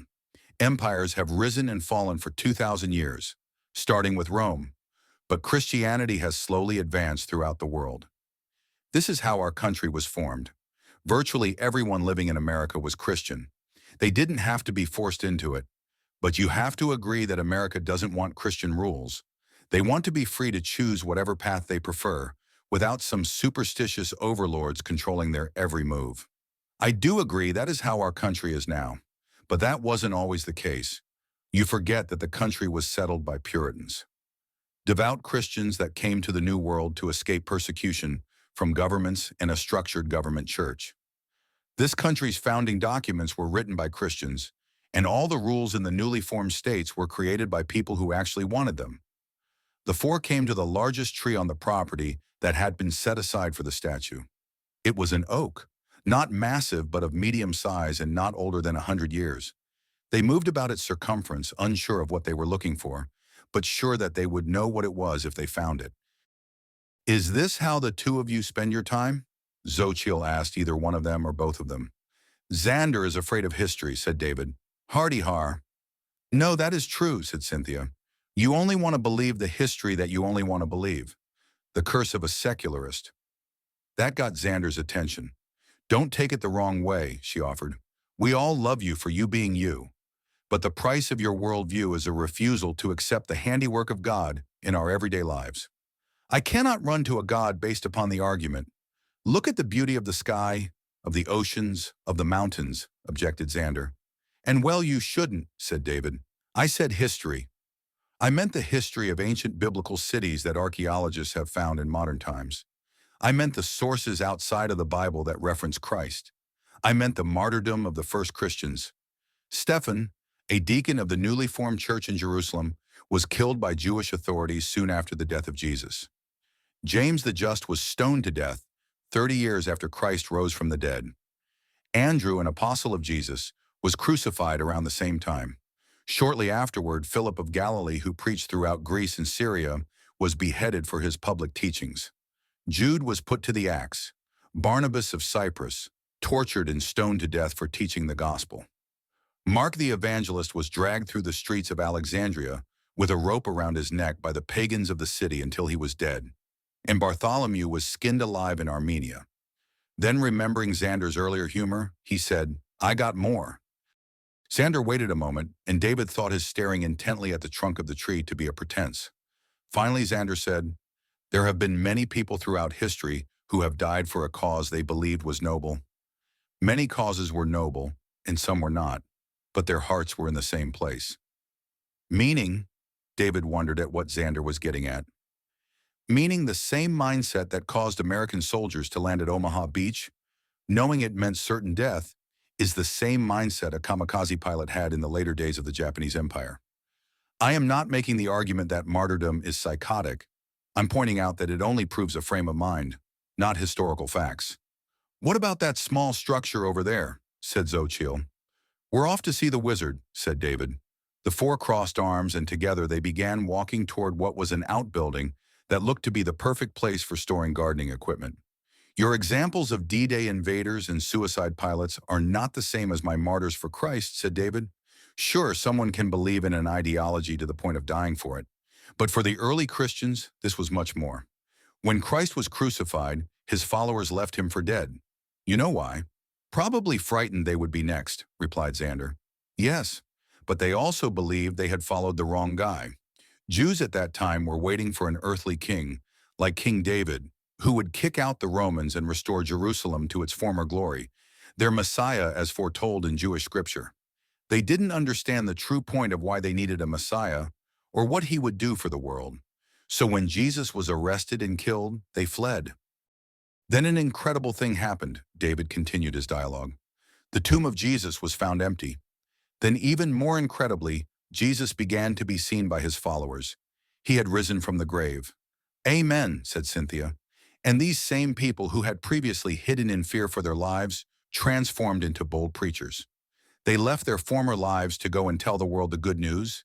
They preached that God had raised Jesus from the dead, and that accepting him as Lord and Savior promises peace and joy in this lifetime, along with the promise of eternal life after death, David continued. The biggest difference between them and the others you mentioned, they died without changing their stories. If they recanted, they would have been spared. But they had been so transformed that they preferred death to changing their fervent belief in Christ being the true Messiah.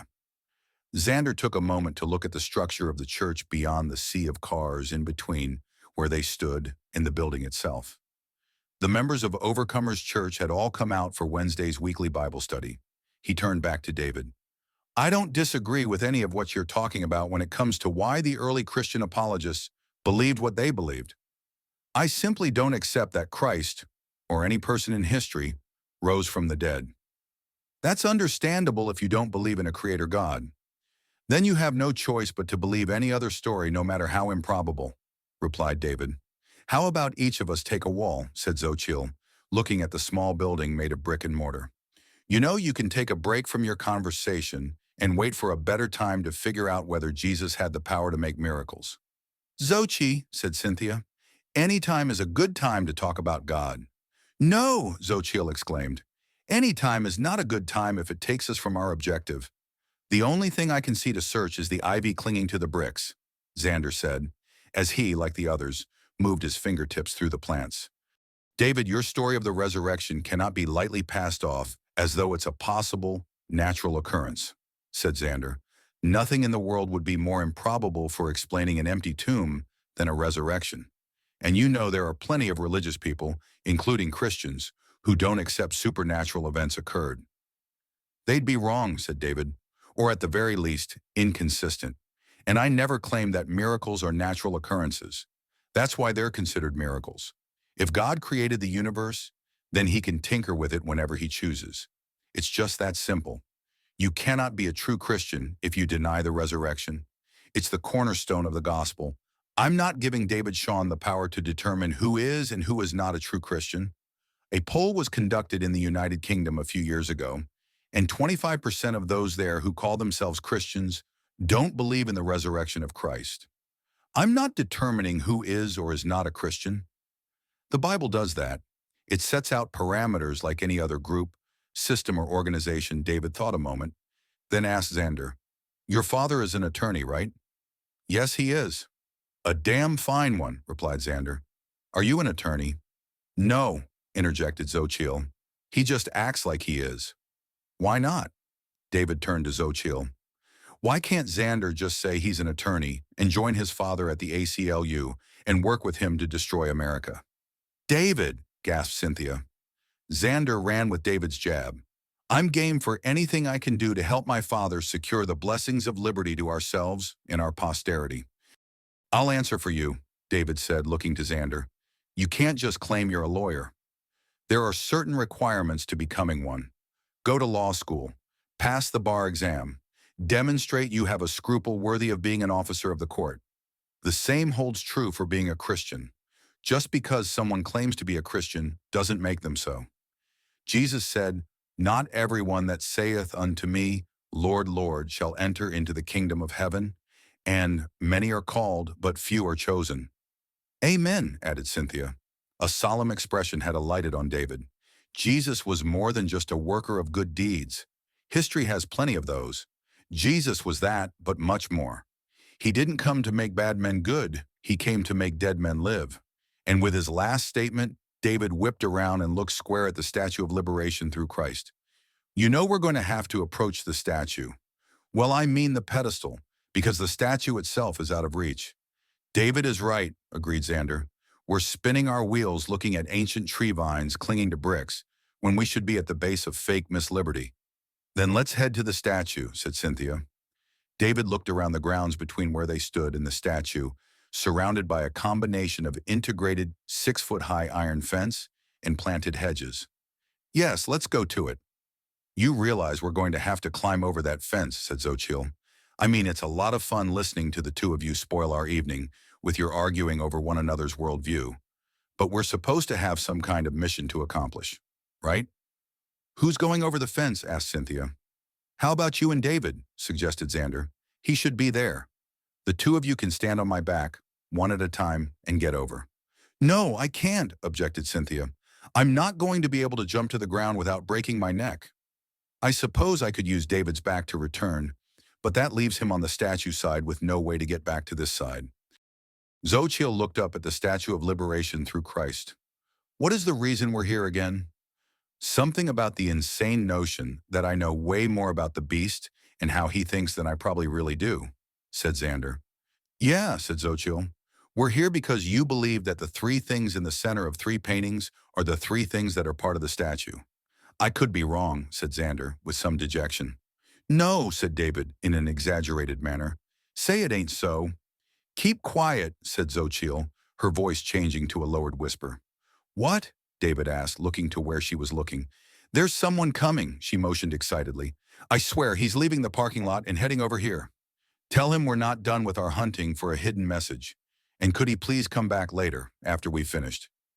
David was, as usual, unimpressed by Xander's absurd commentary, not to mention its equally ridiculous timing. Xochitl and Cynthia didn't wait for instructions from David and Xander. On their own, they moved to the street side of the statue, both hoping the statue's pedestal would prevent whoever was coming from seeing them. He may not be coming to the statue, said Xander. I mean, why would he? Maybe he's parking security. But we can still move near the girl, said David. My general philosophy at all times. Stop that. I think he's spotted us. I mean, he's still in the parking area, but he appears to be making his way here. Yes, David agreed. I don't know what we should do. If we bolt for the street, that may alert him to keep a closer watch all night. I think we need to be invisible. If God exists, then all things are possible, smarmed Xander. Heck of a time for you to find religion. Xander smiled gleefully at David. David moved closer to Xochitl and Cynthia, who were nearly pushing their bodies into the fence-hedge hybrid. There! Exclaimed Xander. He moved behind Cynthia and pulled the hedge away as best he could. The others observed that his moving the hedge had exposed the metal of the fence, and at one particular place, 2 of the rods had been cut away and the pieces were left lying on the ground. David took hold of the hedge Xander had been pulling on and spread it even further, creating an opening for Xochitl and Cynthia to carefully squeeze through. Then David entered, followed by Xander. Do you think God did that, or was it the beast? Xander smiled. Not funny. You need to be thankful for what is placed before you, said David. Cynthia and I have faith that God is capable of moving all things to achieve his ends.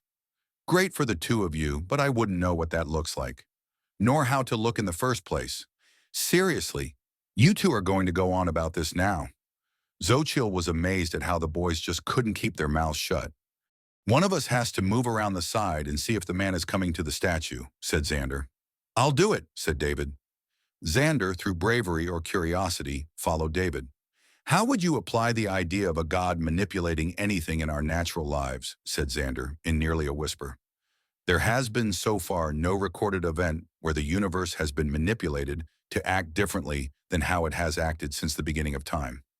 Only if you don't believe in God, David returned. It's not hard to understand. If God exists, then miracles are possible. So whether or not God exists is the key to the issue. The key to the issue is whether a god chooses to alter reality.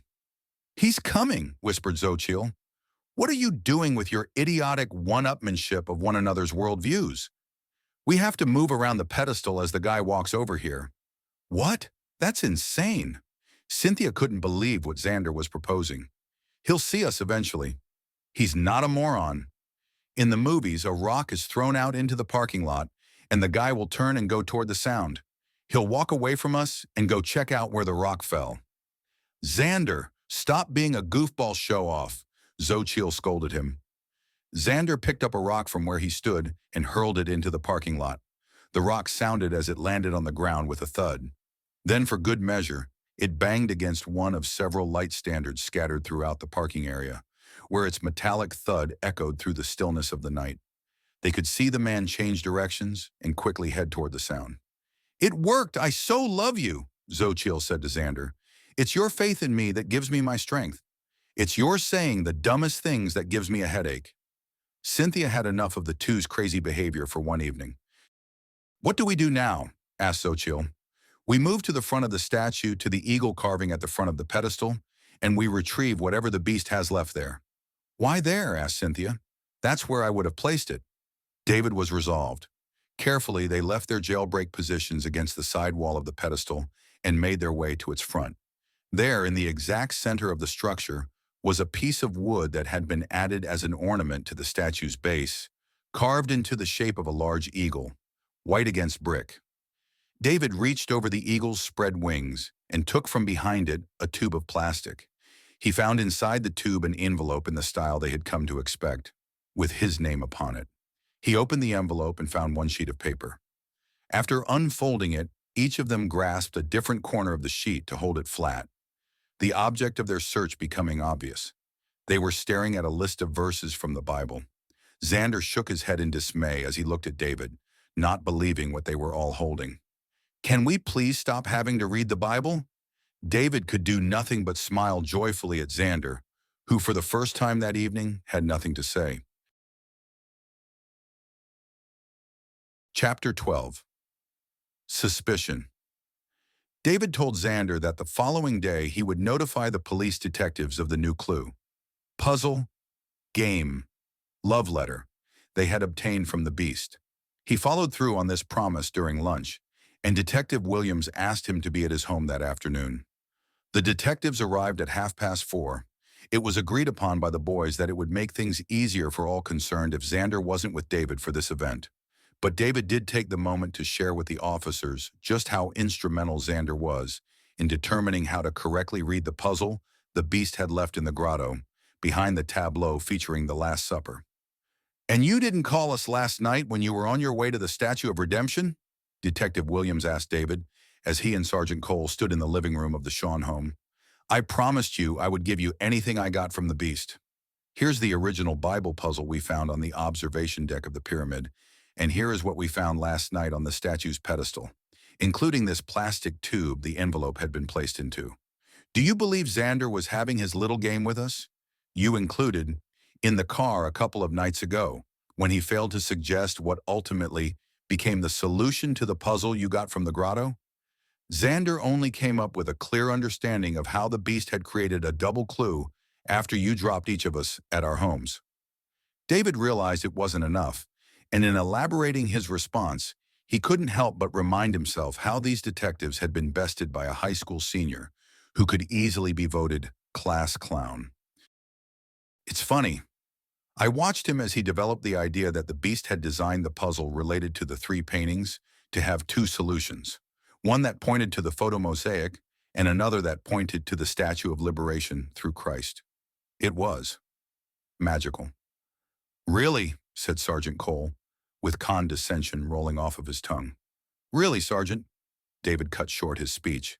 "Then, there's something strange about his mind and how it works." He paused. "I think it has something to do with Xochitl Quintana."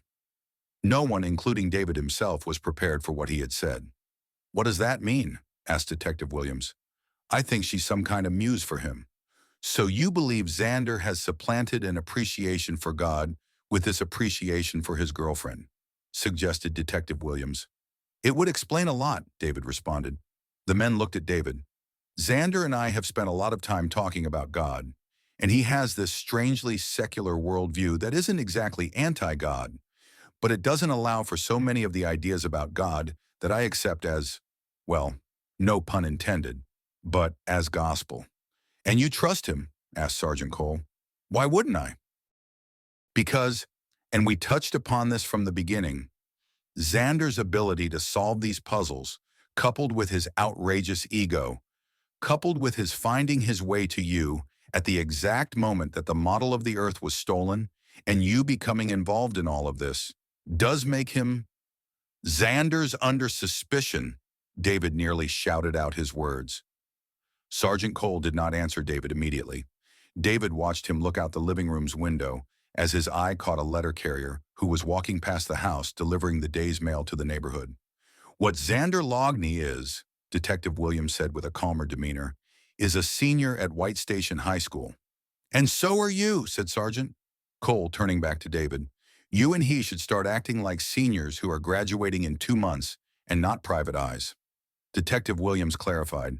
So our notion that the Beast's art printouts meant the photo mosaic was his intended theft wasn't good enough for the two of you, and you ran off into the night to see what may have been left for you on the Overcomer statue. The words were a statement more than a question, but David answered, Yes. You didn't call us then? You are here now and I'm fulfilling my promise to you. I said I would share with you any further. David took a moment to settle on. Communication from the Beast. There it is in your hand, Detective. Sergeant Cole wasn't finished and rehashed. To what purpose, David wasn't certain.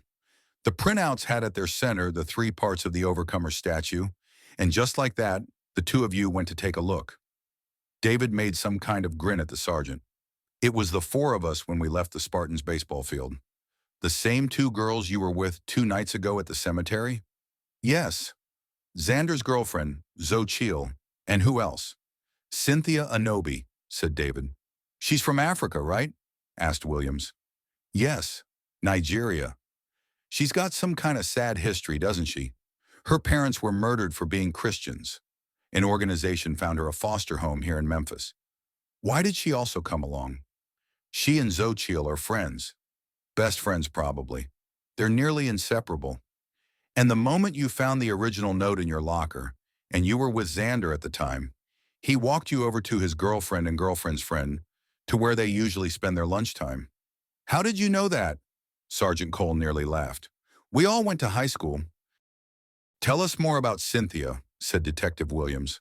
I have seen her a few times at events where being Christian would have been an important part of attending the thing. But no real friendship. Williams seemed surprised. David carefully responded. Since the beginning of my 4 years at White Station, I've used my time in an unusual way. I have nearly no social life, by choice. I have my own place where I have my lunch, but I am often in the classroom of my science teacher, who eats his lunch in his room.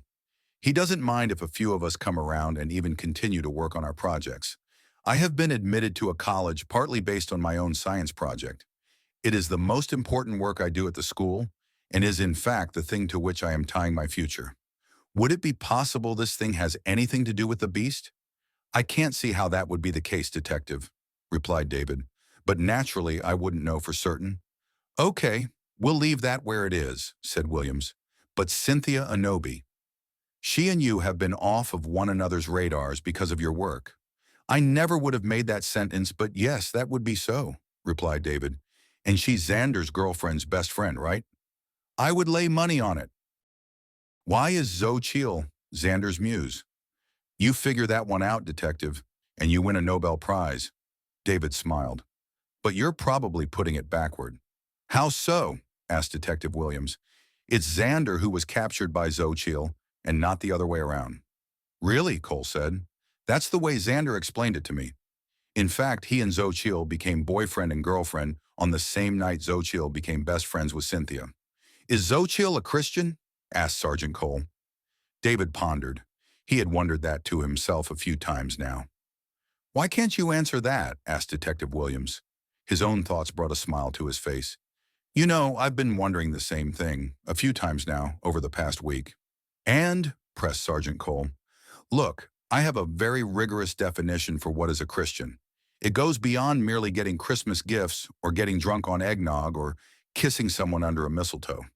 It begins with declaring one believes in Christ Jesus as their Savior and attempting as best one can to live a biblical life.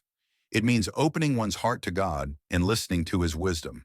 I'll bet that if I asked Xochitl if she were a Christian, she'd probably say yes. I'll bet her family's a Christian family. But I don't think that she could have become Xander's girlfriend and stayed Xander's girlfriend, and at the same time be what I would call a Christian. And Xander, you say he's a secularist, said Williams. Is that supposed to be a scientifically based atheist? Not really, no, responded David. In fact, I don't think Xander would understand anything scientific.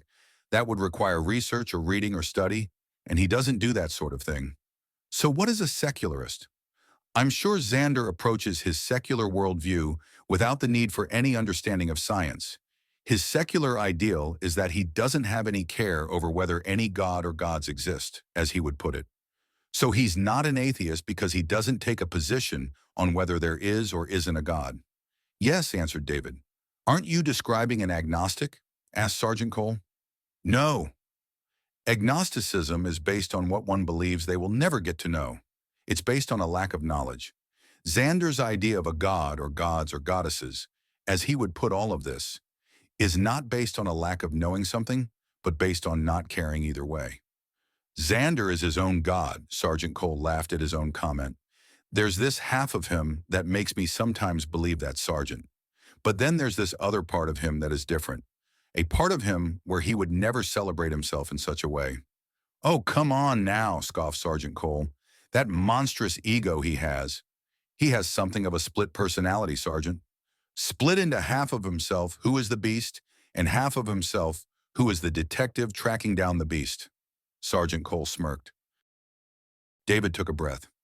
You really want to go down this road where you believe Xander began this mystery game to create for himself a setting where he gets to be the man when it comes to showing off before whoever you believe his audience may be? Who is his audience, Sergeant? Who is he entertaining? Himself, replied Cole. David made a face. Don't pretend you believe that to be an absurdity, said Williams. You know that is an aspect of his character, Cole insisted. Don't pretend you've been immune from that part of him. It's impossible to separate Xander from his ego, agreed David. But, said Detective Williams, I sense you can't come along with us on the idea that Xander is behind all of what's going on, that Xander Loughney is the beast. I can't get on board with that idea. It's insane. How about you get on board with the idea that you and your friends stand down when it comes to this thing you found at the statue? Sergeant Cole looked down at the sheet of Bible verses before him. That wasn't our agreement. Then how about a new agreement? Do you believe you could stop Xander from operating alone, if he chose to do that? David spoke with some asperity. You could stop him, said Williams. That is the so-called promise, added Cole. He seemed unsatisfied with what really only needed to be the one statement and unnecessarily continued his thought.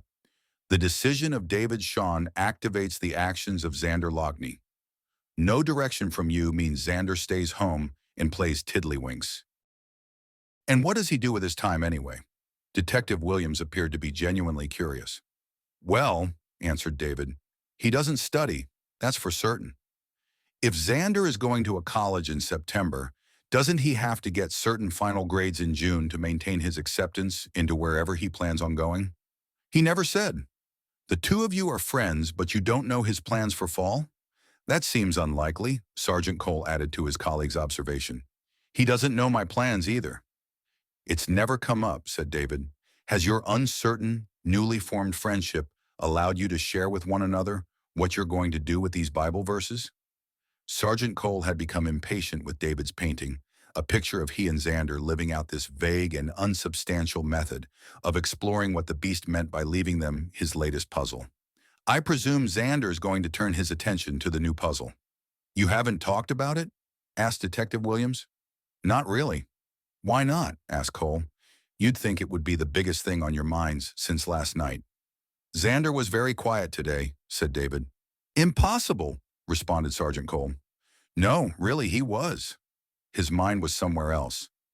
His mind was revving up to work with you on this beast thing, and you know it, said Cole with conviction. This is what I don't figure. Or I can't figure, said Detective Williams. I know that you have too much integrity to not be able to look something in the face and call it for what it is. If Xander is playing you, I can't accept that you would let 1 hour go by without calling him on it. I would call him on it, David was firm. I'm going to hold you to that. David could tell that Detective Williams was as surprised at Sergeant Cole's outburst as he was. Sergeant Cole saw he was under the spotlight. "You say you may ask for Xander's help with this." He raised up the beast clue. "Okay, I get it. We can't stop the two of you from trying for that Junior G-Man badge. But if your heart tells you that Xander has some motive that makes no sense to you, or he makes some kind of a deduction that's so outrageous, you know he had to have planted this thing, or he announces to the world that his ego must be celebrated at all costs. You have to call him on it, on the spot." David thought for a moment. "Fine. And agreed.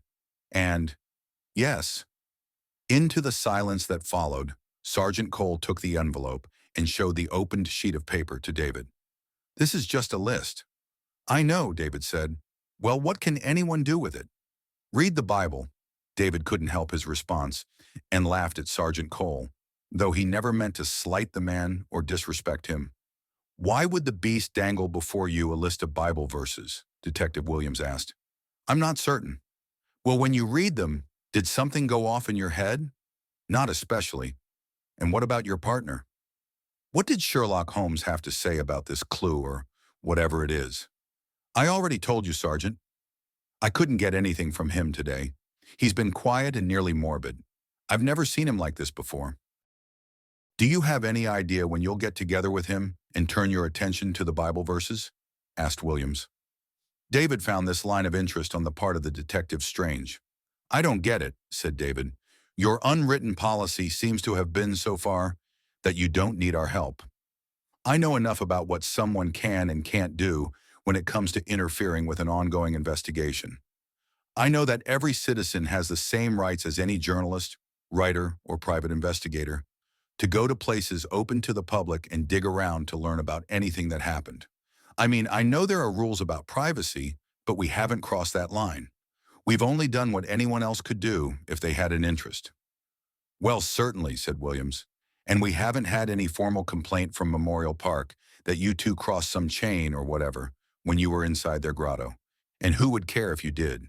And the church people haven't mentioned anything to us about their statue having its fencing cut up. Though, of course, we believe that wasn't you, but was probably the beast. Or Xander, the night before in his beast persona. Frankly, go and enjoy the benefits of rights, freedoms, and whatever. Nothing you and Xander do is going to get in our way." "Unless," said Sergeant Cole, "unless Xander is the beast. And if he is, and you learn he is, you're not only breaking our private agreement, but you're aiding a criminal. And that is a crime in and of itself." "It gets worse if you're curious," said Detective Williams. "Eventually you leave the world of aiding a criminal and you become an accomplice." "Not the way I plan on spending my Easter weekend, Detective." "Sound judgment," said Williams. "One more question," said Sergeant Cole. "Do you believe Xander would ever go off on his own and take the Bible verses and try and solve things without working with you?" "No, not at all," laughed David. "Why not?" "Because it's the Bible." "Well, what about it?" "Xander is allergic to it." "How did he get that way?" "Probably his father, and the ACLU, and the Communist Manifesto." The police detectives looked at one another and laughed. "Just be careful playing junior detective with your buddy," warned Cole. "Sometimes it isn't easy getting it just right, and even by accident the two of you may make a violation, and we wouldn't want to see that happen." "And," Detective Williams added, "Xander just might attempt to avoid tripping over anything by trying to slide by, leaving you left all alone." "No, he wouldn't do that." "Why not?" "Xander sucks at sliding." Chapter 13. The Spirit Moves. David watched the detectives walk to their plain, unmarked police vehicle that had been parked in front of his family's home. He saw Detective Williams and Sergeant Cole enter the sedan and pull away from the curb. A moment later, they were gone.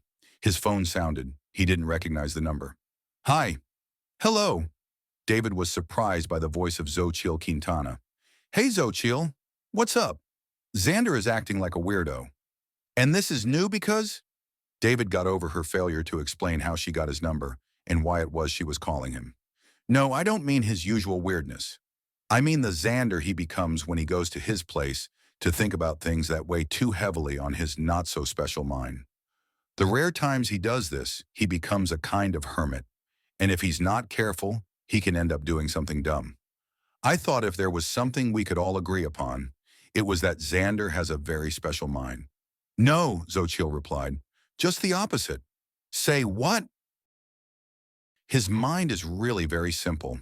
He's the most uncomplicated boy I know. Really? Yes. David didn't know what to say to any of this. He settled on, why not just leave him alone and let him sort things out?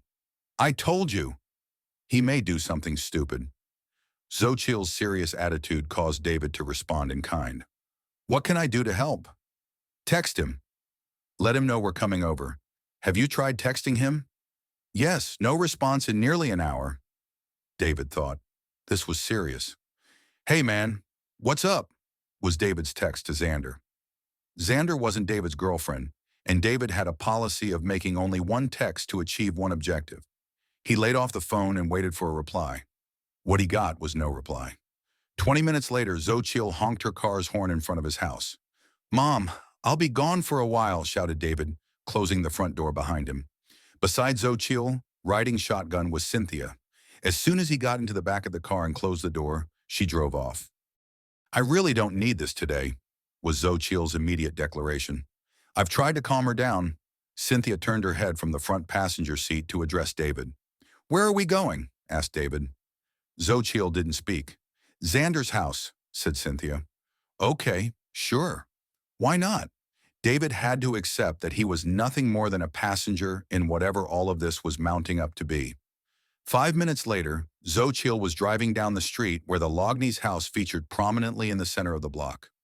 She pulled to the left and parked wrong way along the driveway's open curb, blocking what they all knew to be the family's spare car, used by Xander. Xander wandered out of the house, staring at the ground. He was walking to his car, unaware that they were there watching him and making it impossible for him to leave his driveway, unless he intended to drive across his grass and off the curb. Xochitl sat at the wheel and didn't move. She waited for him to join the world and realize his ability to drive off was moot.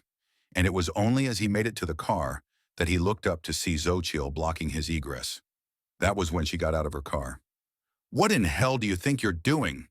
Xander stood frozen on his front lawn, a mixture of shock, embarrassment, chagrin, some kind of horror, frustration, but especially deeply troubled.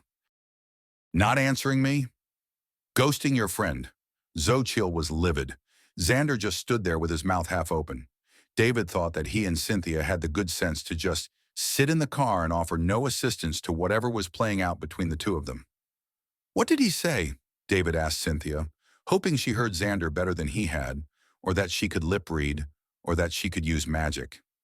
I'm not sure, Cynthia said as she stared out the windshield. I think he wants something, David said. I think he wants to leave in his car, Cynthia said. The two of them watched as Xochitl shouted out commands at her boyfriend and pointed to her car. Xander, you know you're not going to win. Just get in the car, David said to Cynthia as they watched the pantomime before them unfold. Boys are idiots, was Cynthia's sole comment. Xander began his slow and steady walk to his girlfriend's car. As this happened, Cynthia left the front of the car and reseated herself next to David. When Xander entered at the same time as Xochitl, he somewhat acknowledged David and Cynthia, murmuring a brief something. Xochitl sat before the steering wheel. She didn't immediately say anything. When she finally spoke, all she could manage was, okay. This probably meant an entire concept to Xander, but he played dumb and it didn't help his cause. That okay meant I need to know exactly where we have to go. David thought how painful all of this was. Ultimately, he was going to tell Xochitl anything and everything, from the answers to next month's English Lit Final to Auric Goldfinger's plan to rob Fort Knox. The whole world knew Xochitl Quintana owned Xander Loughney, so why make it difficult for her? Brooding and in a petulant manner, Xander said, "Take me to the Children's Museum." No one said anything during the 10-minute drive that took them past the University of Memphis. David quietly used his phone to confirm that the museum had already closed. There was still daylight, but that too would soon be gone. When they arrived at the vast building with its various sections, Xander told Xochitl to just drive around, to skirt the parking areas and take them past the larger exit doors that were a part of the side and rear walls of the museum. Upon making a full circle around the property, Xochitl finished with, "Want to see the horsies?" Xander nodded. David had the glimpse of an intimacy he chose not to pursue in words or imagination, and wondered whether the car park before the magnificent glass doors of the Denzel carousel was one of their make-out spots, and "want to see the horsies" was some kind of understood phrase related to such. Xochitl parked in front of the carousel and Xander stared into it for some minutes. Perhaps he would have stayed there longer, but as though he had understood that David and Cynthia were in the back seat and that they could not stay parked where they were for an indefinite time, he said to his girlfriend, "I want you to make a similar drive around the Mosh building in Pink Palace." Without a word, Xochitl backtracked the few minutes' drive they had begun not half of an hour before, and they were there in no time. She drove around that museum, but the difference this time was Xander's asking her to stop in the area that was the rear side of the older Pink Palace, and he afterward left the car and spent some time looking in all of the cardinal directions. David was conscious of two vans that were painted with the same pattern the construction worker wore on his cap, and he understood these vans were there for the expansion that was the museum's renovation. Xander ignored the vans and opted instead for the views of the area surrounding the museum complex before re-entering Xochitl's car. Xochitl nudged her boyfriend on the side of his ribs. She failed to get him to respond. This melancholy that had never left him since they left his house was still hanging over him and taking their night into a veil of gloom. "Can we go out for the evening? Can the four of us have some fun now?" were Xochitl's words to Xander. She followed up, "There's no homework due and no tests tomorrow. Every class will be a joke. After tomorrow, we get to escape school for a week. Tonight may as well be set aside for fun." Xochitl turned to David and Cynthia. "Are the two of you game for a night of nonsense and goofing off?" "Yes," was Cynthia's emphatic reply. "No." Out of the blue came David's one-word response. The girls looked at him, surprised he had made his statement with such a fulsome retort. "What do you have in mind?" Xochitl asked of him. And this made sense. She had begun the evening's adventure, calling him and ordering him as easily as she was accustomed to ordering Xander. Now it was his turn to complete the circle. "Head to the corner of Hollywood and Flicker." Xochitl exhaled. "It's sort of familiar." She pulled out her phone and punched the intersection into the map application. "You've probably been there. Just not in the way I want you to travel there this time around. I mean, I want you to show up on the other side of something you've already been to." David appeared firm in his command. Xochitl held her tongue and pressed some buttons on her phone before mounting it on the dash and driving off. No one spoke for what was nothing more than a few minutes at most, and ironically taking them back to the neighborhood of the Children's Museum. Upon realizing this, David wondered whether the others were going to believe he had gone crackers, retracing their drive to nearly the exact roads and directions as before. "We're in the neighborhood of Toby Park," said Xochitl. "Yes," replied David. "Why are we here?" asked Xander. "You know why we're here, Xander." Xander exhibited wonder and turned back in his seat to examine David. "You can fool the others about your brooding all of the day, at school and on these museum drives, but we both know the truth. We both know what's been in your thoughts. It's time to face it." Xochitl and Cynthia sat in complete wonder. Xander did not.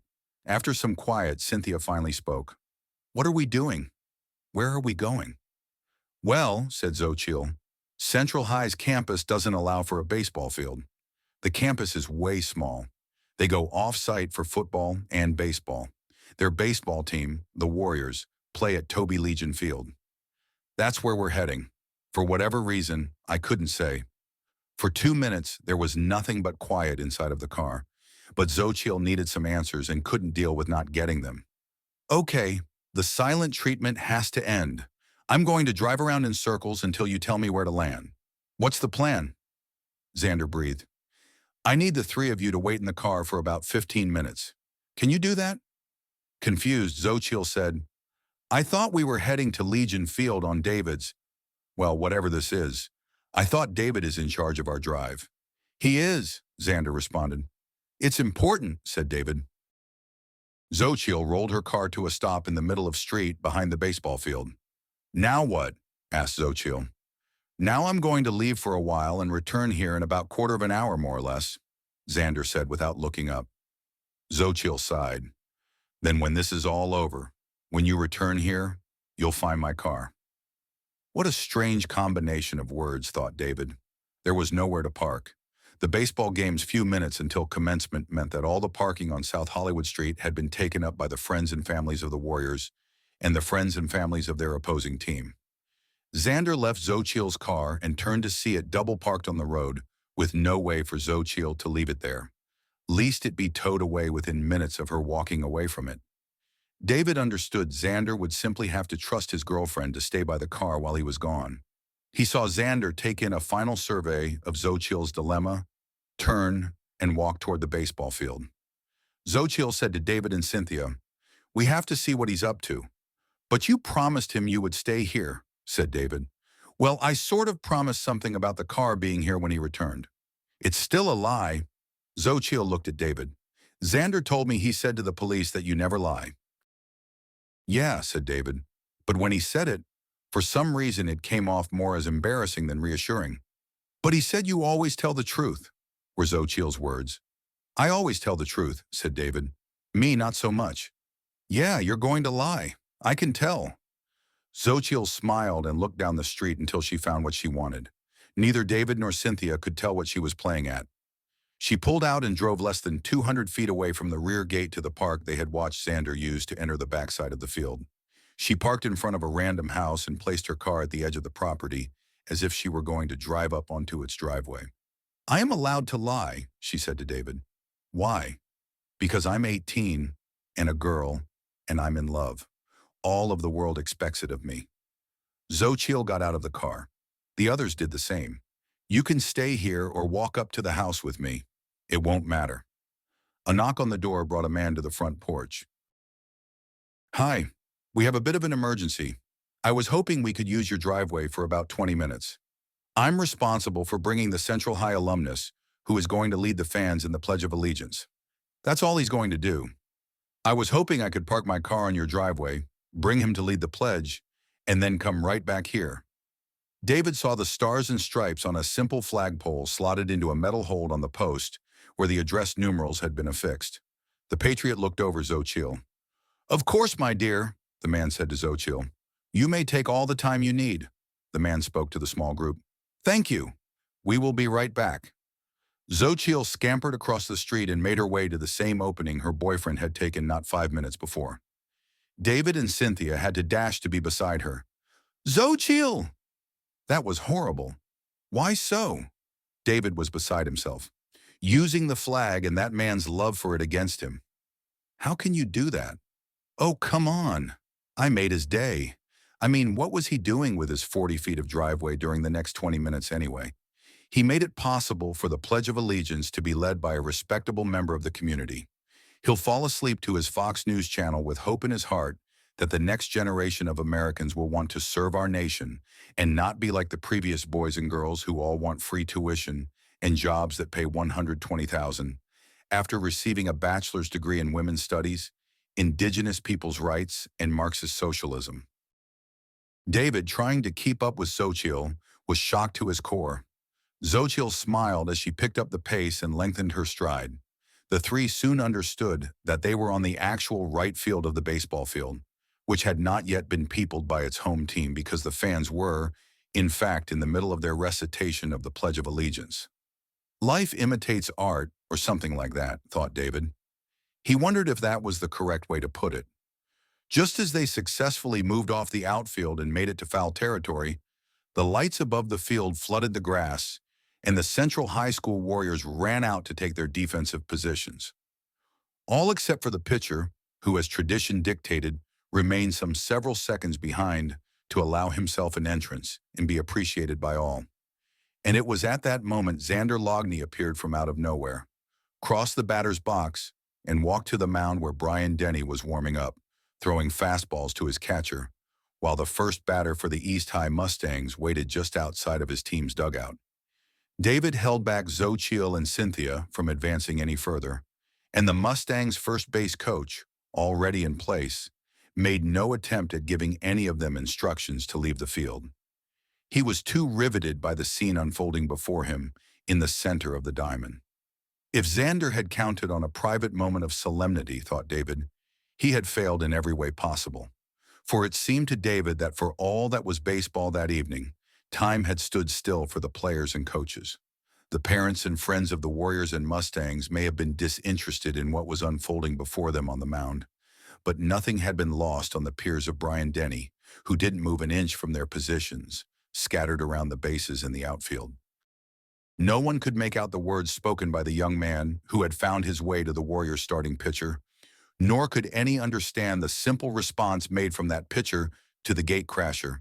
But there was something, and nearly as soon as it had begun, the young man of fair skin offered his hand, and the young man of dark skin accepted it.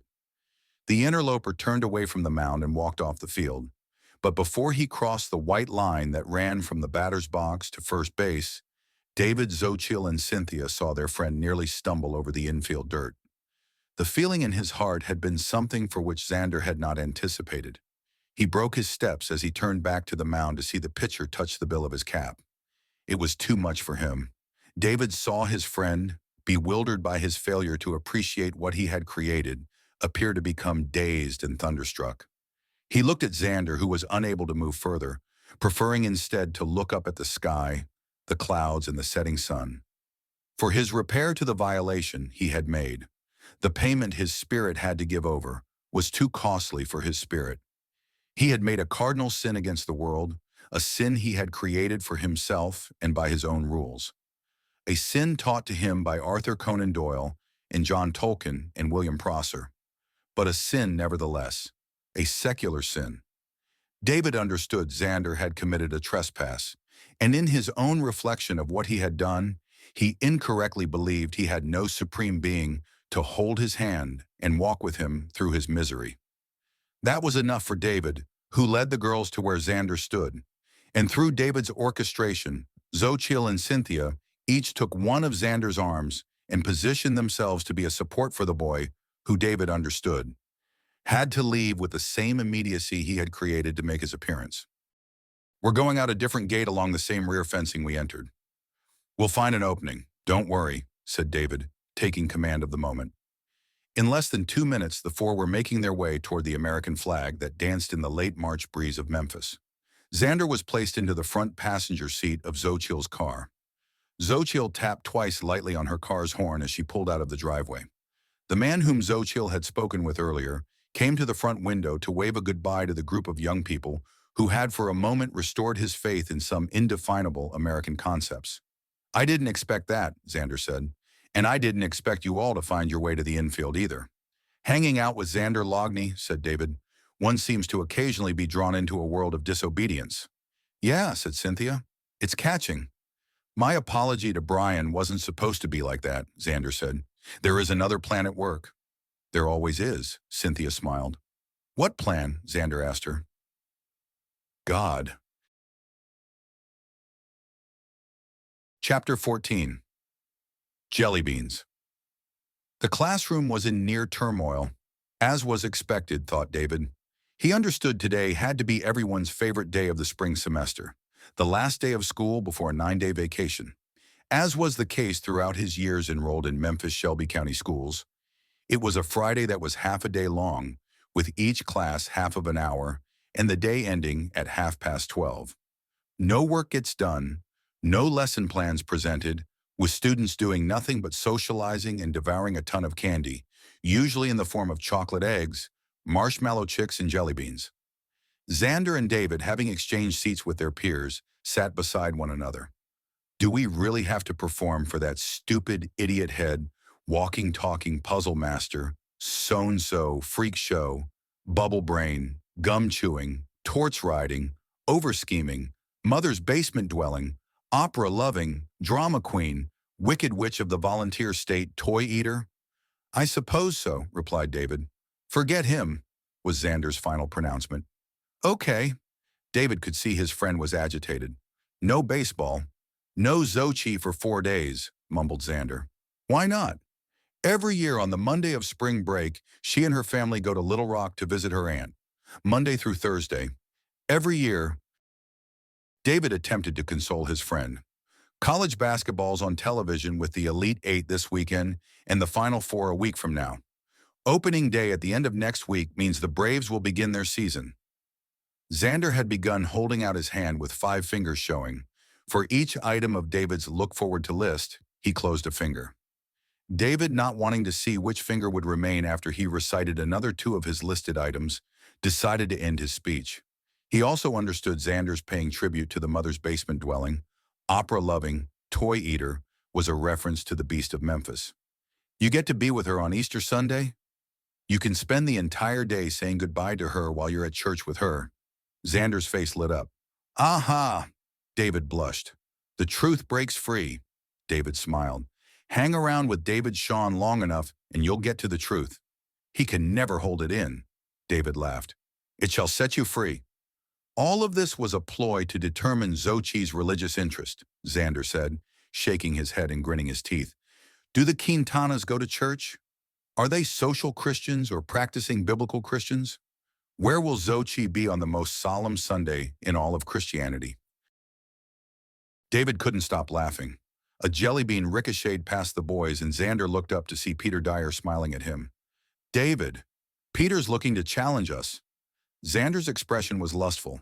Not in Mrs. Allen's class. You know how I feel about her. Dude, she's married. Stop that! Ha ha ha. Xander had found his way to becoming happy. I didn't mean it that way and you know it. I like her, and I especially have respect for her class. David hoped he had persuaded his friend not to accept Peter's challenge to turn the classroom into a candy fight. Xander began to torture a marshmallow chick. He had it scream out, "No, no, no," as he slowly pulled it apart. Then if you don't like my list of things to do, how are you going to spend your time? David asked. Xander put half of the now dismembered marshmallow chick between his lips, squashing it against his tongue in the roof of his mouth.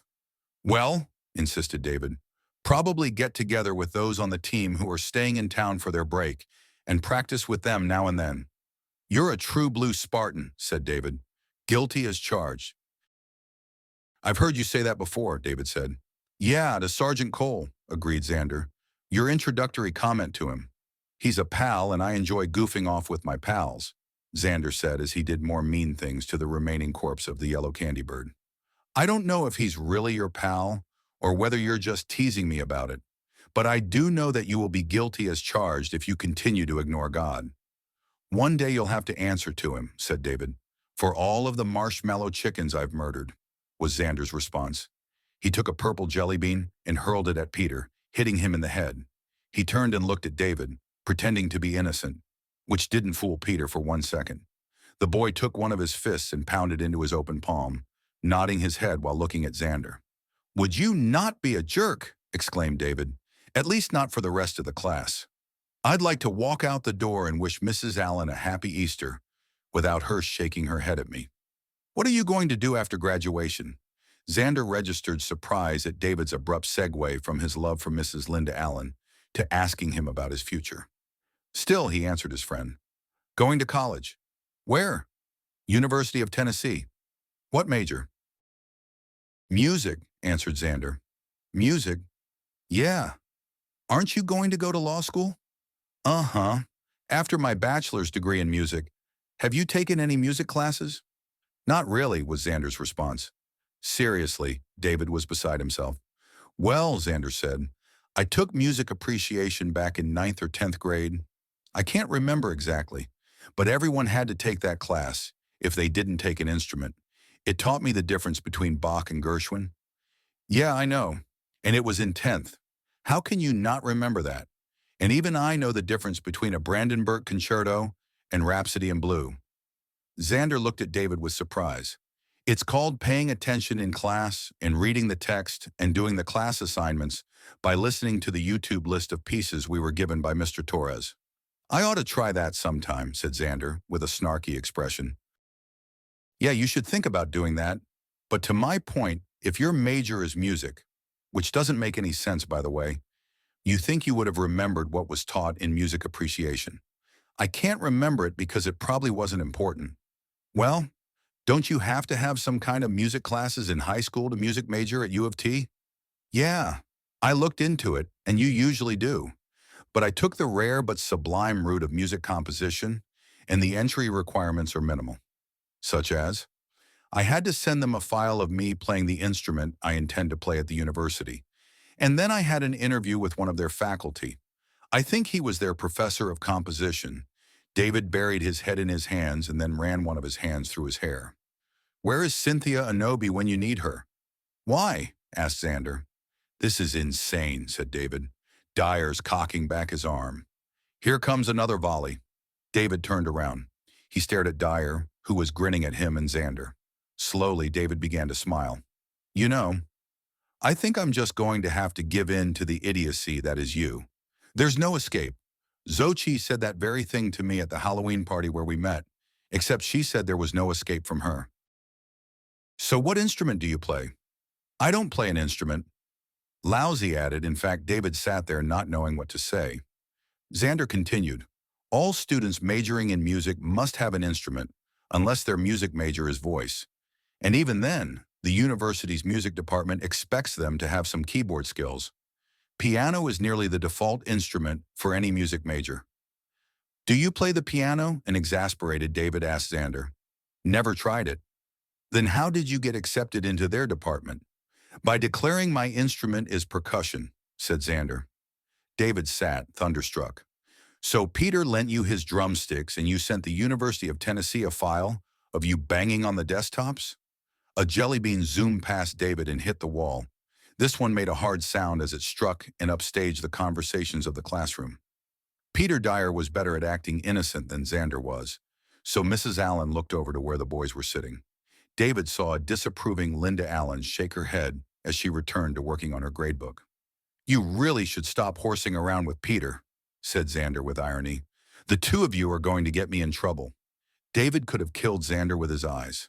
Xander just laughed at his friend and then looked back to Peter, equally laughing at the other end of the room. Xander's laughter became a smirk. Afterward, he got to the heart of David's question. All music majors must submit an audio file of their playing the instrument they have declared. Because I was a composition applicant, the usual route would have been for me to have demonstrated my piano skills by playing, an etude by Chopin, something like that. But I declared percussion, so my audio file was of me playing the timpani. I used the set here on campus. I got permission and made a recording of me as I played the drums during the last 3 minutes of Tchaikovsky's 1812 overture. That's the one with the cannon and fireworks? Said David. Yes, said Xander.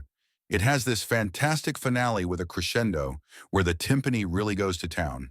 You get to slam the drums to hell and back. It's breathtaking. So you're playing along to some orchestra's recording of the 1812? While their percussionist is banging on the timpani, you're banging on the timpani? Doesn't that make the listening experience confusing? You can download special versions of certain orchestral works where specific instruments have been suppressed to the point where they have been masked, nearly completely. Name an instrument and you can get similar stuff. If your instrument is the violin, you can find a file of where the violin within a work has been all but silenced. Then you can insert yourself into playing passages of that piece, record it, and send it off to whoever wants to hear it. Or if you're a violinist, you can do it for yourself at home and pretend you're playing the Mendelssohn Concerto at Carnegie Hall. And they accepted your frantic banging on the timpani drums? Pretending that you studied and learned the end of the overture for real? What lies did you tell the composition professor who interviewed you? That you secretly helped Beethoven? I submitted a piece I composed for flute and violin and another for horn, clarinet, and cello. I began working on them a couple of years ago. Every now and then, I would improve them. Anyone play them? I'm too embarrassed to ask anyone to take the time to learn to play my works.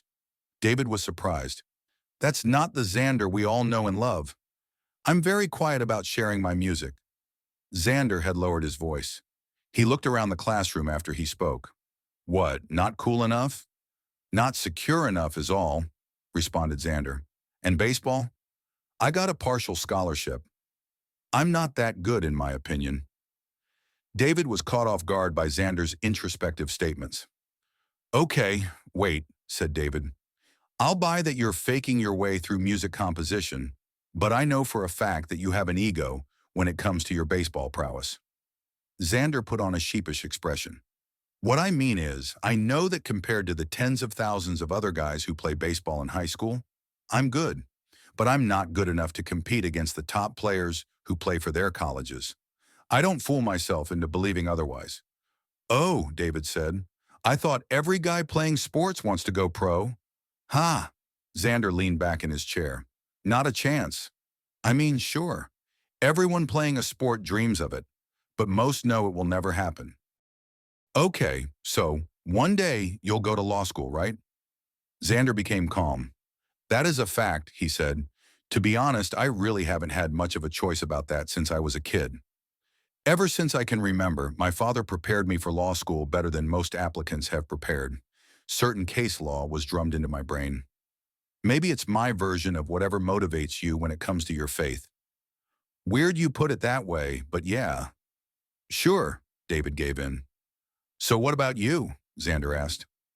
I'm going to Bryan College, David answered. Xander began to laugh. Of course you are.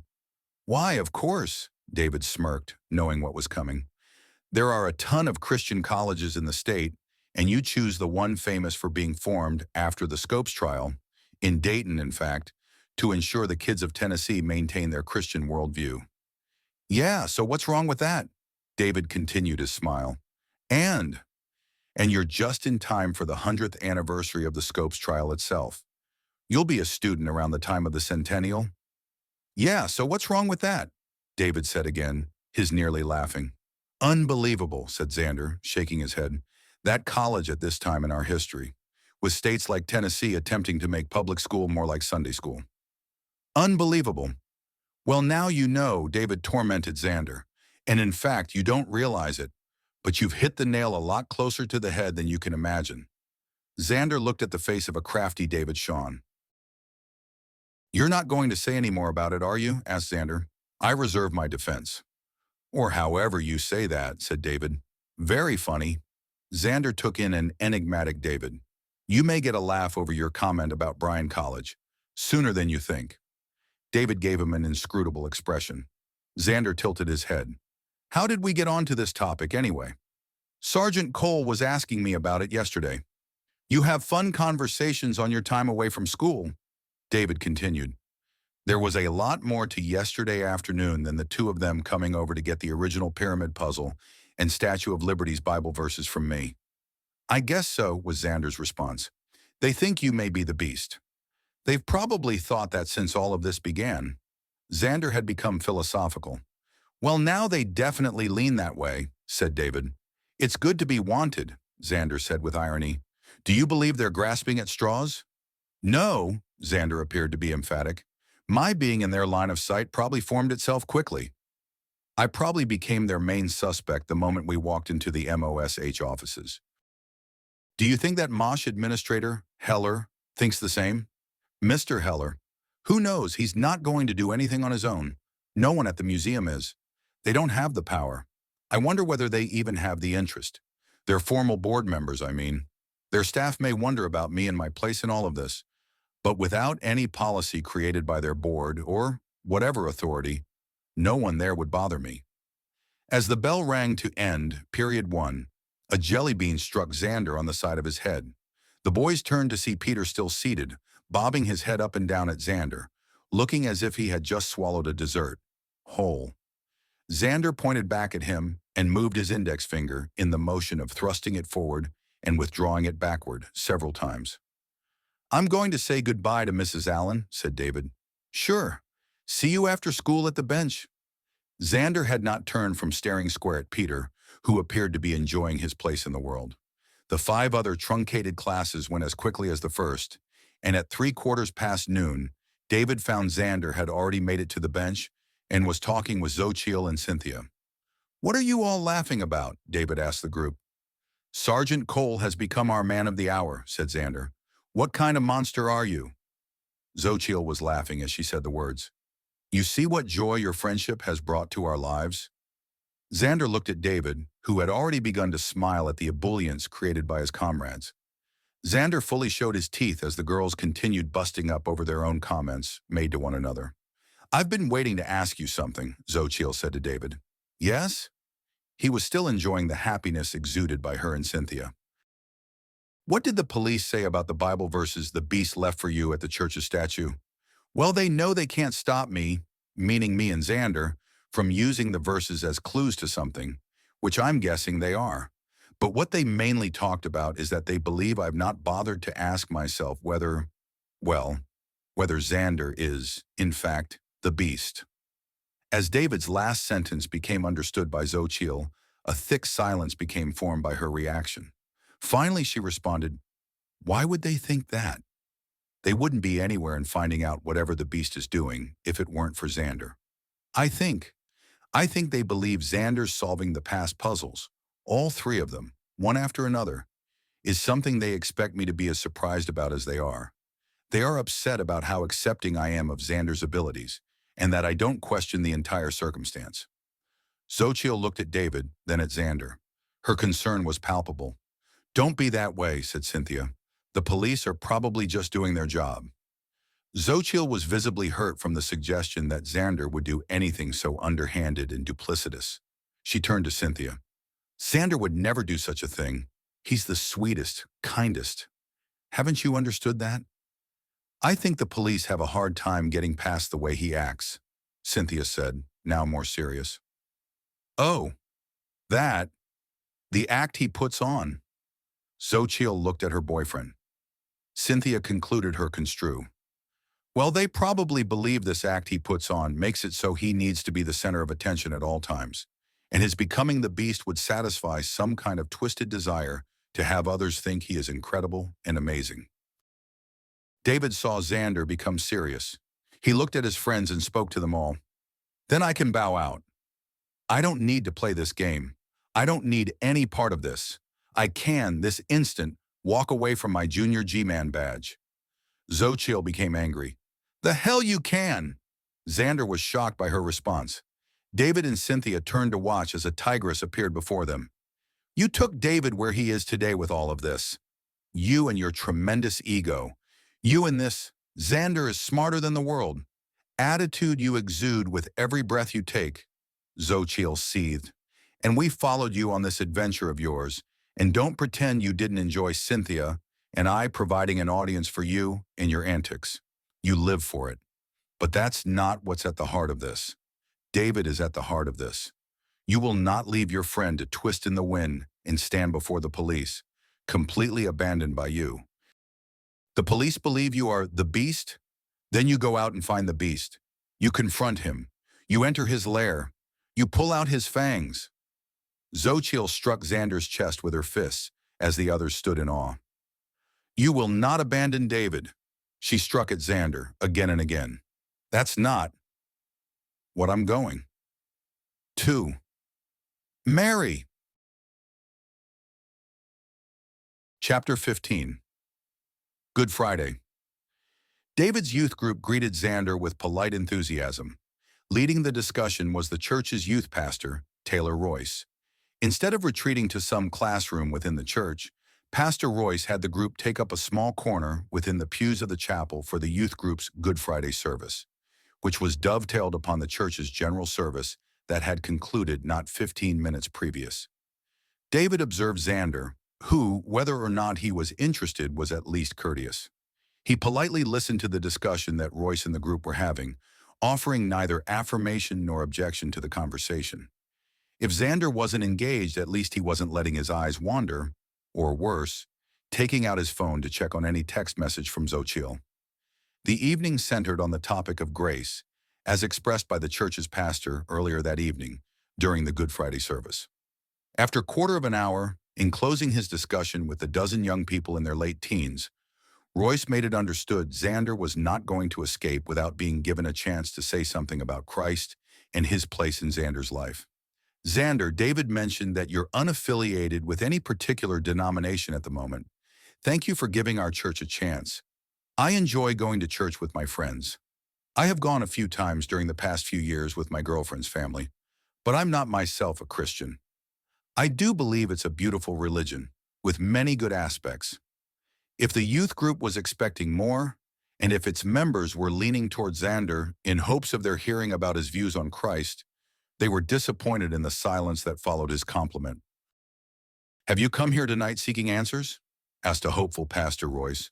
"I have many questions on my mind tonight, but they are probably not ones that you would expect." He felt his comment wasn't satisfying, and he added, "I'm really not big on religion. I'm here because my friend is here. My girlfriend and her best friend encouraged me to come. But I do have my own interest, which would probably not be aligned to your typical guest.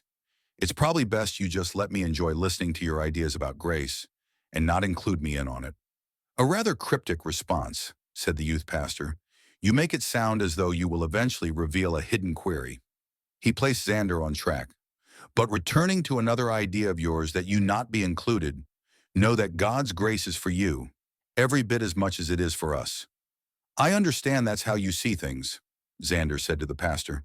"I'm not here tonight to be saved, nor receive grace from God, Christ, or any particular denomination, including yours. I'm okay with my place in the world. I really am. I have enjoyed listening to what you've said. It's just that religious discussions don't seem to ever have any effect on me. Have you tried accepting God into your life?" "I don't think I have," answered Xander. David watched the exchange. He offered no assistance to his pastor, nor lifeline to his friend. What he did do was begin to smile. "Why haven't you tried?" After a moment's pause, Xander answered with, "I've never considered it to be a priority." "God's grace is not a priority?" the pastor responded with a question of calm consideration. "Pastor, and again, I'm not attempting to be argumentative, but so far I don't feel deprived in any way because I don't have God in my life. I can't imagine how my life would be different with His grace, and I don't really care to explore the idea. I simply don't run to anything like it." "So you're not here for spiritual reflection?" "That's true. I'm not here for anything spiritual." "Why did you come tonight?" "I made a promise I would be here." The pastor made a face. "Do you view your being here as otherwise a waste of your time?" "No, I would never think that. I've gone to church with my girlfriend on Christmas. I love her and her family. I want her to be happy. I want her family to be happy. I want you and your youth group to be happy. What do you want for yourself?" "I never think too much about that," Xander answered. "Maybe it's to be left alone to make my own way in life. We were not created to spend our lives apart from others. Humans are designed as social creatures." Xander considered before he answered. "I would agree with you that for many people, living out life alone can be a hell on earth." "A hell on earth," the pastor repeated Xander's words. "But not for everyone. I admit most people are happiest when sharing their lives with others, but there are plenty of people who enjoy being alone. There are people who never want to interact with others. Can't you see how living with God in your life is the ultimate way to have joy in your life and not live alone? Sure, there are times when a person is lonely, but with God, you're never alone." "I never talk about anything that has to do with God," said Xander. "Perhaps that's because you don't know God," the pastor stated. "Perhaps that is so. But you can still receive God's grace. That I can promise you," the pastor considered Xander and went on. "Have you tried giving Him a chance? Tried learning about Him?" At that sentence, David couldn't help it. He laughed out loud. Seeing the pastor's reaction, he said, "I'm sorry. It's just, how do you expect him to do that?" "The Bible." Now it was Xander's turn to laugh. "I'm not sure I see the humor," said the pastor. "I don't believe a book written by superstitious men a few thousand years ago can help that much for anyone living in our time," Xander said. "I see. You don't believe the Bible is the Word of God?" Xander thought for a moment. "There's a two-part answer to that. First of all, for me, to believe that if there were one God of the entire world, for Him to use language to convey His views to His people, the very idea of that is absurd. If He has plenary power, He would communicate to each of us or all of us His existence and His preference for how we would live out our lives. He wouldn't have it written out with argument over which phrases may or may not have been altered or omitted, and He wouldn't have expected a specific group of men to correctly choose which books should be included in His Word and which should be excluded." The pastor made no response to Xander's comment. Xander was more conversational in making his second statement. The other part is that I don't believe it has much credibility as a source of moral governance. I believe most of it was written by men with an agenda, trying to control the lives of others. Many of the things the God of the Jewish Bible supports are morally reprehensible. And when it comes to the New Testament of Christ, the idea of the kingdom of any God, or an afterlife of any kind, only being made available to persons who chose to celebrate Christ specifically, often due to the family they were born into or the geography of where they found themselves at birth, turns your afterlife's glory into a game of roulette, not really judging someone by their conduct or their works, but by the family of their origin or region of the world they happen to be born into. The pastor took a moment of thought, looking into the eyes of his group's guest for the evening. You find nothing of value from the Old Testament? I didn't say that, Xander replied. There are perhaps several passages that contain a valuable wisdom for many. But aside from the mean-spirited and unjust God it mentions, the books that make up the Old Testament contain supernatural stories that border on the ridiculous. I can't take any book seriously that has fables and myths at every page, arguing by some to be a history of some kind. And the New Testament has its own bag of tricks designed to encourage potential followers to accept it as a true account of the life of Jesus. That isn't exactly true. The pastor thought for a moment. Did you know that in the books in the Bible, miracles only happen in a few places and times within the span of about 1,500 years? There are a group of miracles that take place during the time of Moses and Joshua, some miracles around the time of Elijah and Elisha, and then a bunch occurred during the time of Jesus and his apostles, hundreds of years later. Yes, there are occasional miracles in the Old Testament, but there are long stretches of years, sometimes centuries, without a miracle. Royce paused long enough to allow Xander a response. I don't think you're being honest about all of what you bring up. You seem to have discounted huge sections of the book of Genesis, which seems to run on supernatural events, a creation story that is miraculous. Angels descend to earth to control men's conduct. A woman turned into a pillar of salt. Without touching the creation part, Genesis has a load of stuff that we could never consider to be a part of natural history. I, in fact, don't mind the idea that a God created everything. That seems normal for any religion to make such a claim.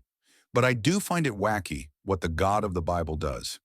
After he creates it all, he then goes and does a bunch of things afterward to mess with it and its natural order. David jumped in. I told you that any miracle is possible if there is God. He can do what he pleases. Xander turned to David. Then so can a bunch of other gods or goddesses do the same thing. If you tell me your God did X, then don't get too upset if someone else tells me their goddess did X. May I answer, Xander? Asked Pastor Royce. Sure thing, responded David and Xander at the same time. They smiled at the coincidence. You've mentioned quite a few things. I'd like to respond to each of them. First of all, David's right about God's existence and the possibilities of miracles. You may choose not to acknowledge this, but there is no logical inconsistency with a God who creates and a God who changes his creation. You call it the natural order, but it is God's creation. Perhaps he enjoys tinkering with his science project. If your worldview precludes a creator, then you have no choice but to argue against miracles. The question that needs to be answered is whether or not God exists. But let's put that aside for a moment. Do you know that Genesis is the only ancient creation story that doesn't begin with a certain group of people? It's universal in scope. Also, it isn't an origin story for God himself. Yahweh, the God in the Bible, is alone in the ancient world in that he is eternal. All other ancient gods are created from pre-existing materials. Yahweh is the first, if not the only God, in ancient times, that cared as much about how we treated one another as how much we care about him. In ancient times, other gods asked for sacrifices and rituals for their sake. Yahweh let it be known that he was pleased when we respected and loved one another. Xander took in Pastor Royce's words and gave himself a moment to let them sink into his mind. Finally, he responded, I see the story of Yahweh and his interaction with the world, based on the Bible, in a completely different way than you see it, Pastor. I'm not in any way a biblical expert, but I do know a few things you can't run away from, as recorded in the Bible. I see in Yahweh as a God who is only interested in the Jews as protagonist. From the Bible's point of view, Yahweh is incapable of acknowledging an entire world filled with people who lived in China, India, Western Europe, and the Americas. He doesn't give a fig about these peoples because the Jews who invented Yahweh themselves had no knowledge of these peoples.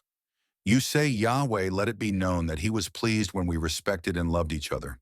What Yahweh let be known to the Jews was that they alone were chosen by him to live in a certain manner, while declaring certain other tribes to be living in a wrongful manner. The Jews were allowed by Yahweh to conquer tribes and rob them of their lives, their lands, and their property. In one story, he allows them to kill all of a people with the exception of their prepubescent girls, presumably for use as wives or concubines one day in the future. I see in Yahweh nothing more than a being invented by one group of people to give themselves a free pass to do as they please.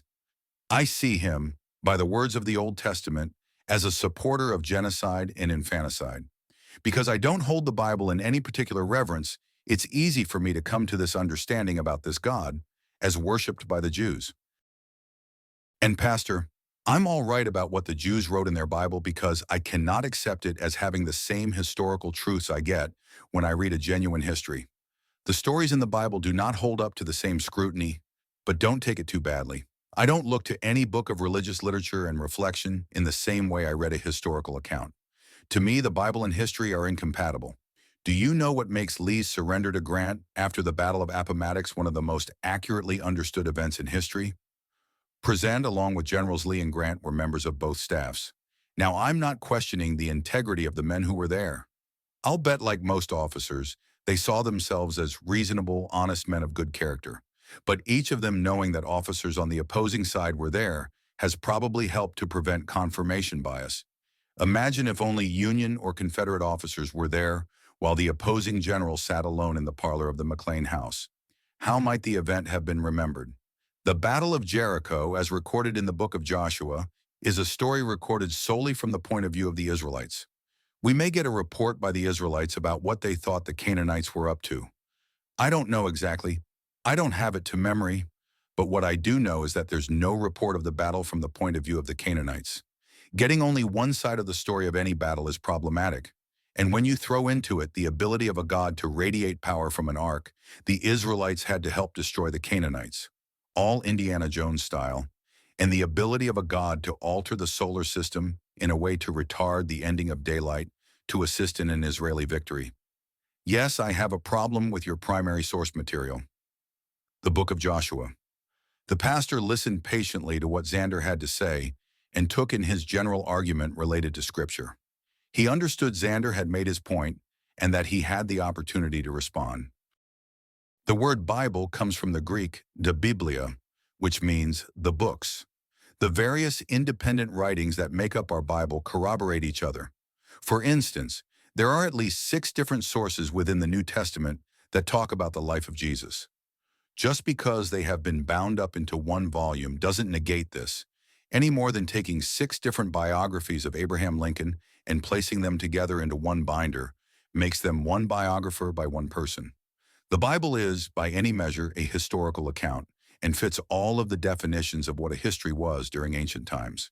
Herodotus's histories, Caesar's Gallic Wars, and any other ancient writing had built within its structure a given perspective. This perspective gives it a proper place and context in history. You're welcome to discount its value based on its age or what it contains that disagrees with your particular worldview. But you'd be in the minority if you argue that such recorded histories should be ignored by scholars because of confirmation bias on the part of the author. The Bible has been substantiated by the historical facts stated within it. People, places, dates, and events have grounded the Bible in a history that has been extensively verified by archaeologists and historians, and other extra-biblical texts, plaques, and monuments. The Bible is rooted in history, particularly the New Testament. Then, said Xander, if you believe the Bible stands the scrutiny of being a viable history, why would you go a step further and regard it as the Word of your God? Its continuity, its correct prophecies, its wisdom, its longevity as a source of inspiration for countless believers. All of these are reasons to have faith in the Bible's divine inspiration. The ruins of Jericho have been found. There is archaeological evidence that shows of its destruction at the time supposed by the Bible. Whether or not it was done supernaturally, it was done. And yes, it has long been said that history is written by the victors. But it doesn't mean the histories recorded by their chroniclers is necessarily false. Just the same as my saying, all of what you say is incorrect, merely because you deny the existence of God. You should judge a document based only on the merits of its information. What you think of the person writing it or the topic he is writing about is irrelevant as to whether the document contains true statements. Let me finish with this. There is no reason to presume that the Bible in general, or the Gospels in particular, are void of valuable historical information due to their containing supernatural events, alongside the average events. After all, many non-biblical ancient texts also contain miracles in their contents. Herodotus wrote of supernatural events in his histories, as did the first-century historian Josephus in his The Wars of the Jews. Available on Amazon, no doubt, quipped Xander. That's where I got mine, Royce said as he smiled. Oh, David began to laugh.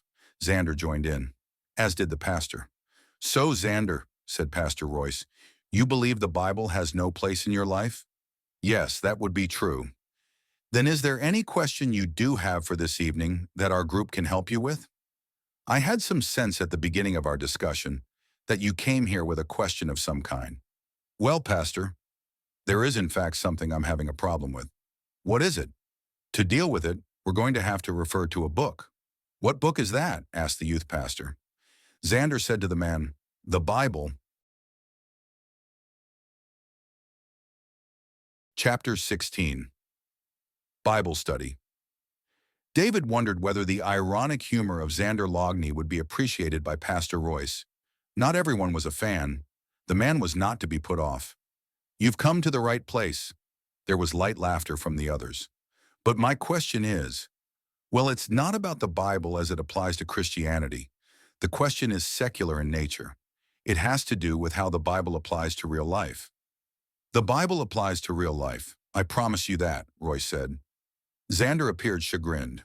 David thought he needed help to get over his feelings of awkwardness. Xander, you want to ask them about the Bible verses, right? Well, I do. But I don't want to continue to hijack the meeting. It's our problem, not just yours, David said to Xander. He turned to the youth group. Xander and I have been given a list of Bible verses, and Xander was hoping you would help us out with them. There were instant and uniform reactions of interest and excitement. A few in the group immediately took out their Bibles in anticipation of any questions that David or his guest for the evening may have had for them. Xander stood up from the bench of the pew and looked to Pastor Royce, implying that he needed some kind of final permission to speak to the Bible study as a whole. The youth pastor sensed this and nodded his head toward Xander. David and I have been given a list of verses from the Bible. As weird as this sounds, there is a puzzle of some kind built into these verses, which, if they are interpreted correctly, should point to somewhere in Memphis. David could tell that his friends were reacting as though they were now participating in a game of some kind, and their expressions showed a desire to be a part of whatever Xander had to share with them. The first verse is Exodus 25:10. There was a rustle of books opening and pages turning. Soon a member of the youth group looked forward, and it was obvious to Xander that he had found the verse and perhaps wished to contribute something. At that moment, Pastor Royce, fortunately, thought David, took over and saw his role as leading the upcoming conversation. Ben, said the pastor, what is this chapter about? Moses is on Mount Sinai, talking with God about some of the items that should go into the tabernacle. Verse 10 begins the section on how to make the Ark of the Covenant. So Moses is going to tell the builders of the Ark exactly how they should do it. This is the Ark from Raiders of the Lost Ark, right? Xander asked. Yes, the Indiana Jones first movie. The pastor looked to Xander. You brought that up earlier, Xander, and now you get to explore the actual biblical passage. Royce smiled. Those who employ irony in their humor have to be prepared at times to be on the receiving end. David saw Xander smile. Finally, he thought, someone who wasn't going to let his friend get away with his egocentric attitude. But there's probably an inaccuracy in the movie, said a girl from her place on a different pew. Why so, Cheryl? Asked the pastor. The movie has Indiana Jones tell the men from the government that the Jews put the broken pieces of the first 10 commandments into the ark. In the book of Exodus, after Moses destroyed the original 2 tablets made by God, he had to make a second set of tablets on his own. And I'm pretty certain that it was those new tablets that were inside of the ark. Royce took the opportunity to give some instruction to the group and test their knowledge. Is there a New Testament connection to the Ark of the Covenant? He asked the group as a whole. After a moment of quiet, a youth said, "There's something mentioned in Hebrews." "There is something mentioned in Hebrews," restated the pastor, "but you don't need to hunt for it." The verse mentions the items placed inside the ark. Beside the tablets were a jar of manna and the rod of Aaron. He looked to the young people. "Now, Diane, will you please read out the passage in Exodus as a whole?" Diane spoke. "And they shall make an ark of shittim wood. 2 cubits and a half shall be the length thereof, and a cubit and a half the breadth thereof, and a cubit and a half the height thereof." "Does that help you?" the pastor asked Xander. "No, not really," he answered. "How many verses are there?" "There are 15 of them, Pastor." 3 groups of 5, David said. "Does that mean there are 4 other verses grouped with Exodus 25:10? "Yes," affirmed Xander. "What are they?" asked Pastor Royce. 2 Kings chapter 5, verse 2, answered David quickly. Then he read aloud from his Bible, "And the Syrians had gone out by companies, and had brought away captive out of the land of Israel a little maid, and she waited on Naaman's wife." The pastor stood before the group with a puzzled expression. None of the youths had any contribution to share. "And the third?" asked the pastor. "Stephen, you haven't had your chance yet." David said to Stephen, "Luke 22:43. A moment later, Stephen read out, "And there appeared to him an angel from the heaven, strengthening him." "And," said Pastor Royce. David said, "Matthew 22:10. Karen read out, "And those servants went out into the roads and gathered all whom they found, both bad and good." So the wedding hall was filled with guests. And Psalm 98:5. Lisa, sing unto the Lord with the harp and the voice of a psalm. A quiet filled the corner of the church where Pastor Taylor Royce stood before his young charges and smiled. "Excellent. Thank you. Anything come to mind about why those verses should be together? Why the puzzle has used those verses to mean a place in our city?" "4 makes sense to me," Xander said. "What 4?" asked Pastor Royce. "A maid, an angel, a wedding, a harp. So why not the ark?" "That verse," answered Xander, "is the joker in the pack." "Why so?" "It's too complex. There are too many working parts to the whole." "That is," said the pastor, "the other 4 are specific." "Exactly," said Xander. "Exodus 25:10 is your joker in the pack because there is no ark in Memphis which you could attempt to locate." "Something very close to that," replied Xander. Stephen asked, "So there are no arks of any kind here in Memphis?" "Pastor, don't Jewish people have replicas of the ark in their places of worship, sort of like the way we have crosses?" "In a way, yes, Lisa. A Jewish place of worship is called a synagogue.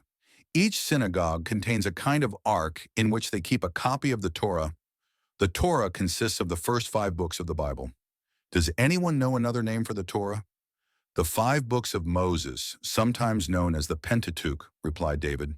"Correct. Pentateuch is Greek for 5 books. The Torah found in synagogues is typically a work of art in its design.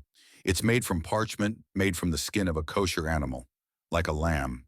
And inside of the ark in the synagogue, sometimes they have a second or third copy of the Torah, kept with their most important one." "A synagogue wouldn't be the answer to the puzzle," said Xander. "The solution would never take us to the many synagogues in Memphis." "So what else is there in the verse that could be useful or important?" Xander appeared apologetic. "I realize this all seems a bit goofy, but there is a point to all of this that's pretty important."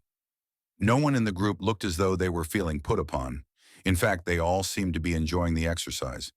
"Would someone please reread that verse one more time?" "Exodus 25:10, right, Xander?" "Yes," Stephen spoke up first. "I'll read it. They shall make an ark of acacia wood. 2 cubits and a half shall be its length, a cubit and a half its breadth, and a cubit and a half its height." "The wood?" asked Xander. "I thought it had a different name." It's called Shittim in some Bibles and Acacia in others, answered Pastor Royce. While most of the group and myself use the ESV, English Standard Version, some, like Diane and David, prefer the King James, said Xander, completing the pastor's sentence. Yes. Why do you use the English Standard Version over the King James? Xander asked the pastor. The archaic language mainly. Although it has been a favorite version of the Bible for centuries, we just don't talk like that anymore. Also, there just wasn't the wealth of information available that we have today, compared to when the King James Version was completed. But in any version of the Bible, the ark gets constructed and decorated, right? Xander asked. Yes, answered David. That's what happens in verses 11 on. The Lord tells Moses how to overlay the ark with gold and how to make poles for fitting into rings on the ark, so the thing could be carried by 4 men from one place to another. Is the type of wood important? The question came from a girl who had yet not spoken anything that evening. If God asked for it, it's important, answered Pastor Royce. But is it important to Xander? She added. I think so. Probably, answered Xander. What about the wood, Colleen? Asked the pastor. It seems to be what the verse is about. Not the ark. The wood, Pastor. Do you know anything about the wood? Asked David. I believe it's very hard wood, not easy to work with, especially with the tools they had back then. Suddenly, Lisa blurted out, I've been to a wedding here in Memphis where there was a harp. Many weddings have harps for music, dismissed the pastor. This one wasn't used to make music. It was on display at the wedding, and no one was allowed to touch it. Where? Right in the center of downtown. Colleen began to laugh. Does your puzzle guy like silly puns? Why? Asked Xander. Because where Lisa went to her wedding, where there's a harp in one of their display rooms, is called Woodruff Fontaine House Museum. And why is that silly? Asked the pastor. They have weddings there. The house has an angel as part of its stained glass. There's a harp on display, and the name of the house is Woodruff, as in rough wood. The acacia wood used to build the ark was one of the roughest woods available to the Israelites. And remember the verse about the maid? Continued Colleen. Yes. Woodruff Fontaine House is on the corner of Adams Avenue and Orleans Street. The pastor's eyes lit up. The Maid of Orleans. Very good, Colleen. She was all smiles. There's someone called the Maid of Orleans? Asked Xander. Yes, Xander. She's famous. She's remembered as Joan of Arc. David watched as Xander looked at the group of strangers who had come to his aid without any hesitation. Thank you for doing this. I can't. He stopped speaking. David looked at his friend. He was amazed at learning at that moment something very new and very human about Xander. Asking for help from others wasn't in his nature, and in some way brought to him a form of humiliation. But David could tell it wasn't about Xander admitting to himself that he was incapable of doing a thing. It was about his feeling of having others give up their time and energy for a thing for which they were not a part. Xander, David understood, was a poor receiver of a gift. Does this mean, Xander, that your puzzle's solution is the Woodruff Fontaine House? Specifically, their famous golden harp they have there on display? I believe it is, Pastor, answered Xander, coming out of his fog. So we get to play this game 2 more times? Yes, Xander finally smiled over his, admitting that he appreciated the help he received from the youth group. All right, David, said Royce, hit us up again. Exodus 39:25, Acts 19:10, Matthew 2:1, Exodus 35:9, Jonah 1:4. The group took over and after a few declarations and adjustments, divided the verses by themselves so that in a matter of minutes, each 2 or 3 of them were ready to report not only a reading of the verse, but their homespun opinion of its significance. Exodus 39:25 read, And they made bells of pure gold, and put the bells between the pomegranates upon the hem of the robe, round about between the pomegranates. The verses from Acts and Matthew featured the words Asia and Judea, and once Xander heard those words within the verses, he asked the same members of the youth group to use the internet to determine whether the Bells Museum of Asian and Judaic art had any displays or property in their collection that could be aligned to the text of the other 2 verses. Exodus 35:9 read, And onyx stones, and stones to be set for the ephod and for the breastplate.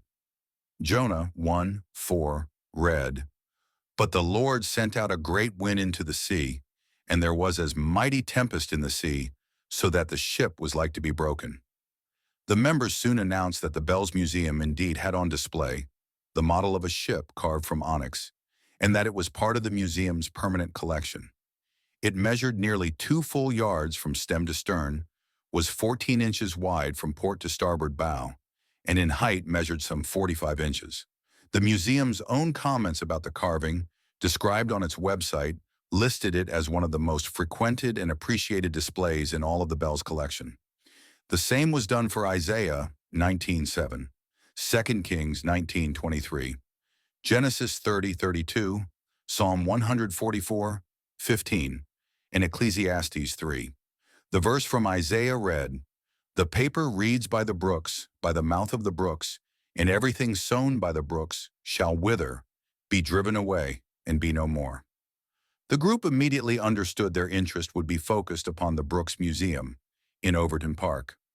While the words from 2 Kings, Genesis, and Psalm featured a vast number of nouns and adjectives, which could suggest a variety of things in any museum, Ecclesiastes 3 was solely about one specific topic: time. David, listening to the youth group discuss this chapter, reminding himself of the song, "Turn, Turn, Turn," sung by the birds, and recalled its phrasing from Ecclesiastes and the mentioning a time for all things. Using time as a guide, the group returned to the other 3 verses and plucked from them the words tall, brown, and case. The Brooks Museum's collection, listed on their website, showed its famous tall brown case clock by John Brown of Edinburgh, circa 1770. I can't thank you all enough," Xander said to the pastor and to the group. "I'm sorry that I took you all from your Good Friday plan, whatever it was originally supposed to be this evening. Best youth group we've had in a long while, Xander. You should come here more often." Xander didn't know how to answer the pastor. He nearly tripped over his words. "I wonder whether I would be a benefit to your Bible study, Pastor. I would probably find myself at odds with your discussions, and I wouldn't want to be in such a position. I believe Bible studies have their place in the world, just not with me showing up to them." "Well, Xander, our door is always open, and God has given you the gift of free will to enter anytime." "I do understand that. For the most part, I have free will," agreed Xander. "You do have free will, Xander.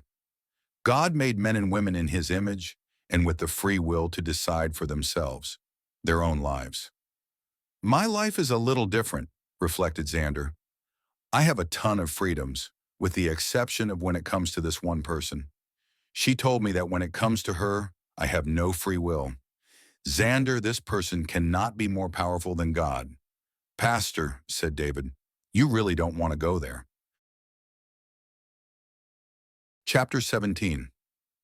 Junior G-Man. David and Xander stood before 5 effigies of the father of their country.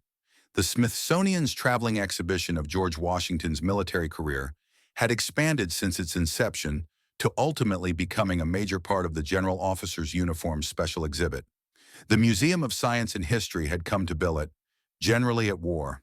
Special attention was given to Washington's military career and the uniforms he wore at its various stages. Each uniform was adorned with the proper accoutrement and decoration for that given service in his career. This portion of the exhibit was handled in a manner befitting the Continental Army's illustrious commander-in-chief. David especially admired the uniform officer Washington wore when serving British forces during his time working with Tanacharison, leader of the Iroquois Confederacy. Tanacharison bestowed upon Washington the nickname Conodicarius, which roughly translated to town destroyer.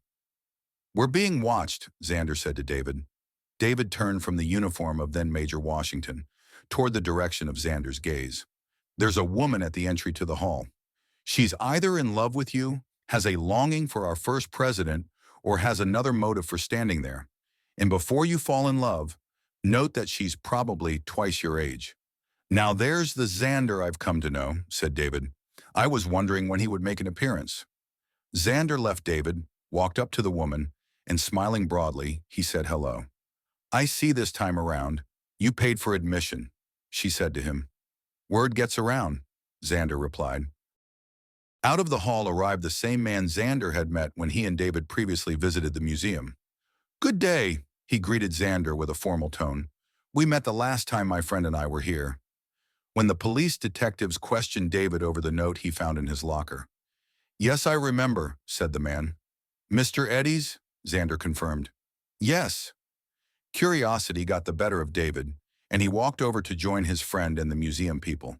He quietly observed Xander as he spoke with them. I'm Xander, Xander said, introducing himself to the woman. As strange as this will sound, during the past several days, my friend and I have been trying to connect your Earth theft to a letter left in his locker. I'm Stephanie Collier, and my administrative duties include security here at Mosh, she said to Xander. Your presence here seems strange, Eddie said to Xander. I thought that your meeting with the police ended with the understanding that the theft of the globe was not your concern. Ms. Collier nearly trampled the words of Mr. Eddy's, stating, all of our staff, from security to docents, know about what the two of you are doing. Well, doing whatever you're doing, to insert yourselves into the investigation. We feel this really has little to do with the two of you. We? Asked Xander. The museum staff, answered Miss Collier. I don't mean to argue with you, Miss Collier, but you're wrong. Whether or not you, your staff, or the police agree with my view, David is a big part of whatever is going on. And anyway, if the thief who stole your model did contact David, what should he have done differently? He came over here the day after he discovered the note, and once he arrived, he spoke with Mr. Heller and ultimately the police. Aren't you satisfied with how he has handled himself? And what about your approach to this, Mr. Loughney? My contacts in the police department tell me that, as these series of notes left by this unknown person have come to light, it's your name the robbery division continues to mention. Not David's name. But do you know what mainly gets talked about?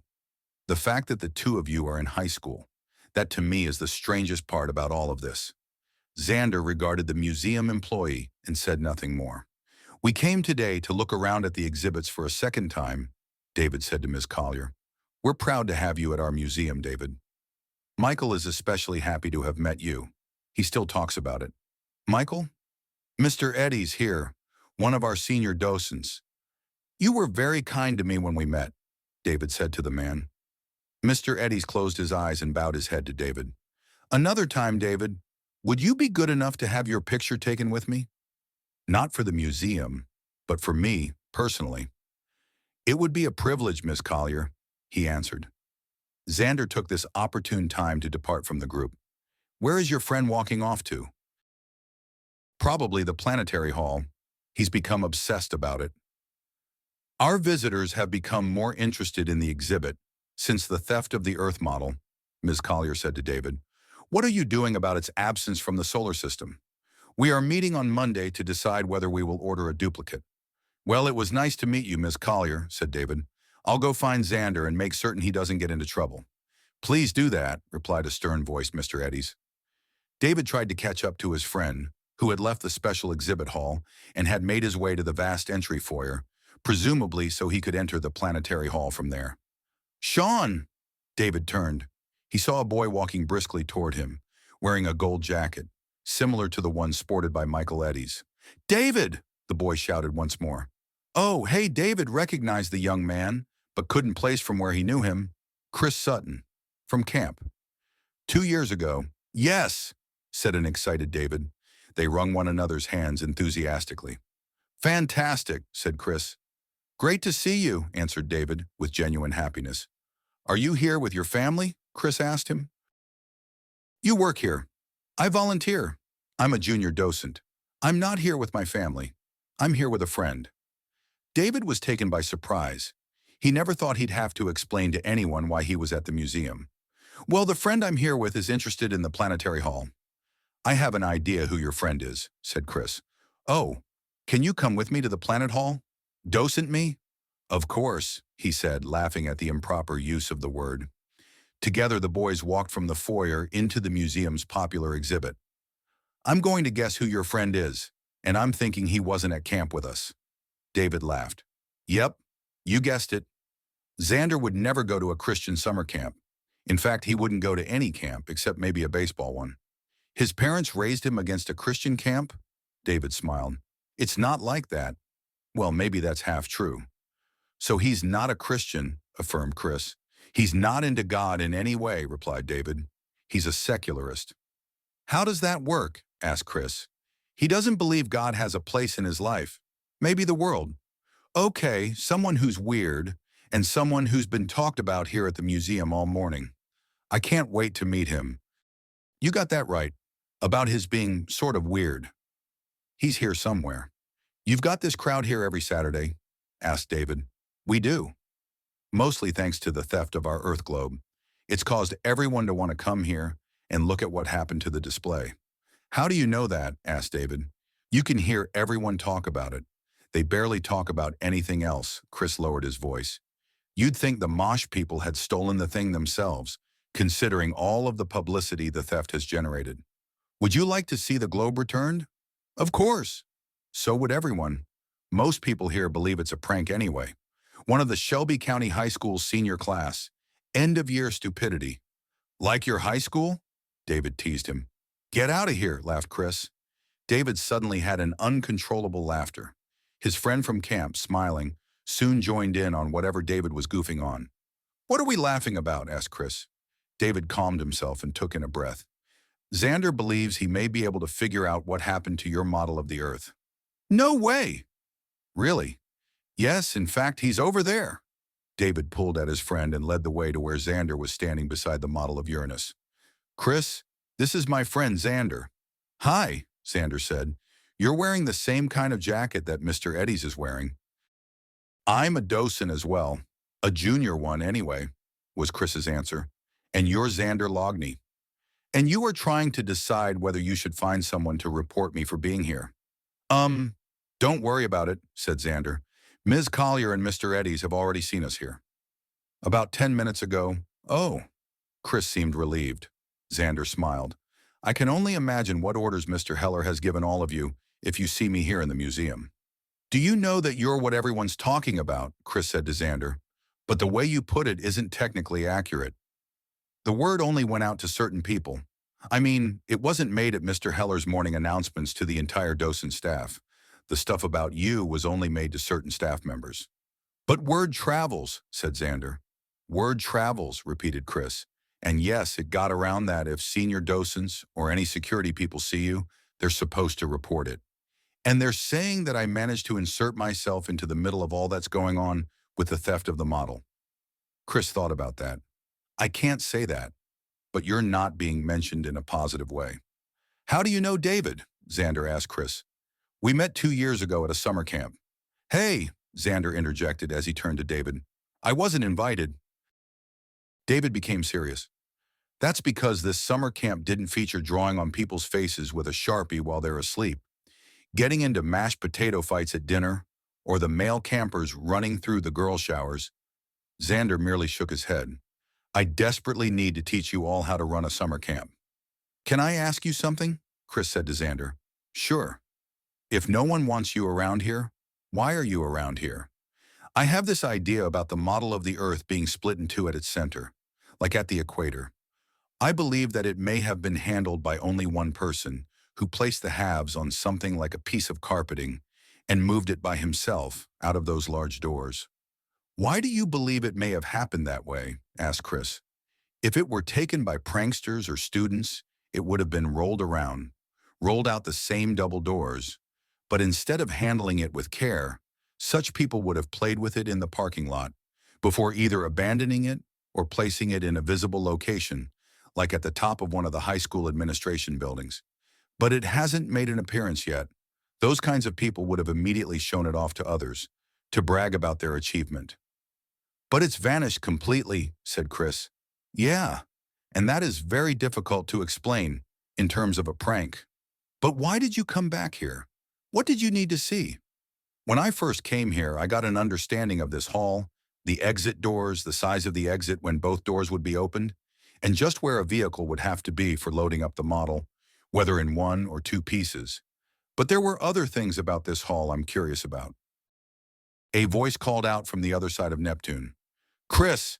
Michael Eddy stood looking at the young docent. Yes, sir. Eddie's walked up to the group and spoke to David's camping buddy. Go out to the entry area. A tour is about to be given by Miss Kelly. Yes, sir, said Chris. He turned to David and they shook hands. Call me. How? Take my number. Chris rattled off his phone number while David followed him and inputted it into his phone. Gotta go. He quick walked out of the planetary hall. Stop. David stopped in his tracks. What? David asked Xander, with panic in his expression. You were going to walk into one of the moon pillars. You'll topple it, and then you'll get me in trouble. Me? With my perfect reputation, David looked up at the pillar beside him. It was one of several that surrounded the hall.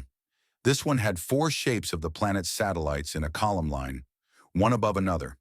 They were all different and had the names of Triton, Hippocamp, Galatea, and Niso. Some of Neptune's moons, near the model of Neptune. You're not going to let up on my fears about this entire room and how they've set up the display. How, if people worked at it, they could detach the planets and roll them anywhere in the hall. Or the moon pillars that look as though they can be pushed over. Or the kids with sticky fingers who are putting their hands all over the rings of Saturn over there. It's amazing no one's grabbed and bent up the rings, just for fun. What do you have against people interacting with a display? And what do you mean about your perfect reputation at Mosh? David breathed out a laugh. Your reputation here is that you are a bad influence on me. You heard Chris. If anything bad happens at this place, we all get to blame Xander Loughney. Naturally, said Xander. I wonder why, said David with a smarmy inflection in his voice. Ready to go to the Children's Museum? Asked Xander. Naturally, David attempted to mimic his friend. They walked to the opening between the planetary hall and the foyer. It was there the two met another junior docent who looked especially to David. Her name, Jackie, was on her docent's badge. You're David Shawn. Yes, I'm Jackie St. Paul. Bill Hamilton talks about you all the time. You go to Crosstown? Asked David. Yes. Her eyes flirted with David for a moment. Bill goes to my church, David said. I know, said the girl. Xander had turned to view the models of the planets from the entry and was surprised when Jackie mentioned his name, unexpectedly. You're Xander. Xander Loughney. Yeah, Xander Loughney, she confirmed. David wants to know why the rings of Saturn haven't been destroyed by everyone messing with them when they play with the surface of the model, Xander said to her. Well, Jackie appeared conspiratorial. We'll let you in on a secret. She paused for dramatic effect. Every Saturday morning, this morning included, we replace the rings with new ones. Xander had another question for her. Isn't this entire exhibit changing to a new version of the planetary hall? Yes, definitely, said Jackie. We're closing early, at 4, and then in 6 hours, this entire exhibit will magically transform into its new space. The boys said their goodbyes to Jackie and moved to the entrance. They ran into Michael Eddies, who appeared to have been waiting to speak with them. David? Yes, Mr. Eddies, David said, stopping before he entered the foyer. I'll let you in on something, Eddies said to both David and Xander. Go ahead, said David. The police and our private security are on their comm system, talking about the two of you having been seen here at the museum. Thank you, David said. I wonder why they would discuss our being here. Eddies took in the view of Xander more than David and answered, because there are certain of us who think they are some kind of genius. David thought about the man's words as the boys made their way to the museum's main doors. Potench likes you, said Xander. What? Jackie. Her eyes lit up for you, Xander laughed. I didn't notice. Well, better you than me. What's that supposed to mean? She's the kind of girl Xochitl would hate me to even look at. Why? Her eyes. Her eyes, nothing, David scolded Xander. Well, your God knows what sells. Oh, that was awful. Xander laughed a reply. You going to keep trying to save my soul? Yep. I've got all the time in the world, answered David. I wish I had the amount of time your God seems to have, said Xander. David became as serious as Xander and halted in mid-stride. Wow, you've just implied that you are in fact not as powerful as God. Your God measures time in eons, said Xander. My schedule is more compressed. Chapter 18. Art for art's sake. You have to accept that there is going to be a heightened police presence at Mosh, And this museum, and the 3 museums alluded to and the Bible verses left for you at the Overcomer statue." David took in Xander's words. He then asked him, "Is this our last stop for the day?"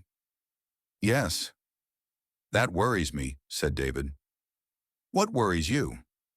"I asked you a simple question, and you gave me a simple answer." David appeared amazed that his friend wasn't being his usual evasive self. Owing to it being a Saturday afternoon and all of the spaces of the general parking lot having been taken, he parked in the southern, hard dirt spillover parking area for the Children's Museum, and the boys left the car and walked to the massive structure. From out of nowhere, David slugged Xander in his left forearm. "What the hell?" "Potench," Jackie at the museum. "Potench." "I just got that." David shook his head at Xander. "My brother's expression," said Xander, smirking and smarting. "Yeah. Well, you try having 2 younger sisters instead of an older brother and see what it does to your use of vocabulary." The boys paid for their admission and walked to the information kiosk. Xander asked where they could find Janet McCall. One of the 2 women at the station pointed to a floor plan of the museum under a thick sheet of glass on the desk before her. "Gallery 4, where we have on display the children's mosaics." A few minutes later, the boys walked into a vast open space with a series of walls adorned by mosaics, which small signs indicated had been created by children. Across the central wall were separate letters spelling out the art of the mosaic in goofy, random, non-conforming letters. Below the letters stood a woman surrounded by 4 children who were listening intently to her lecture. A few adults, presumably the children's parents, stood several feet away, but appeared to be just as interested in this woman's words as were the boys and girls before her. David and Xander walked toward the group, led by Ms. McCall, her voice attempting to carry to all around her.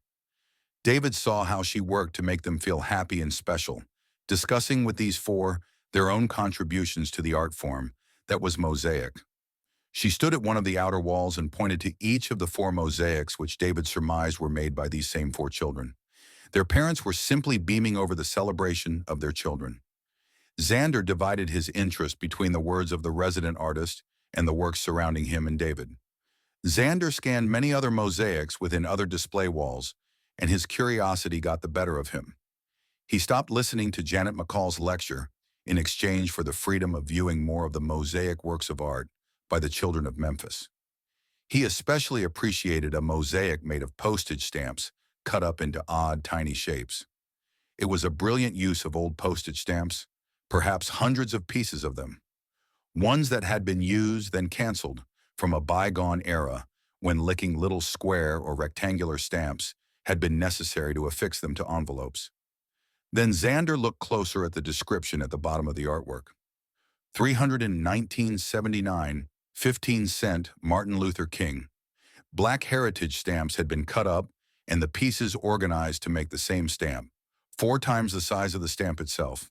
The time, the care of craftsmanship, and the pride all could be appreciated taking in the work. David walked over to Xander.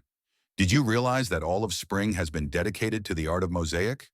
There's a brochure all about Janet McCall and the work she's done with the Memphis schools to have every child be represented in some way when it comes to this form. You have to give it to her, or the museum, or whoever came up with this idea. Not only are mosaics fun to create, but any kid can participate, no matter what their circumstance. Everyone can do something, and that something will be as important as everyone else's something. And in the end, everyone can see the part they played in making a work of art. But the kids who are with Ms. McCall are special. They're the ones throughout the district whose work is on these walls.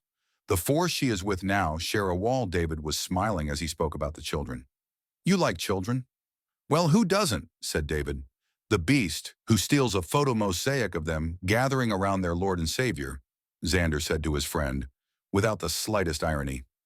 "Are you going to solve this thing and recover the mosaic by tomorrow morning, so the children will never have to learn about the theft of what all of them contributed to?" David saw Xander look into his eyes. He telegraphed to David a fear he was living through, that he had not the power to deal with all that he had become a part of.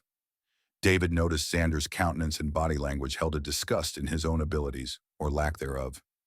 Xander, he thought, knew no feelings of middle or calm. He either enjoyed the crazed realm of his egocentrism, or he wallowed in the despair of ineffectuality. It would never occur to Xander that accepting his human frailty was a far greater approach to the world than this persona of idiocy he wore on a daily basis. Now at the end of his tether, like all men, he had to accept his limits.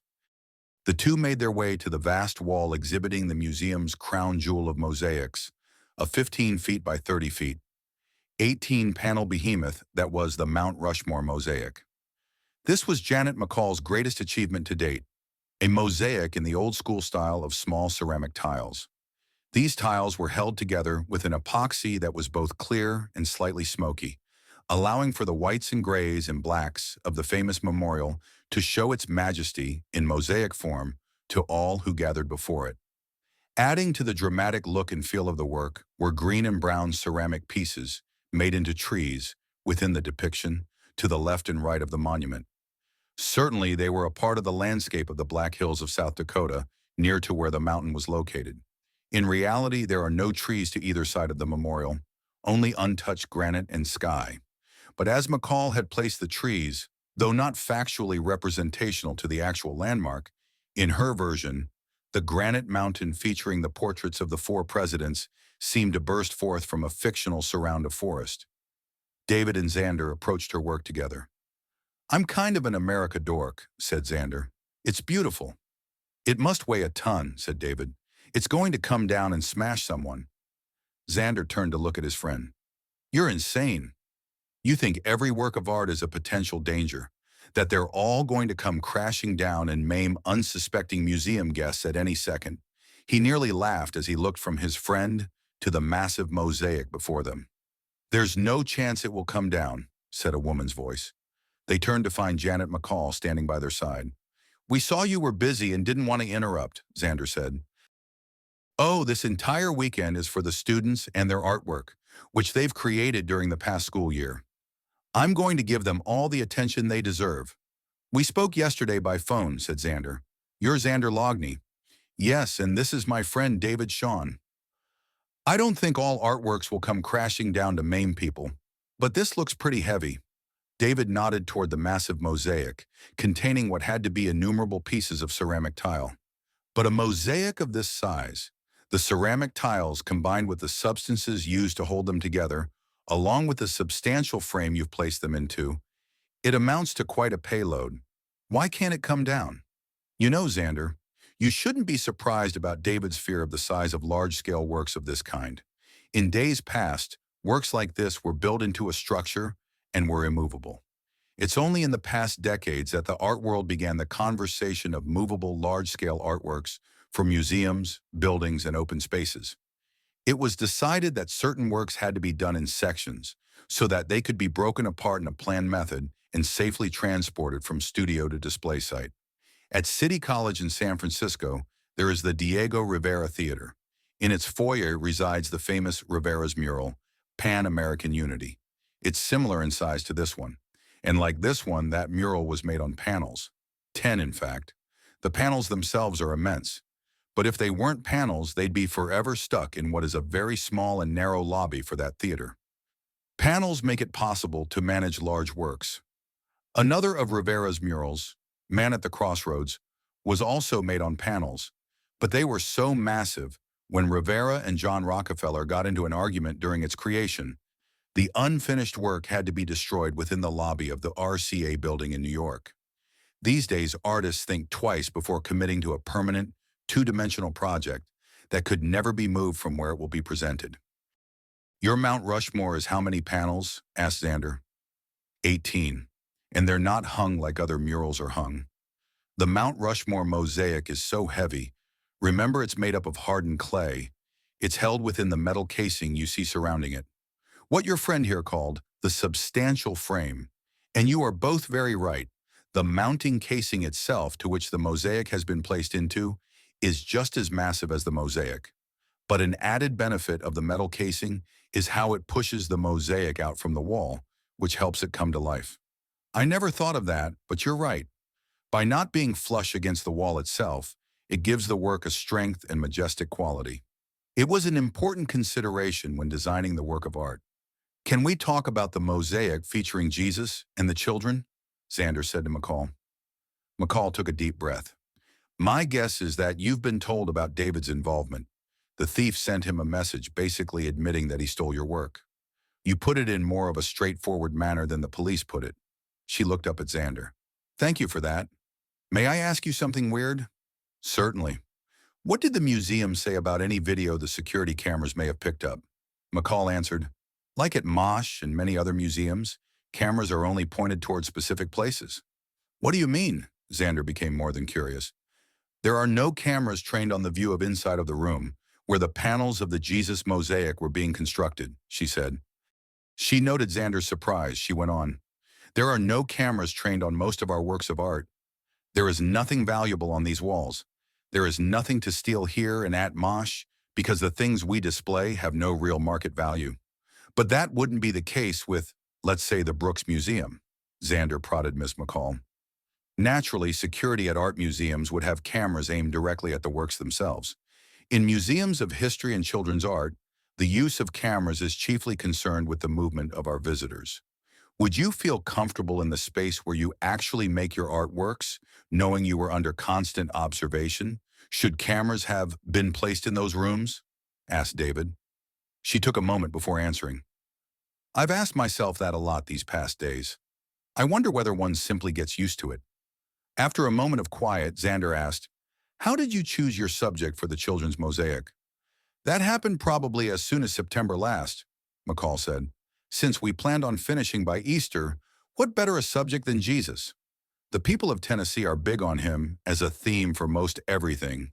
Amen, roared David. Oh, exclaimed the startled artist.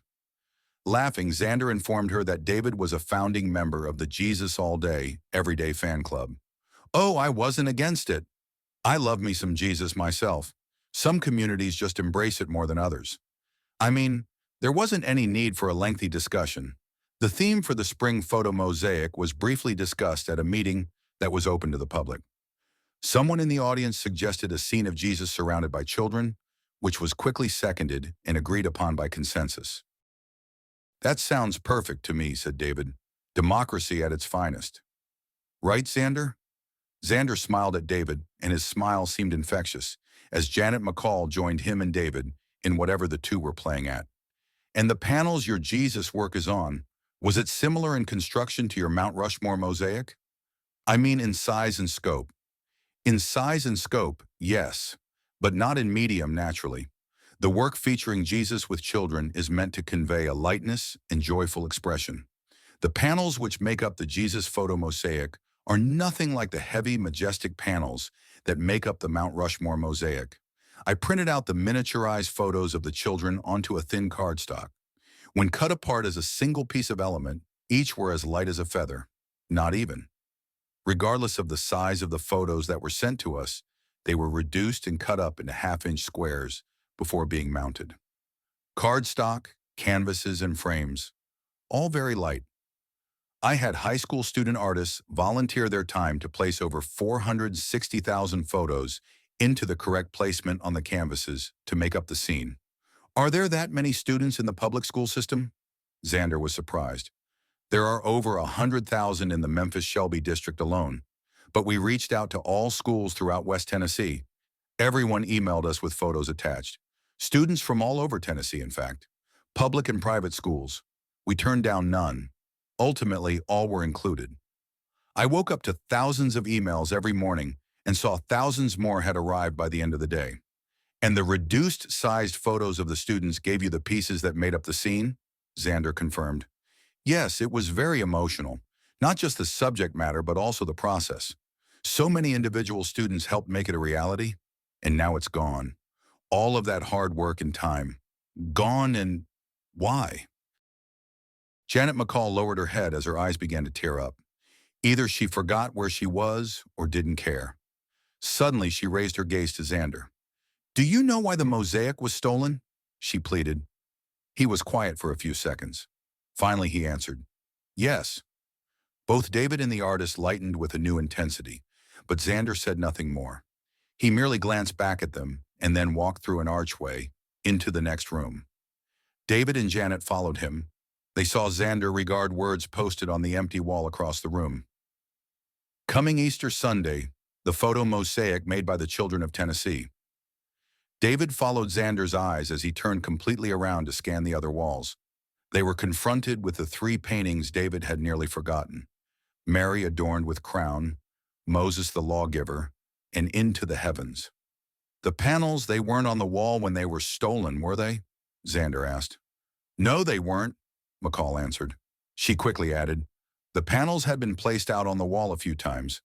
We had to see what the work would look like in this room, and we also had to take publicity photos and, you know. Yes, I get it, said Xander. But where were they kept overnight? The night of the theft? Oh, in the same room where I had been working on them for months now.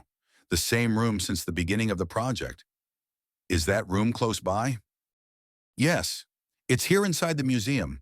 Tours of the museum take you through the various rooms used by the resident artists, in which their work is seen in various stages of completion. Xander smiled. Thanks for all of your time, Ms. McCall. Janet, she corrected. She turned and walked toward a group of children being organized into another group, this time of 6. David and Xander could see them hush themselves as Janet approached them. They were next to receive her praise and discuss the 6 mosaics they had made for the show. She turned back and locked eyes with Xander. For a brief moment she appeared to be different, before returning to the professional she was. Now that's who Xochitl should keep you away from, said David. Not the museum volunteers with the fantastic eyes, but the artsy types who work with children. Xochitl wouldn't care. Janet's in her 30s. And you believe that because she's in her 30s, Xochitl would let you take art lessons from her? Xander grinned. We have to get you home so you can get your rest for tomorrow. Isn't it the most solemn day of your religious year?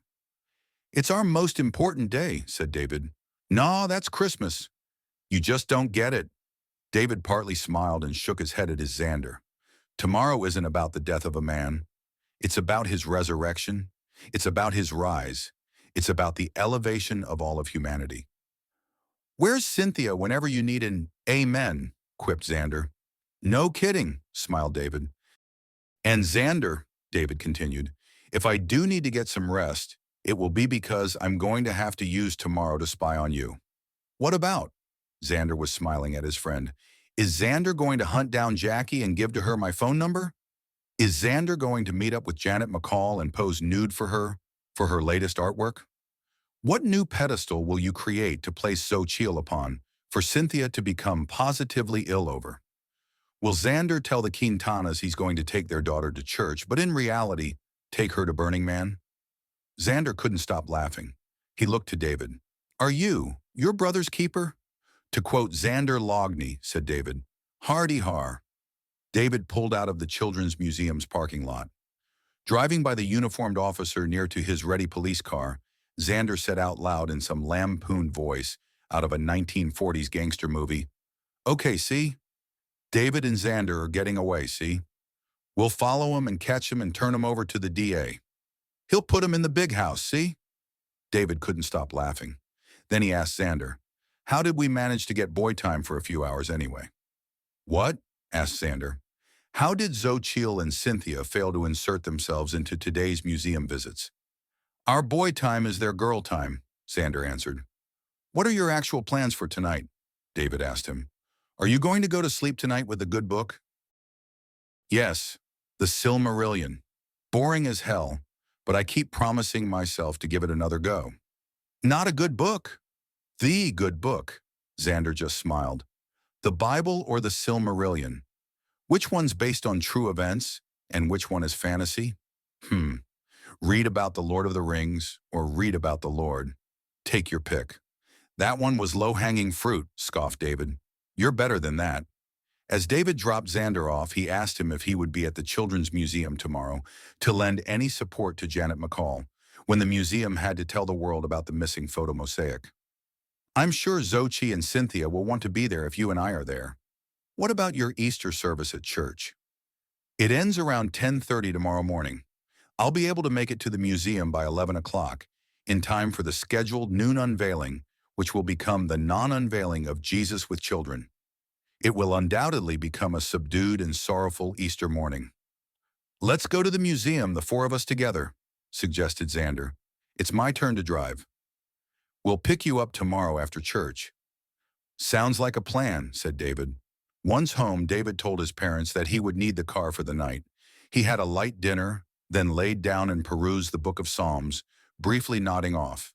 He awoke in a panic, thinking that he overslept. Then realizing he had only slept for 2 hours, he showered to revive himself before driving off into the night.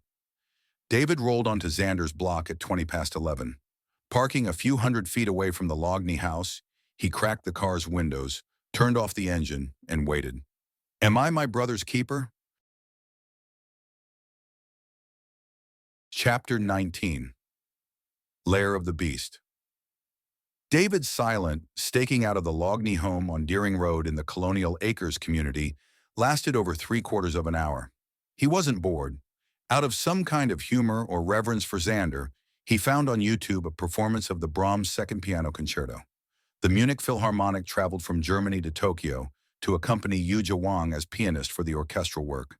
He wondered how it was her dress didn't fly off of her as she played the concert grand. David laid back behind the wheel of what had become his car. He thought of how important the car had become and about how it would help with meeting many people who supported his project, and about his driving to Dayton at the tail end of the upcoming summer. For a brief moment, perhaps invited by the dreamy introduction of the concerto, David closed his eyes and soaked in the wonder that is Johannes Brahms. The first movement was of such beauty and magnificent triumph, it moved his mind to believe he could that night accomplish anything. The second movement was a complete surprise. What little David knew about concertos of the Romantic period meant to his mind there should have been, after the first movement, a second movement of quiet calm and of sweet joy. Not so here. Out of nowhere came this fiery dance, boisterous and uplifting, part serious and part gypsy rhapsody. Did Brahms have a sense of humor? For that was there as well. Then came the andante. David wasn't prepared for it. A slow movement of such sweetness, woven into phrasing, sung by the pianist and a solo cellist in the orchestra, that was pure longing and regret. A deeply haunting melody containing one caring for and living for the joy of another, taken to a world of sorrow and love unrequited. He wondered whether Brahms composed equal passages of soul-wrenching music into his chamber works. If Xander did nothing but read legal treatises while listening to stuff of this kind, while reflecting on his mother's early passing, it would have broken him to tears every night. Brahms rescued the emotional reflection with a fourth movement that was pure joy. Musical candy after traveling a desert of despair. And it was at the finale that Xander quietly opened and closed the front door to his home and walked with almost silent care to his car. David reminded himself about the joke he made in his mind, that Xander would spill the beans on Goldfinger's plans if Xochitl demanded it from him. His remembrance was based on his wishing he had in his car the tracking device James Bond had on the dashboard of his Aston Martin DB5 in that movie. At least Xander's drive was conventional, and after only a few turns, he found himself following Xander, driving down Central Avenue. Minutes later, and David should have guessed it, Lafayette Street. Of course, thought David, the Memphis Museum of Science and History. The Pink Palace would not be denied. Xander's obsession. Not any of the 3 locations alluded to in the 15 verses of the clue left for him and for the police at the Overcomer's Statue of Liberty, but the trope in detective fiction about returning to the scene of the crime. Even for Xander Loughney, thought David, this had to be cliché. David was not prepared for Xander to drive past the museum, nor was he prepared to have to immediately slow his car so as not to make it appear to Xander that he had a shadow. He pulled to the side of the road and waited until Xander had turned around the street at the northernmost end of the museum's property. Xander's headlamps being the only ones lit at this time of night in this particular community, David was able to resume his drive, dogging Xander from 2 blocks behind. Once again, David pulled to the side of the road, this time on Goodwin Street. Xander once again slowed his car, seeming to become very interested in Chickasaw Parkway as he rounded the giant puddle of goo that was Memphis Lake. David watched from his position on Goodwin how Xander's slow creep along the edge of the water was taking him to Iroquois Road and a collection of dense trees below the road, where neither any person nor parked car could be observed by the locals, should one look out from their window at night to see if anything was happening in their neighborhood. David heard Xander's car's engine become silenced. It was then he panicked. Unlike Xander, he had no such cover of trees for his car, and if he continued to drive forward, even 2 blocks, he would find himself at Poplar Avenue, at the rival school of the Spartans, the front lawns of East High, home of the Mustangs. He instantly understood that if he made such a drive, when he returned to the area where Xander had parked his car, Xander would have probably left by then, and he unable to track him down. His problem was that everywhere he turned, though he saw plenty of places on the community streets where his parking would be legal, any of the possible parking choices might give rise to too inquisitive a neighbor. For from a resident's point of view, he may prove to be an oddity, a foreign element which one might not accept in the neighborhood on face value. Would such a resident make a phone call to someone they knew who was a police officer? Well, what if they did? What he was doing wasn't a crime. People who choose to park legally don't have to explain their plans to anyone. Still, he worried over the curiosity of others. To keep close enough to the edge of the water and at the same time avoid detection, he saw where the obscure and small amount of street that where Lafayette Street met Chickasaw Cove. Street parking with no view of his car from any house's central window.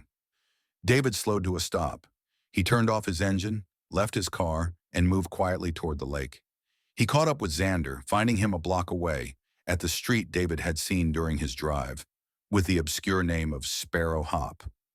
David followed down East Goodwin Street to see Xander break to his right and come to the edge of the museum's property, where the road they were walking soon came to a collection of trees, at a small parking area that screamed, "Employees only." None of the spaces had any car parked there. In fact, as far as David could see in the northernmost area of the museum's campus, there was no evidence of any human activity. Why had Xander chosen to come to this place? David stopped at the edge of the property, under and behind a large oak, separating the grounds of the residents from the surrounding homes. For there was a time before gates and parking lots, when the Pink Palace was a residence with grounds that extended far beyond its current reach. David reflected the tree at where he stood may have been in its day the natural marker for entering the residential grounds. He watched as Xander approached the northernmost end of the modern building, with its driveway leading from the parking area to what had to be the double emergency exit doors that had, from their interior's positioning, obsessed Xander since they first visited Mosh.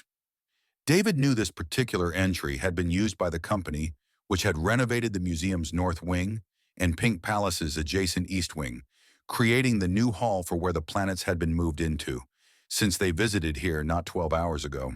But there were now, at this time of night, no vans owned by Mallory Construction, no carpenters working late into the night to prepare for today's opening of the new planetary hall, no private security person walking the perimeter, no sandbox for Xander to play in. Then, without any idea he was about to be dazzled, from half a block away from where Xander and he stood in their respective places, the red, white, and blue lights of a police unit lit up the surrounding area.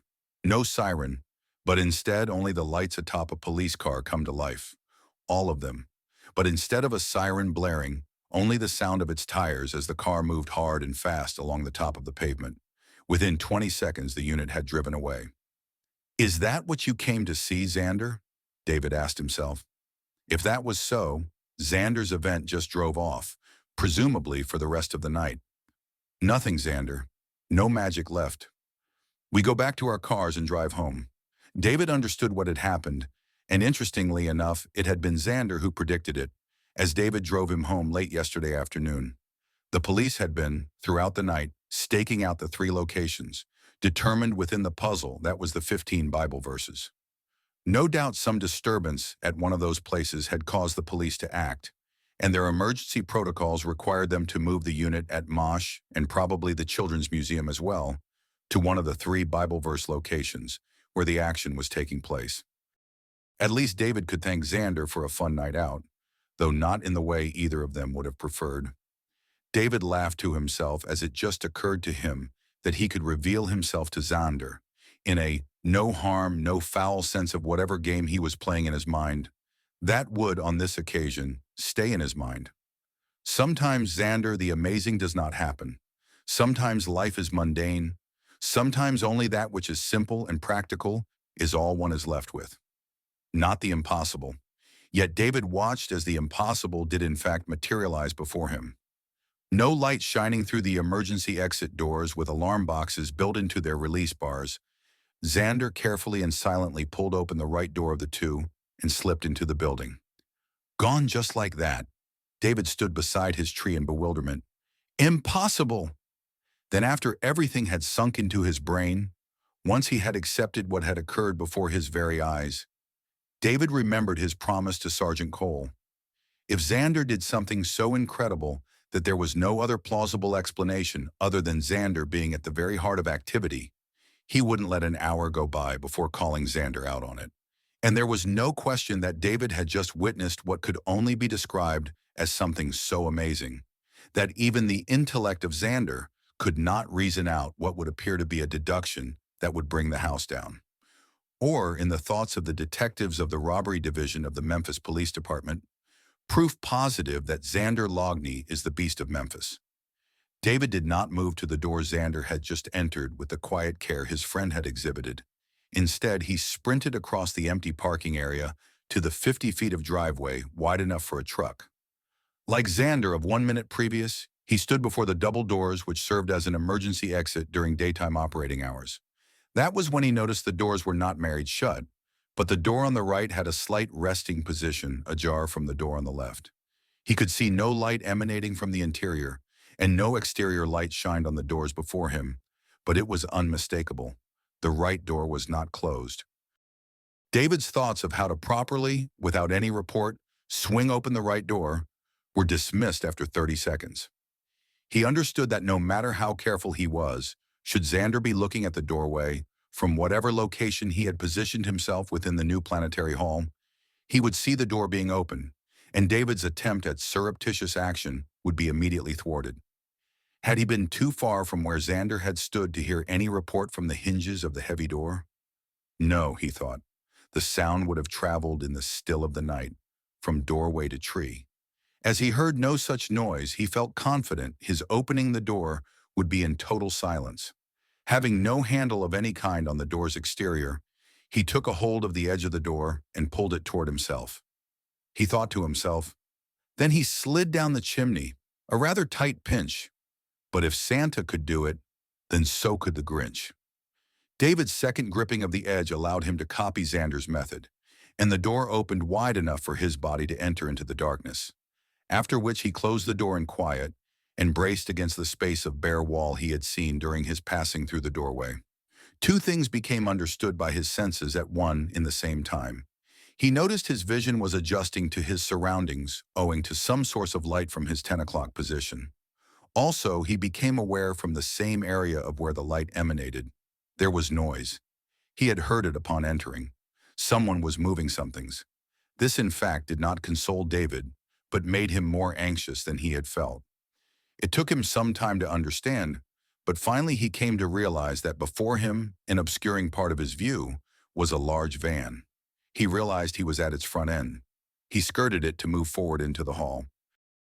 More noises from where the light source had given him his ability, albeit faint, to discern his surroundings. He looked about from his place alongside the van. He could see the shapes that were the inner planets or Mercury, Venus, and Mars. He could not see anything beyond where Jupiter had been positioned. It blocked his view of the new entry to the hall and the museum beyond. He presumed that beyond the model of Jupiter that nearly filled the 25 feet of space from floor to ceiling would be another gigantic model, that of Saturn. Then Uranus and finally Neptune, the latter presumably close to the entrance to the renovated hall. Then he heard a quiet footstep. He attempted to look around but discovered something was blocking his vision. He reached out to touch it. He looked upward. A moon pillar. Of course, it would have to be that way. His vital need to observe what was transpiring before him in the partial dark, whatever Xander was about, would be thwarted by one of the damned, goofy things blocking his view.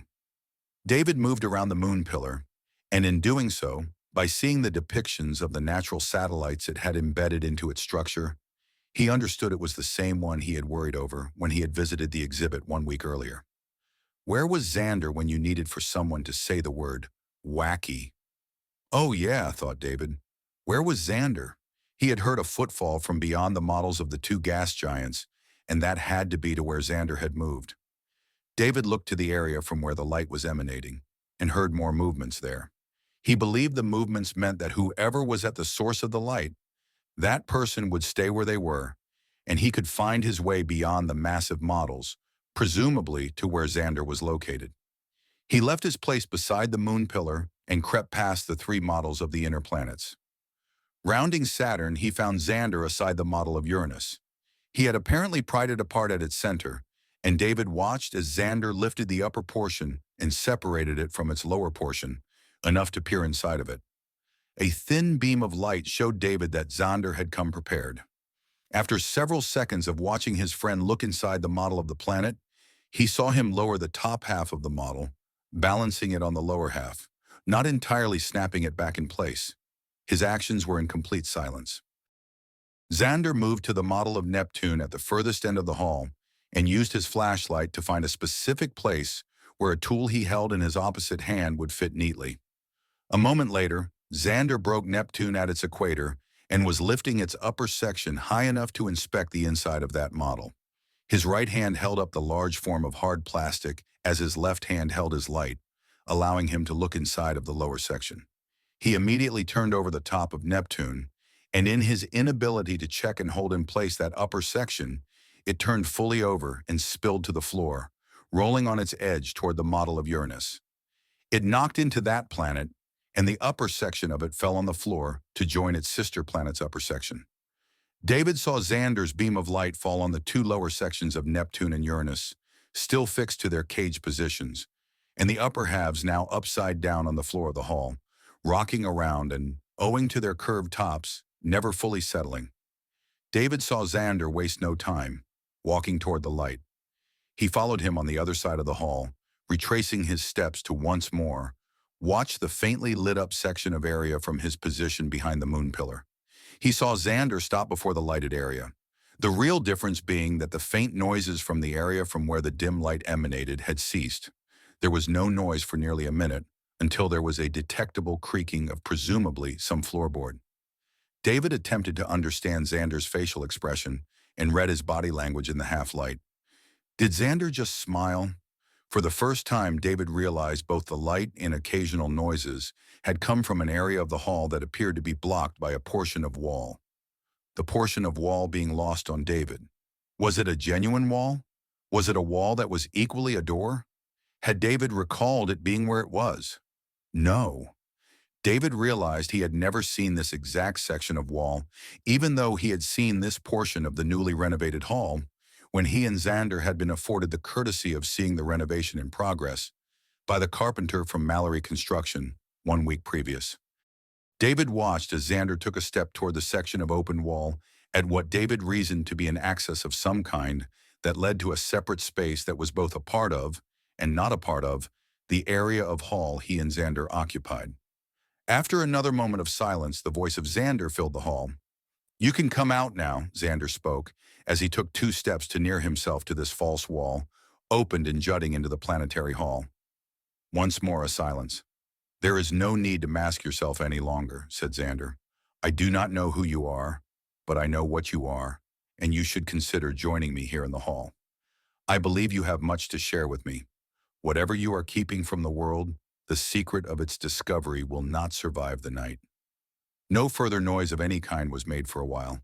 Finally, the sound of steps could be heard, and a shadow was cast in the light. A man slowly came from behind the opening, and this man did indeed join Xander and David in the hall proper. "Good evening," said Xander. The man did not respond to Xander's greeting. "What are you busying yourself with?" Xander paused. "What did you find within the walls of the Pink Palace?" The sound of a sigh came from the man who stood in the dark. "It must be a find of some importance, for you to go to the trouble of creating so many layers of obscurity." There was no response to Xander's words. "You were brilliant in your plan to send the Memphis police on a wild goose hunt and stakeout they have no doubt laid for your supposed crime at the 3 places in the city you knew they would marshal their forces upon. In that, you did succeed. There must have been a collection of police units nearby to the Woodruff Fontaine House and the Bells Museum and the Brooks Museum, all waiting for you to commit a crime you have no intention of perpetrating. I observed the police unit leave this neighborhood, and that means whatever you have arranged at one of the 3 places to make it appear as if a crime is currently in commission, that event has happened. You fooled everyone. The 3 areas of Memphis your Bible verses pointed to, along with this museum and presumably the Children's Museum, each had a police presence whose units left their locations and went to converge on that single area. All who became involved in the action wanting to discover who you are and what you would next steal have left their stations and have gone anywhere other than this, the Museum of Science and History. David watched as the man, who had stood in silence but with continued breathing that was audible to David, scowl back at Xander in pure anger, nearing intense hatred. Then why? Are you here? Michael Eddies shouted out his words at the young man who stood before him. The Beast of Memphis was not prepared for Xander's response. Because I'm some kind of genius.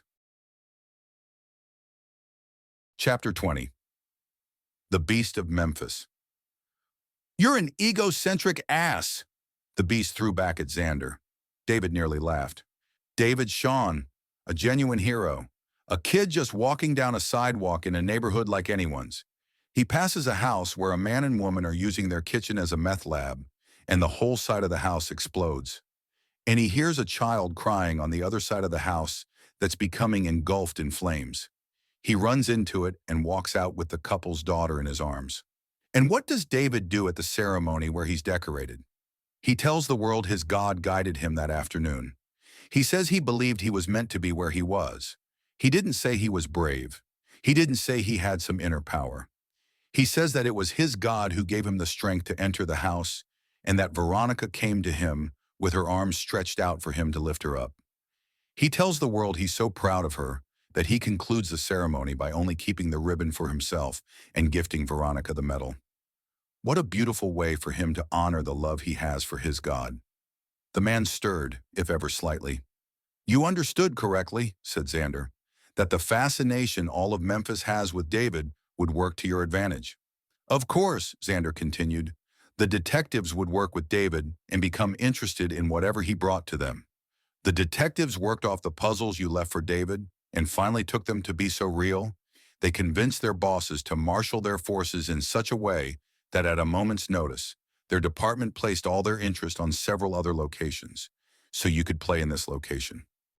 The van behind me, which you so cleverly added magnetic sheets to create a version of a Mallory construction van, its size implies whatever you discovered within the walls of the Pink Palace, it must be large in scope when taken as a whole. Xander was calm as he spoke his words. I presume the van is a rental. Logic dictates you wouldn't have had one laying around in your backyard for just such an occasion. You think you are so smart, Eddie said to Xander. In fact, there are many things I have no way of determining. I cannot fathom what it is that you are preparing to box up and van away from here. I have no idea how and when you made your discovery. I can't imagine how you chose and recruited your accomplice. But some things I have realized. Once I entered the hall tonight and heard piece after piece being set down, one after the other, I knew they had to be removed from somewhere inside of this building. Once I saw the opening you have made, I understood they had to be behind one wall or another, and that your plan is to place them into your counterfeit van and take them from the property. Learning all of these understandings has caused me to realize that you have found some kind of collection of pieces and not one whole thing. A collection of what, Mr. Eddies? The Beast was silent. He regarded the young man before him, and there was no appreciation in the darkened expression David could barely make out. Only contempt. Would I be correct, Mr. Eddies? Whatever you have found has probably been behind a wall for at least 100 years? On this, the man slowly responded.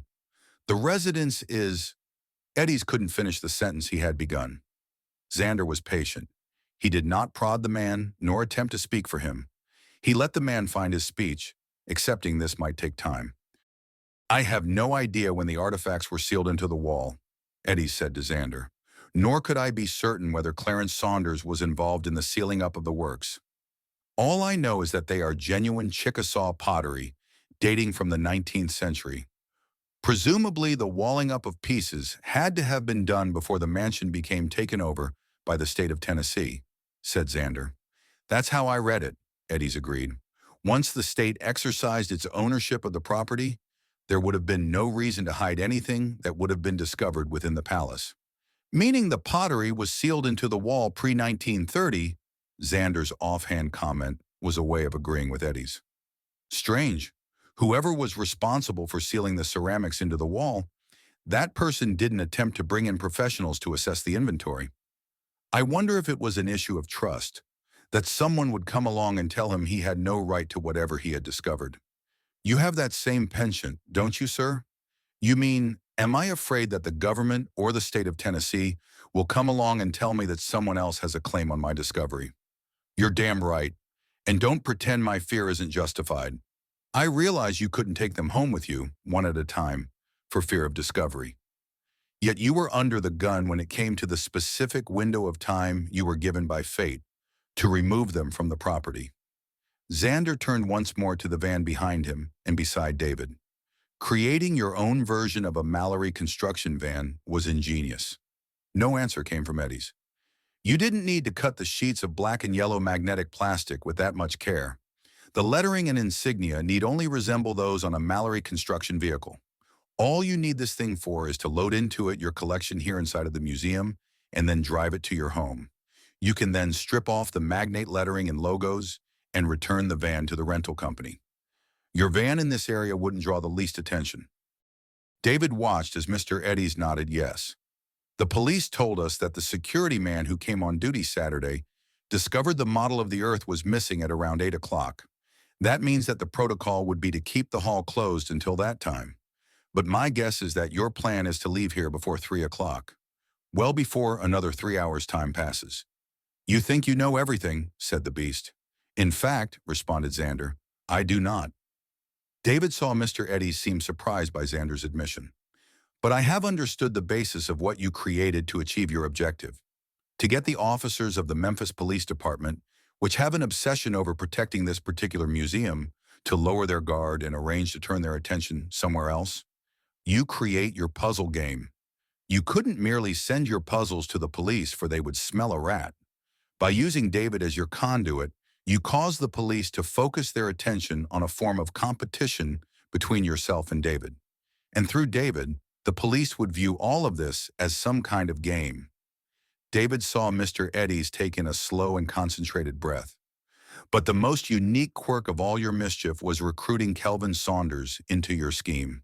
He placed your pyramid puzzle into David's locker, and this evening it had to be he you sent to station himself at a particular place near one of the 3 locations alluded to in your 15 verses from the Bible. His job was to cause a disturbance at one of the 3 museums you identified, resulting in all the police units on alert at those places to race over to the one where Kelvin did his antics. I saw the police unit that was stationed here speed off into the night, meaning Kelvin succeeded. In doing what? Xander waited several seconds. Oh, come now, Mr. Eddies. Between friends, you can at least satisfy my curiosity over this one point. He would have broken one of the windows at the Bells Museum. Makes sense, said Xander. It has a large field of manicured lawn for him to run all about. Then, I presume you didn't meet Kelvin in person, but gifted him as an unknown benefactor to act in your stead. Eddies had no answer for Xander's deduction. How much did you pay him for these services? $50 for the note in the locker, and $500 for tonight's breakage of the window at the Bells. David wondered if the man showed regret at this part of what he had done. You paid Kelvin Saunders over $500 to assist you in the execution of your plan? Laughed Xander. You realize Kelvin can be bought off with $1.25 and a Slurpee. The Beast was not amused. You're choosing Kelvin to help you. You're enlisting him specifically, and you're understanding he would go for your inducement. There's a tale in there somewhere.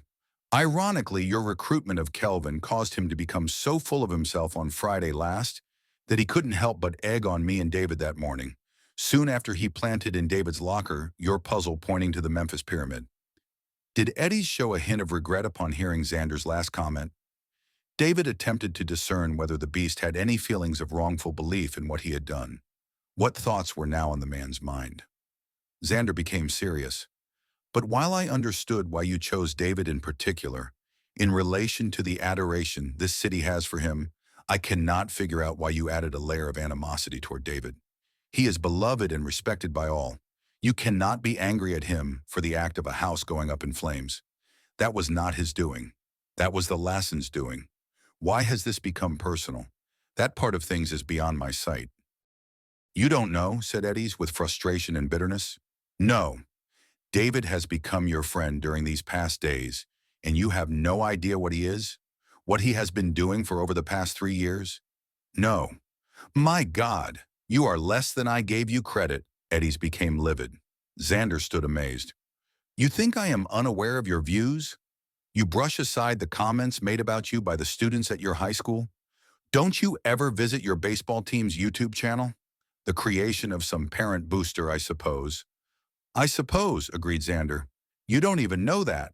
No, not really. Your peers have made comments about you under the videos of your more successful plays in the infield. They joke of your not thanking God for the prowess you undoubtedly possess. Certainly an atheist would want to see David fail at his project. His project? What's the big secret about David? David became fascinated by Xander's genuinely being surprised by the beast's reveal. It's massive. It's statewide. And he hasn't hid it from anyone who knows the first thing about him. Eddie's, David saw, could not have with Xander a simple conversation. David wondered whether Xander's calm demeanor made the man angrier than he otherwise might have been. The beast sighed in a heavy breath. David has been working for nearly his entire time at your school to create a series of lessons he and his friends will make available to the teachers of Tennessee, which challenges the theory of evolution. Are you aware that Tennessee is one of only 2 states that allows biology teachers in public high schools to use outside materials to question Darwin's theories? In the classroom, David and his peers have worked to create such lessons and make them available to teachers throughout the state. He has a website devoted to his project and has shared it with anyone interested in this alternate curriculum he has designed. They have a Patreon account and have raised tens of thousands of dollars so that the materials they are making can be given freely to any interested teacher. I had no idea, said Xander. How can you not know this? Everyone knows this. It's all over the internet. If you Google David Shawn White Station, you get nothing but a ton of information, all about what he's been doing. You have no idea? No, answered a clueless Xander. He's become your friend, and you haven't once entered his name into any search engine. How have you not done this? What have you been doing on the internet? Xander shrugged. Looking at porn. The beast became furious. I proved to the police that I was for real. What I did should have proved to you I was just as real. You should have been moved to join in on the protection of the other museum locations. Yet you came here. What is wrong with your brain? Didn't you want to be a part of preventing a major theft from one of the prominent museums in Memphis? I had at least that much in my design. Once I understood you had become inseparable from David, I presumed no matter what, you would be like the police and create your own stakeout at Woodruff Fontaine, Bells or Brooks to prevent any theft. Why? Said Xander. Why? Eddie's raised his voice. You went to where I sent you every time. It was supposed to be David, but since you made yourself a part of this, why wouldn't you want to help in preventing a major museum theft? Because you're not a thief, said Xander. Eddie's took a moment to make a noticeable reaction of wonder. You haven't stolen a thing, Xander followed up. You've merely moved things from one place to another. The man was riveted to where he stood. You opened up the model of Neptune at its equator, broke open the model of the Earth at its equator, and placed inside of the Neptune model the 2 halves of the Earth model. Naturally, it could only have been Uranus or Neptune. They are the only models which could have contained the separated halves of the Earth model. At the Children's Museum, you took the panels of the Jesus photo mosaic from the room where they had been kept, and you brought out a ladder and, one at a time, I hope carefully, You lowered the panels into the area behind the casting that holds the Mount Rushmore mosaic. All 36 panels are between the back of that mosaic and the wall behind it. The lower structure of the casting held the first panels, but eventually they would all lay in a heap, completely concealed by the ceramic mosaic. Eddie stood in disbelief. You may not believe this, but a good portion of me is in awe of you, said Xander. The man looked away from Xander. Xander went on. All of what you've done has been fantastic. The puzzles you have made demonstrate thought and creativity. It provided David and I with what would have otherwise been a very dull week. Eddie's looked back at Xander. And where is your friend anyway? Xander smiled. Far from you and your possible harm. I don't believe you, Eddie stated. You've become inseparable. How is it you seem to have come alone? Why would you do that? Why would David let you come alone? That makes no sense. Mr. Eddie's, Xander became serious. I had no idea when I came here tonight who you were and what may be your purpose. I only fully ascertained your motives once I saw the fake contractor's van and hearing what could only have been your sorting out several medium-heavy pieces of something. I truly had no idea what I was walking into tonight and whether I would confront someone who had a weapon or was mentally unstable. To this moment, I still don't know the answer to that question. The beast retreated in his posture in reaction to Xander's words. What would my being dangerous have to do with David walking into the building with you? Why would you safeguard against his joining you? Xander became quiet. David's life is more precious than my own. David was not prepared to hear Xander's words. Eddie's took in what Xander had said. He responded, There appears to be something beyond naturalism in your being. Sorry to disappoint, said Xander. I need you to do yourself a favor, the man said. Xander responded, You're going to tell me to walk away. You're going to tell me I should run into the night and leave you to your work and forget about what I have discovered. The beast looked directly at Xander. You must realize, Mr. Eddies, that I cannot do that. You must know that I'm going to walk past you and round that piece of wall behind you and see the ceramic pieces for myself. Ultimately, either you and I together, or I separately, will telephone the detectives of the robbery division, and you will be required to make a statement to these officers. I can't let you do that. Eddie's words came with immediacy. He did not think for a second. They just left his mouth. I presumed as much, said Xander. But sir, what is your plan? Eddie's took in another breath that sounded throughout the hall. Sir, continued Xander, I am here. I'm not going away. Xander took a step forward, and seeing this, David tensed. Don't come any closer, Eddie said to Xander. You realize, Mr. Eddies, you are in what my sport calls a pickle. Humph, was the sound David heard come from Eddies. There's nowhere for you to run. You will be closed in on. You will be tagged out. David couldn't tell, but Xander's next step forward was either toward the wall's opening or toward the beast. It probably didn't matter. One was as good as the other. For whatever reason, the beast felt threatened, and without warning, he swung his fist hard into Xander's stomach. The young man was immediately winded and knocked to the floor at the feet of the beast. David's own stomach tightened. His mind became enraged. I need you to... The voice of Michael Eddies trailed off. He could not finish his thought, whatever it may have been. David reflected the man may not have a conclusion to whatever he wanted to say to Xander. But what would it matter? Xander had shot his bolt. David saw that. It had not occurred to Xander that he was in the exact same position as the beast. To where would Xander run? He may not be in the pickle to which Eddies had become enveloped, but he was at the mercy of the man and could be tagged out himself at any time of the beast's choosing. Unlike Xander, the beast was desperate and had to act. Then it occurred to David, what if he took from Xander and the beast any chance of retaliating against one another or against fate? Could David take from the both of them the ability for either of them to act? David's thoughts moved toward the moon pillar. Could it be rocked? If David could topple the pillar, he might cause it to fall before the doors of the van, making it no longer possible to be used by Eddies, and in his doing so, essentially end the beast's scheme. It was worth the effort. David wasted no time positioning his body, his hands in place on the face of the pillar before him, and his shoulder deeply married to pushing into the same, until the weight of his entire body took the place of where his hands were set against the aesthetically pleasing, non-structural thing. He felt movement and redoubled his effort, and this served to cause his feet to move along the floor, and that was enough for Eddie's to turn his attention away from Xander and toward the darkness David was a part of. After being doubled over on the floor, Xander attempted to lift himself up. Failing this, he only managed to support himself by the flat of his hands, which, along with his knees, placed him in a dog position beside the beast, who was staring out to where he had heard a definite something. But there was nothing wrong with Xander's hearing and his ability to take in Eddie's reaction to what was happening beyond the two of them, at the corner of the new version of the planetary hall.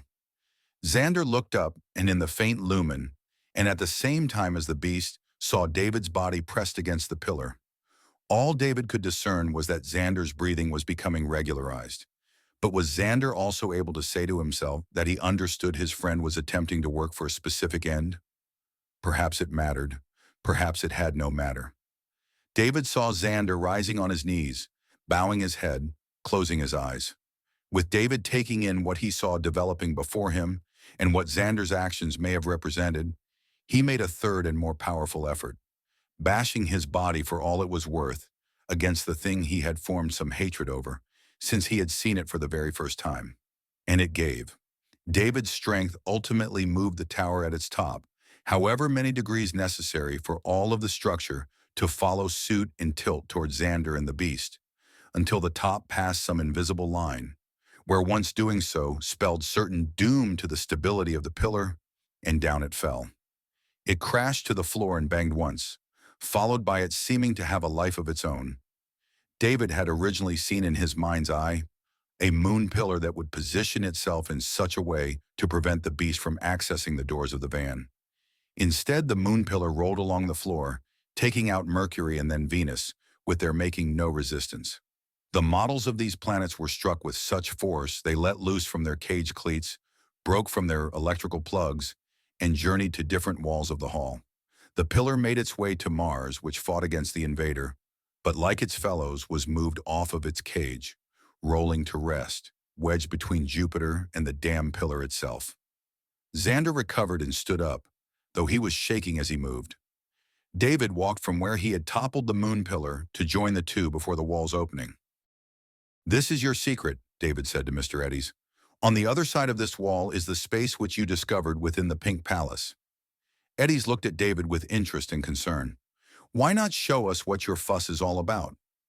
Did Eddies soften? David wondered. Did he realize he now had both himself and Xander to deal with, and not Xander alone? The man looked more to him than Xander as he slightly nodded and walked around the corner of the wall, wherein David and a recovering Xander followed. They stood at the opening of the hidden area and marveled at the collection of 16 pieces of Chickasaw pottery, which, if the beast was correct, even to the understanding of a layman, would be dated from some time in the 1800s. "And Mr. Eddies," said David, "you believe the art community, or the world of indigenous historians, would work to fight whatever would come about to fairly determine who should have these artifacts? Do you really believe our country has made no strides in wanting an Indian nation to be reconciled with its historical property? Perhaps the beast needs to see how his circumstance were to develop once he was in the custody of the state of Tennessee," said Xander. "Do you believe it would be best for Mr. Eddies to face a judge?" "Naturally. Then what would be learned?" "How about 'thou shalt not steal'?" said Xander with part irony. "You don't get to play in that ballpark. You refuse to take the field, hardy har. Yeah, laugh all you want, but you can't play both sides. Pick a lane. The team you've chosen has no movement within its longitude. It's automatic. It doesn't take into consideration one's reflection on their wrongful acts. It does not surround one with those who may lead that one to a new exploration of wisdom, or of charity, or of mercy." "Fine," said Xander. "But what do we do about Laughing Boy here?" "See if he learns anything and comes to a new wisdom," said David. Xander made some kind of face at David. David merely shrugged as he turned back to the man beside him and for a moment only looked at him. There was silence in the large space of the newly created hall. When David finally spoke, he did so with quiet words. "Am I addressing Michael Eddies or the Beast of Memphis?" The man had no response but merely lowered his head. "So, I am your enemy, David both stated and asked. Does my challenging erroneous reasoning related to outstanding questions in the field of biological evolution anger you? You should be angry. We should all be angry. Placed into a schooling in senior high and at university, our mechanism at work to threaten the livelihood and academic standing of anyone who makes a scientifically reasoned proposition against macroevolution. David's words appeared to awake something that caused the man to stir from what may have been thoughts of his impending doom. I know all about what you are attempting to do. You wish to replace science with religious faith teaching. Your plan is to redesign science curriculum to have it include supernaturalism and other untestable, so-called theories. David saw Xander make the slightest expression of a smirk. What untested theories would I seek to become a topic of study? Can you please simply admit that your path is designed to place into the school's intelligent design? Your kind for decades mandated the book of Genesis be the authority for the origin of life, and when that was finally taken from you and your religious zealots, you replaced it with creationism in generic form. And when that became unavailable to you, you labeled creationism intelligent design and have since attempted to give it rules and structure. An intelligent beast, Xander smiled at David. David couldn't help it. The nighttime's activity, taken as a whole, had finally become so grand in scope, he found himself bursting out with laughter. He went on for several seconds, before Xander, too, gave in to what they both realized had materialized into their lives after an entire week of chasing, after solving puzzles, and wondering where this would end. Eddies looked to one, and then to the other. David couldn't imagine what the man had to be thinking. I'm sorry, Mr. Eddies, David finally spoke to the man. We're not laughing at you. Xander and I have our own demons we exercise from time to time, and to the world at large it probably appears to be pretty idiotic. Amen, laughed Xander. You do a horrible Cynthia, said his friend. Xander merely smiled at David's comment. David turned to the beast. The curriculum I am working to design mentions no reference to any religious views. I do not attempt to supplant scientific inquiry with biblical passages. That is not the way of Christianity, placing before a captive audience his teachings. I am bound by free will, a troubled Eddies turned to Xander. Don't look at me. I haven't the slightest notion what macroevolution is. Is there a microevolution? Do the biology textbooks in the Bible have chapters on either? Isn't there a play, Inherit the Wind? Eddies just stared in awe. What is wrong with your friend? Xander leaves the world whenever someone brings up having to do research and study. He runs instead to the world of fantasy and drama. Xander's head rolled as he spoke to David and to the beast.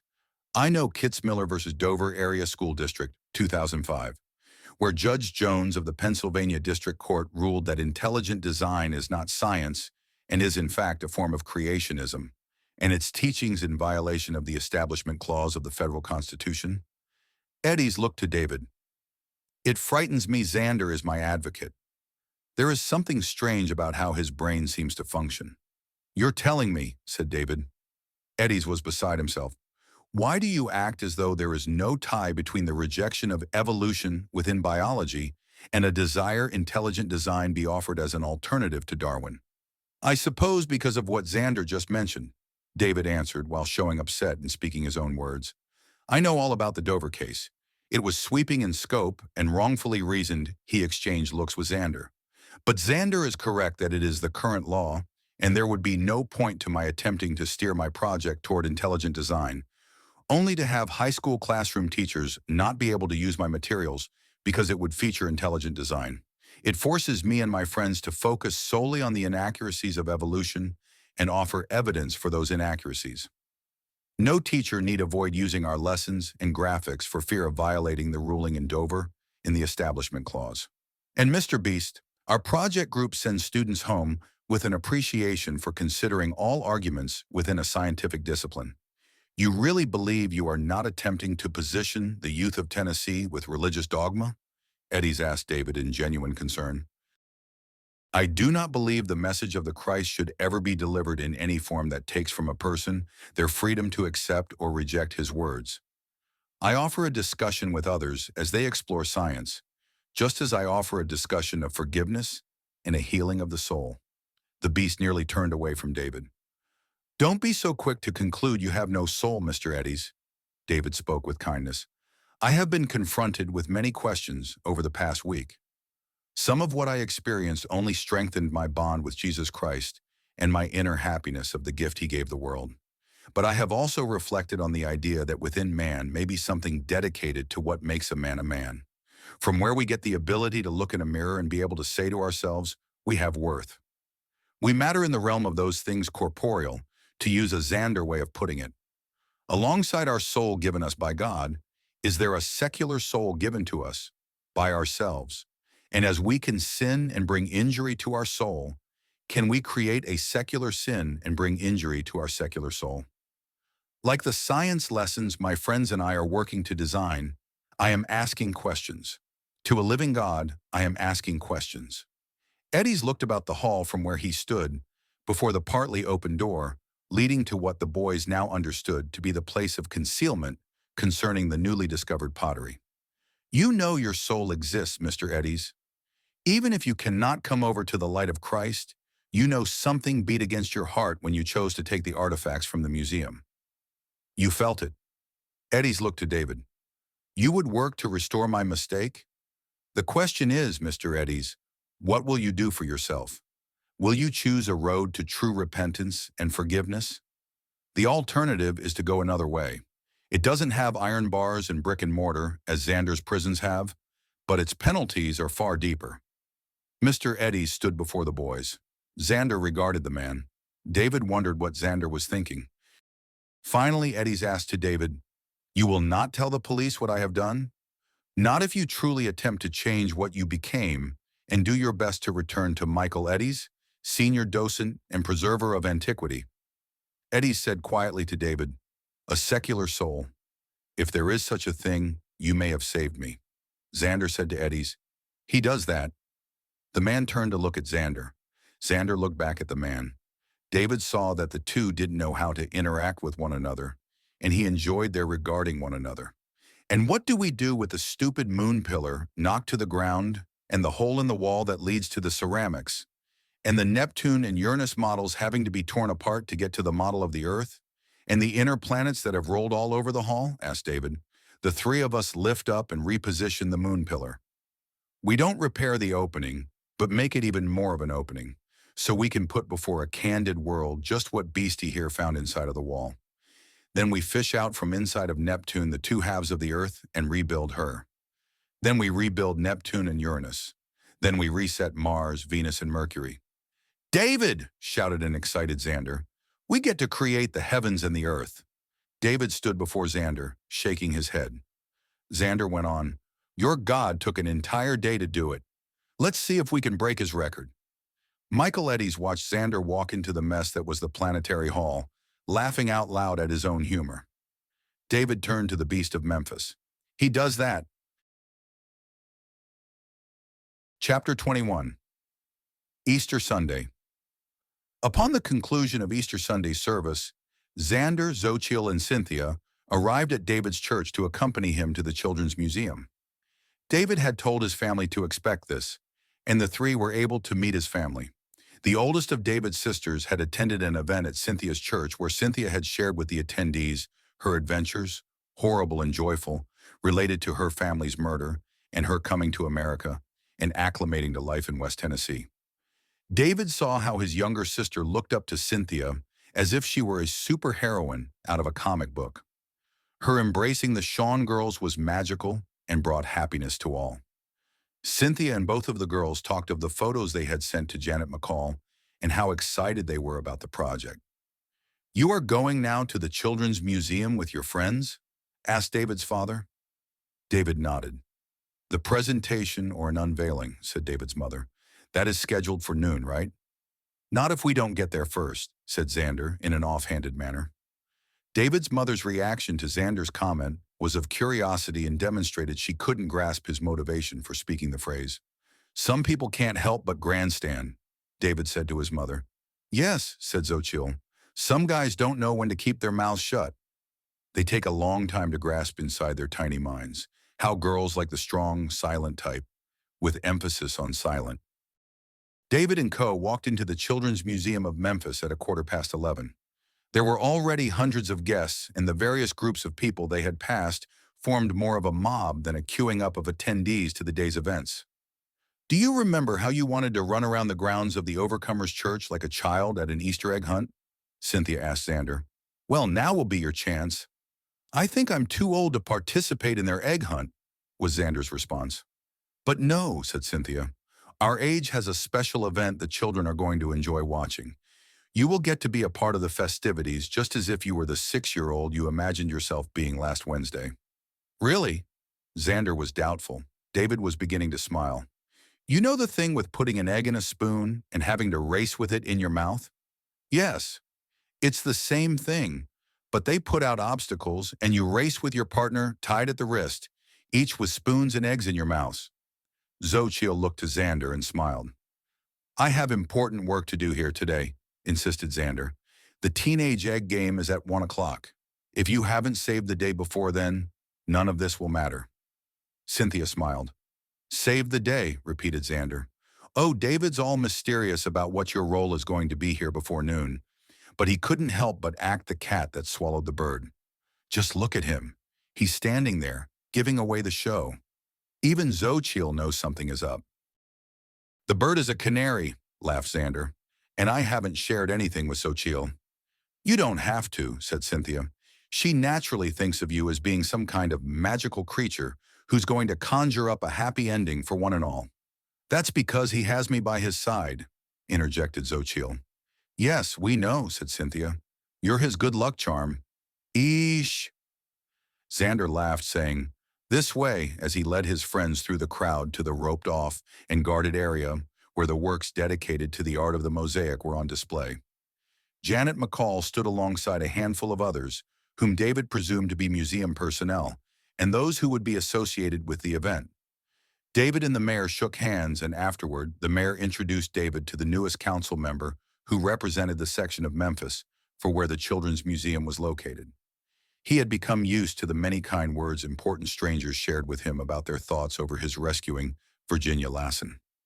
He preferred instead the more subdued and private requests, such as the one made by Stephanie Collier, that he take with her a private photograph that would not be put on display nor used for any political purpose. But he was kind to the mayor, who he had last seen at his decoration, and he was kind to the freshman councilwoman. He saw Xander take in his surroundings, until Janet McCall walked up to him, as those in her party were equally interested in Xander's entry. This is Cynthia Anobi, Xander introduced to Janet, and Xochitl Quintana. David heard Xander's words and laughed inside of his mind, wondering if Xander was going to catch hell, presenting his girlfriend to Janet McCall as though she was an afterthought. Well, if Xander could mentally paint a picture of he and Jackie, he could do the same with Xander and the artist, who David believed was attracted to Xander, despite the gulf of probably 15 years. Hold on, Janet, thought David. Before this morning ends, you're going to want to have Xander's baby. Thank you for the massive movable curtain, Xander said to Janet. It didn't have to be this large. I'm sorry if I implied something like this would be needed. I only wanted to hide the work we are going to be doing in this area for the next 15 minutes or so. 8 feet of curtain would have been fine. Well, the truth is, Xander, we really only have the one movable curtain, Janet answered him. What you see there, what you and your party had to pass through to enter the exhibit area, is the one that would have been used today for unveiling the Jesus with Children photo mosaic. Why would have? Asked Xander. Janet's eyes didn't leave Xander's for a moment. Don't toy with me, Xander. I wouldn't dream of it, he smiled. David saw the rare view of his friend when he was not celebrating himself nor responding to questions with non-answers. The better Xander, the one Xochitl loves more than anything. From behind the wall on which the Mount Rushmore mosaic had been put on display came 2 men carrying a folded, tall A-frame ladder. What is this? Said a woman who stood with the others next to Janet. Good morning, said Xander. Did you arrange for this? She asked in a serious manner. You can't blame the men, said Xander. I used your name, Miss Stevens, and told them they were working under your requirement. And why, pray? Because I gave myself the power to speak for you, said Xander. I did so solely due to a matter of time, which I presumed would be your attitude when it came to today's event, and what the hour of noon exactly means to you and your people. Xander, Janet said, the Jesus photo mosaic will hang in the next section of the exhibit. I thought you understood that. Yesterday you came here and saw the wall in the open space on the other side of that wall. Of course. Janet's expression maintained its perplexed wonder of it all. Gentlemen, please open the ladder there, in front of Thomas Jefferson. As close as possible to the mosaic without threatening any harm to the face of the ceramic medium. The men, very uncertain whether they were to follow the orders of the young man before them, whom they had never seen until that moment, looked to Ginger Stevens and Janet McCall, collectively. I think you'd better explain yourself, said Miss Stevens. Xander? Janet looked at him. What is your intention? He regarded the massive work of art before him. He turned to the ladies. A picture is worth 1,000 words. Janet visibly sighed. She turned to the museum's director. Let him do whatever he's planning on doing. David saw Miss Stevens ponder the moment. You mean no harm to the mosaic? Was the director's one question. I love Mount Rushmore, Xander answered. I saw it when I was 10, one of my best memories. It's the shrine of democracy. David nearly laughed. He wondered if Ginger Stevens understood that Xander was telling the truth, and that he truly appreciated Americana. Miss Stevens nodded to the men. They opened the ladder and set it up before the likeness of Jefferson's bust on the landscape. I'd have thought you were a Washington man, David ribbed his friend. We celebrated him yesterday, Xander responded. I thought this morning we'd celebrate the patriot who stated, the whole American people declared that their legislature should make no law respecting an establishment of religion, building a wall of separation between church and state. David was not going to take Xander's baiting him, laying down. I much more prefer the words of another patriot, John Adams, who said, our Constitution was made only for a moral and religious people. It is wholly inadequate to the government of any other. Citations at 20 paces? A perplexed Ginger Stevens said as she looked to the boys collectively. More like dueling dorks, said Xochitl. Cynthia looked to Miss Stevens. They do that all the time, she said. Xochitl and I are used to it by now. Xander climbed to the top of the ladder with David a few rungs below him and stood just above the opening made by the mosaics being set away from the wall by a full 1.5 feet. He plunged his arm behind the work of art, at the portion of the rendering of the sky above Jefferson's likeness. His eyes did not leave Janet McCall's. She seemed at that moment to fathom what may be about to occur. Still, when it happened, her eyes widened to those of a child on Christmas morning. Xander lifted his arm, and in his hand was a 3-foot by 3-foot square of photo mosaic, which could only be one of the 36 that made up the work, Jesus with Children. Xander smiled down at Janet. It wasn't until 12:30 that the gallery had added 2 more guests to join the crowd who stood surrounding the mosaic made up of hundreds of thousands of children's photographs.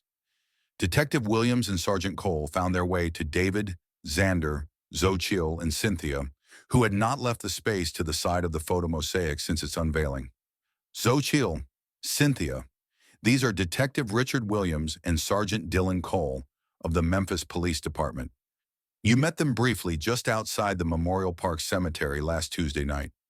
The detectives weren't expecting Xander's introduction to them, but they did play along for these several seconds of their confrontation. Ladies, said Detective Williams. Sergeant Cole nodded in suit. I never took you for a lover of art, Sergeant, said Xander. We're not here for the show you enjoy putting on, said Cole. I wish I were the star of the show, said Xander. Sadly, today I am being upstaged by Jesus of Nazareth. Shows you how people's priorities can become confused, or correctly ordered, commented David. We just left the museum, Cole said. No, you didn't, responded Xander. Here you are. Mosh. Oh, that place, said Xander. How are they doing on their renovation to the planetary hall? I hope you're enjoying your 15 minutes of fame, William said to Xander. It's about to evaporate, and you're about to trade all of this space around you for a much smaller one. Are you going to pretend this morning was not your handiwork? I'm going to make it easy for you, Sergeant. I'm not going to share with you any ideas about Mosh. None at all. What does that mean? Asked Williams. It means, Detective, that if you want to have any conversation about that place, It will be pretty one-sided. David, said Detective Williams, what do you have to say about all of this? David saw the girls take in the discussion unfolding before them. He was grateful they weren't attempting any contribution to the matter. Detective, said David, I can promise you that any further attempt at an investigation, beyond what you may have just discovered at Mosh, will bring you no good end. What does that mean? David spoke calmly. If neither Xander nor I contribute to whatever you wish for us to share with you, what will become of your case? I can promise you and would promise anyone who would attempt to elevate any matter concerning the Museum of Science and History, when it comes to a further investigation, that I will not participate in such an investigation, and that Xander is, in my opinion, completely guiltless of any crime perpetrated there. You would be technically in error, and you know it, replied Detective Williams. I know what is morally right. I begin with the connection of what my duty to society is, after asking myself whether I acted in a righteous manner in the eyes of God. I accept that man makes law, and that more often than not, when a man breaks the law, he often at the same time sins. But where there is no sin, and where one leaves a thing in the world in a better place after he walks from that thing in the world, a man can stand before God and let him be the sole judge of that man's actions.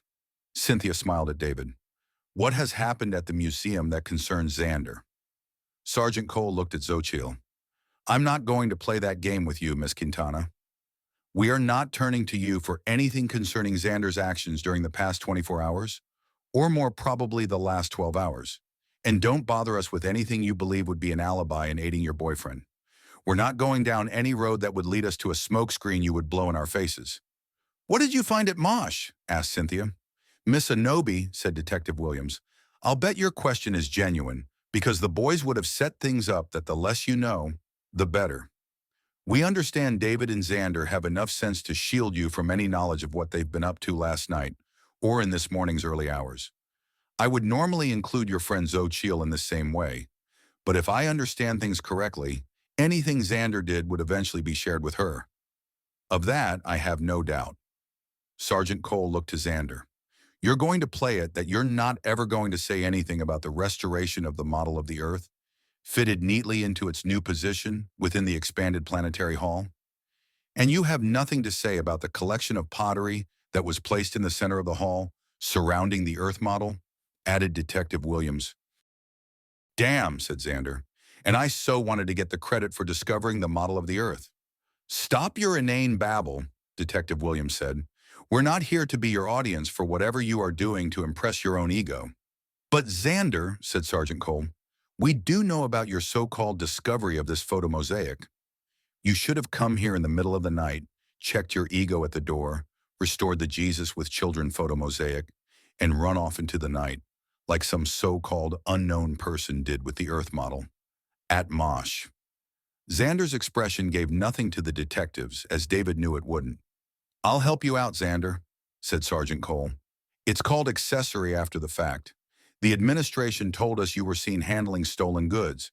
Your ego just couldn't prevent you from being a show-off, so you get a ride with us to your next port of call, where you won't be afforded the time to perform any of your games. We now get to cite a Supreme Court case for you, Detective Williams said, looking at Xander with a near smile. It's the one called Miranda versus Arizona, where the arresting officers read you your rights and take you to the station. David couldn't help himself. He burst out laughing. No, David, said Detective Williams sharply. You're not going to save your friend from his having to answer for his antics. We've been more than considerate to you, owing to who you are and what you mean to this city. But Xander's not going to be our go-to guy for all of this, so we're just going to have to wait until he makes a statement. And guess what, Junior G, man, added Sergeant Cole. We're not promising you any statement you make will save you from our procedures. So your plan is to arrest Xander and try him for what? You both know that Xander isn't the Beast. You know that he discovered the Beast. He entered his lair. He pulled out his fangs. This received strange facial expressions from the detectives and a smile of appreciation from Xochitl toward Xander, one which David and Cynthia joined in on. Right now, detectives, you have the Earth model returned to the Museum of History and Science. You have Jesus with children returned to the Memphis Children's Museum. Do you really want this to go any further? Do you really want it getting out you guys couldn't do what Xander could do? Do you want all of the puzzles and their solutions to be brought out into the open, with everyone learning Xander solved them while the city professionals couldn't? Fun headline: High school class clown solves Scooby-Doo mystery that baffles Memphis Police Department. Oh, interjected Xochitl, I want to be Daphne. I do not want to be Velma, Cynthia nearly shouted. That skirt is hideous. And what is that? Some kind of turtleneck? There is no neckline. And detectives, I do mean that each of the puzzles will be brought to the public's attention, along with their solutions, David continued. And the feature stories that will follow up will have Xander all over the media. Wow, said Xander. As much as I have this monstrous ego, I never thought of that.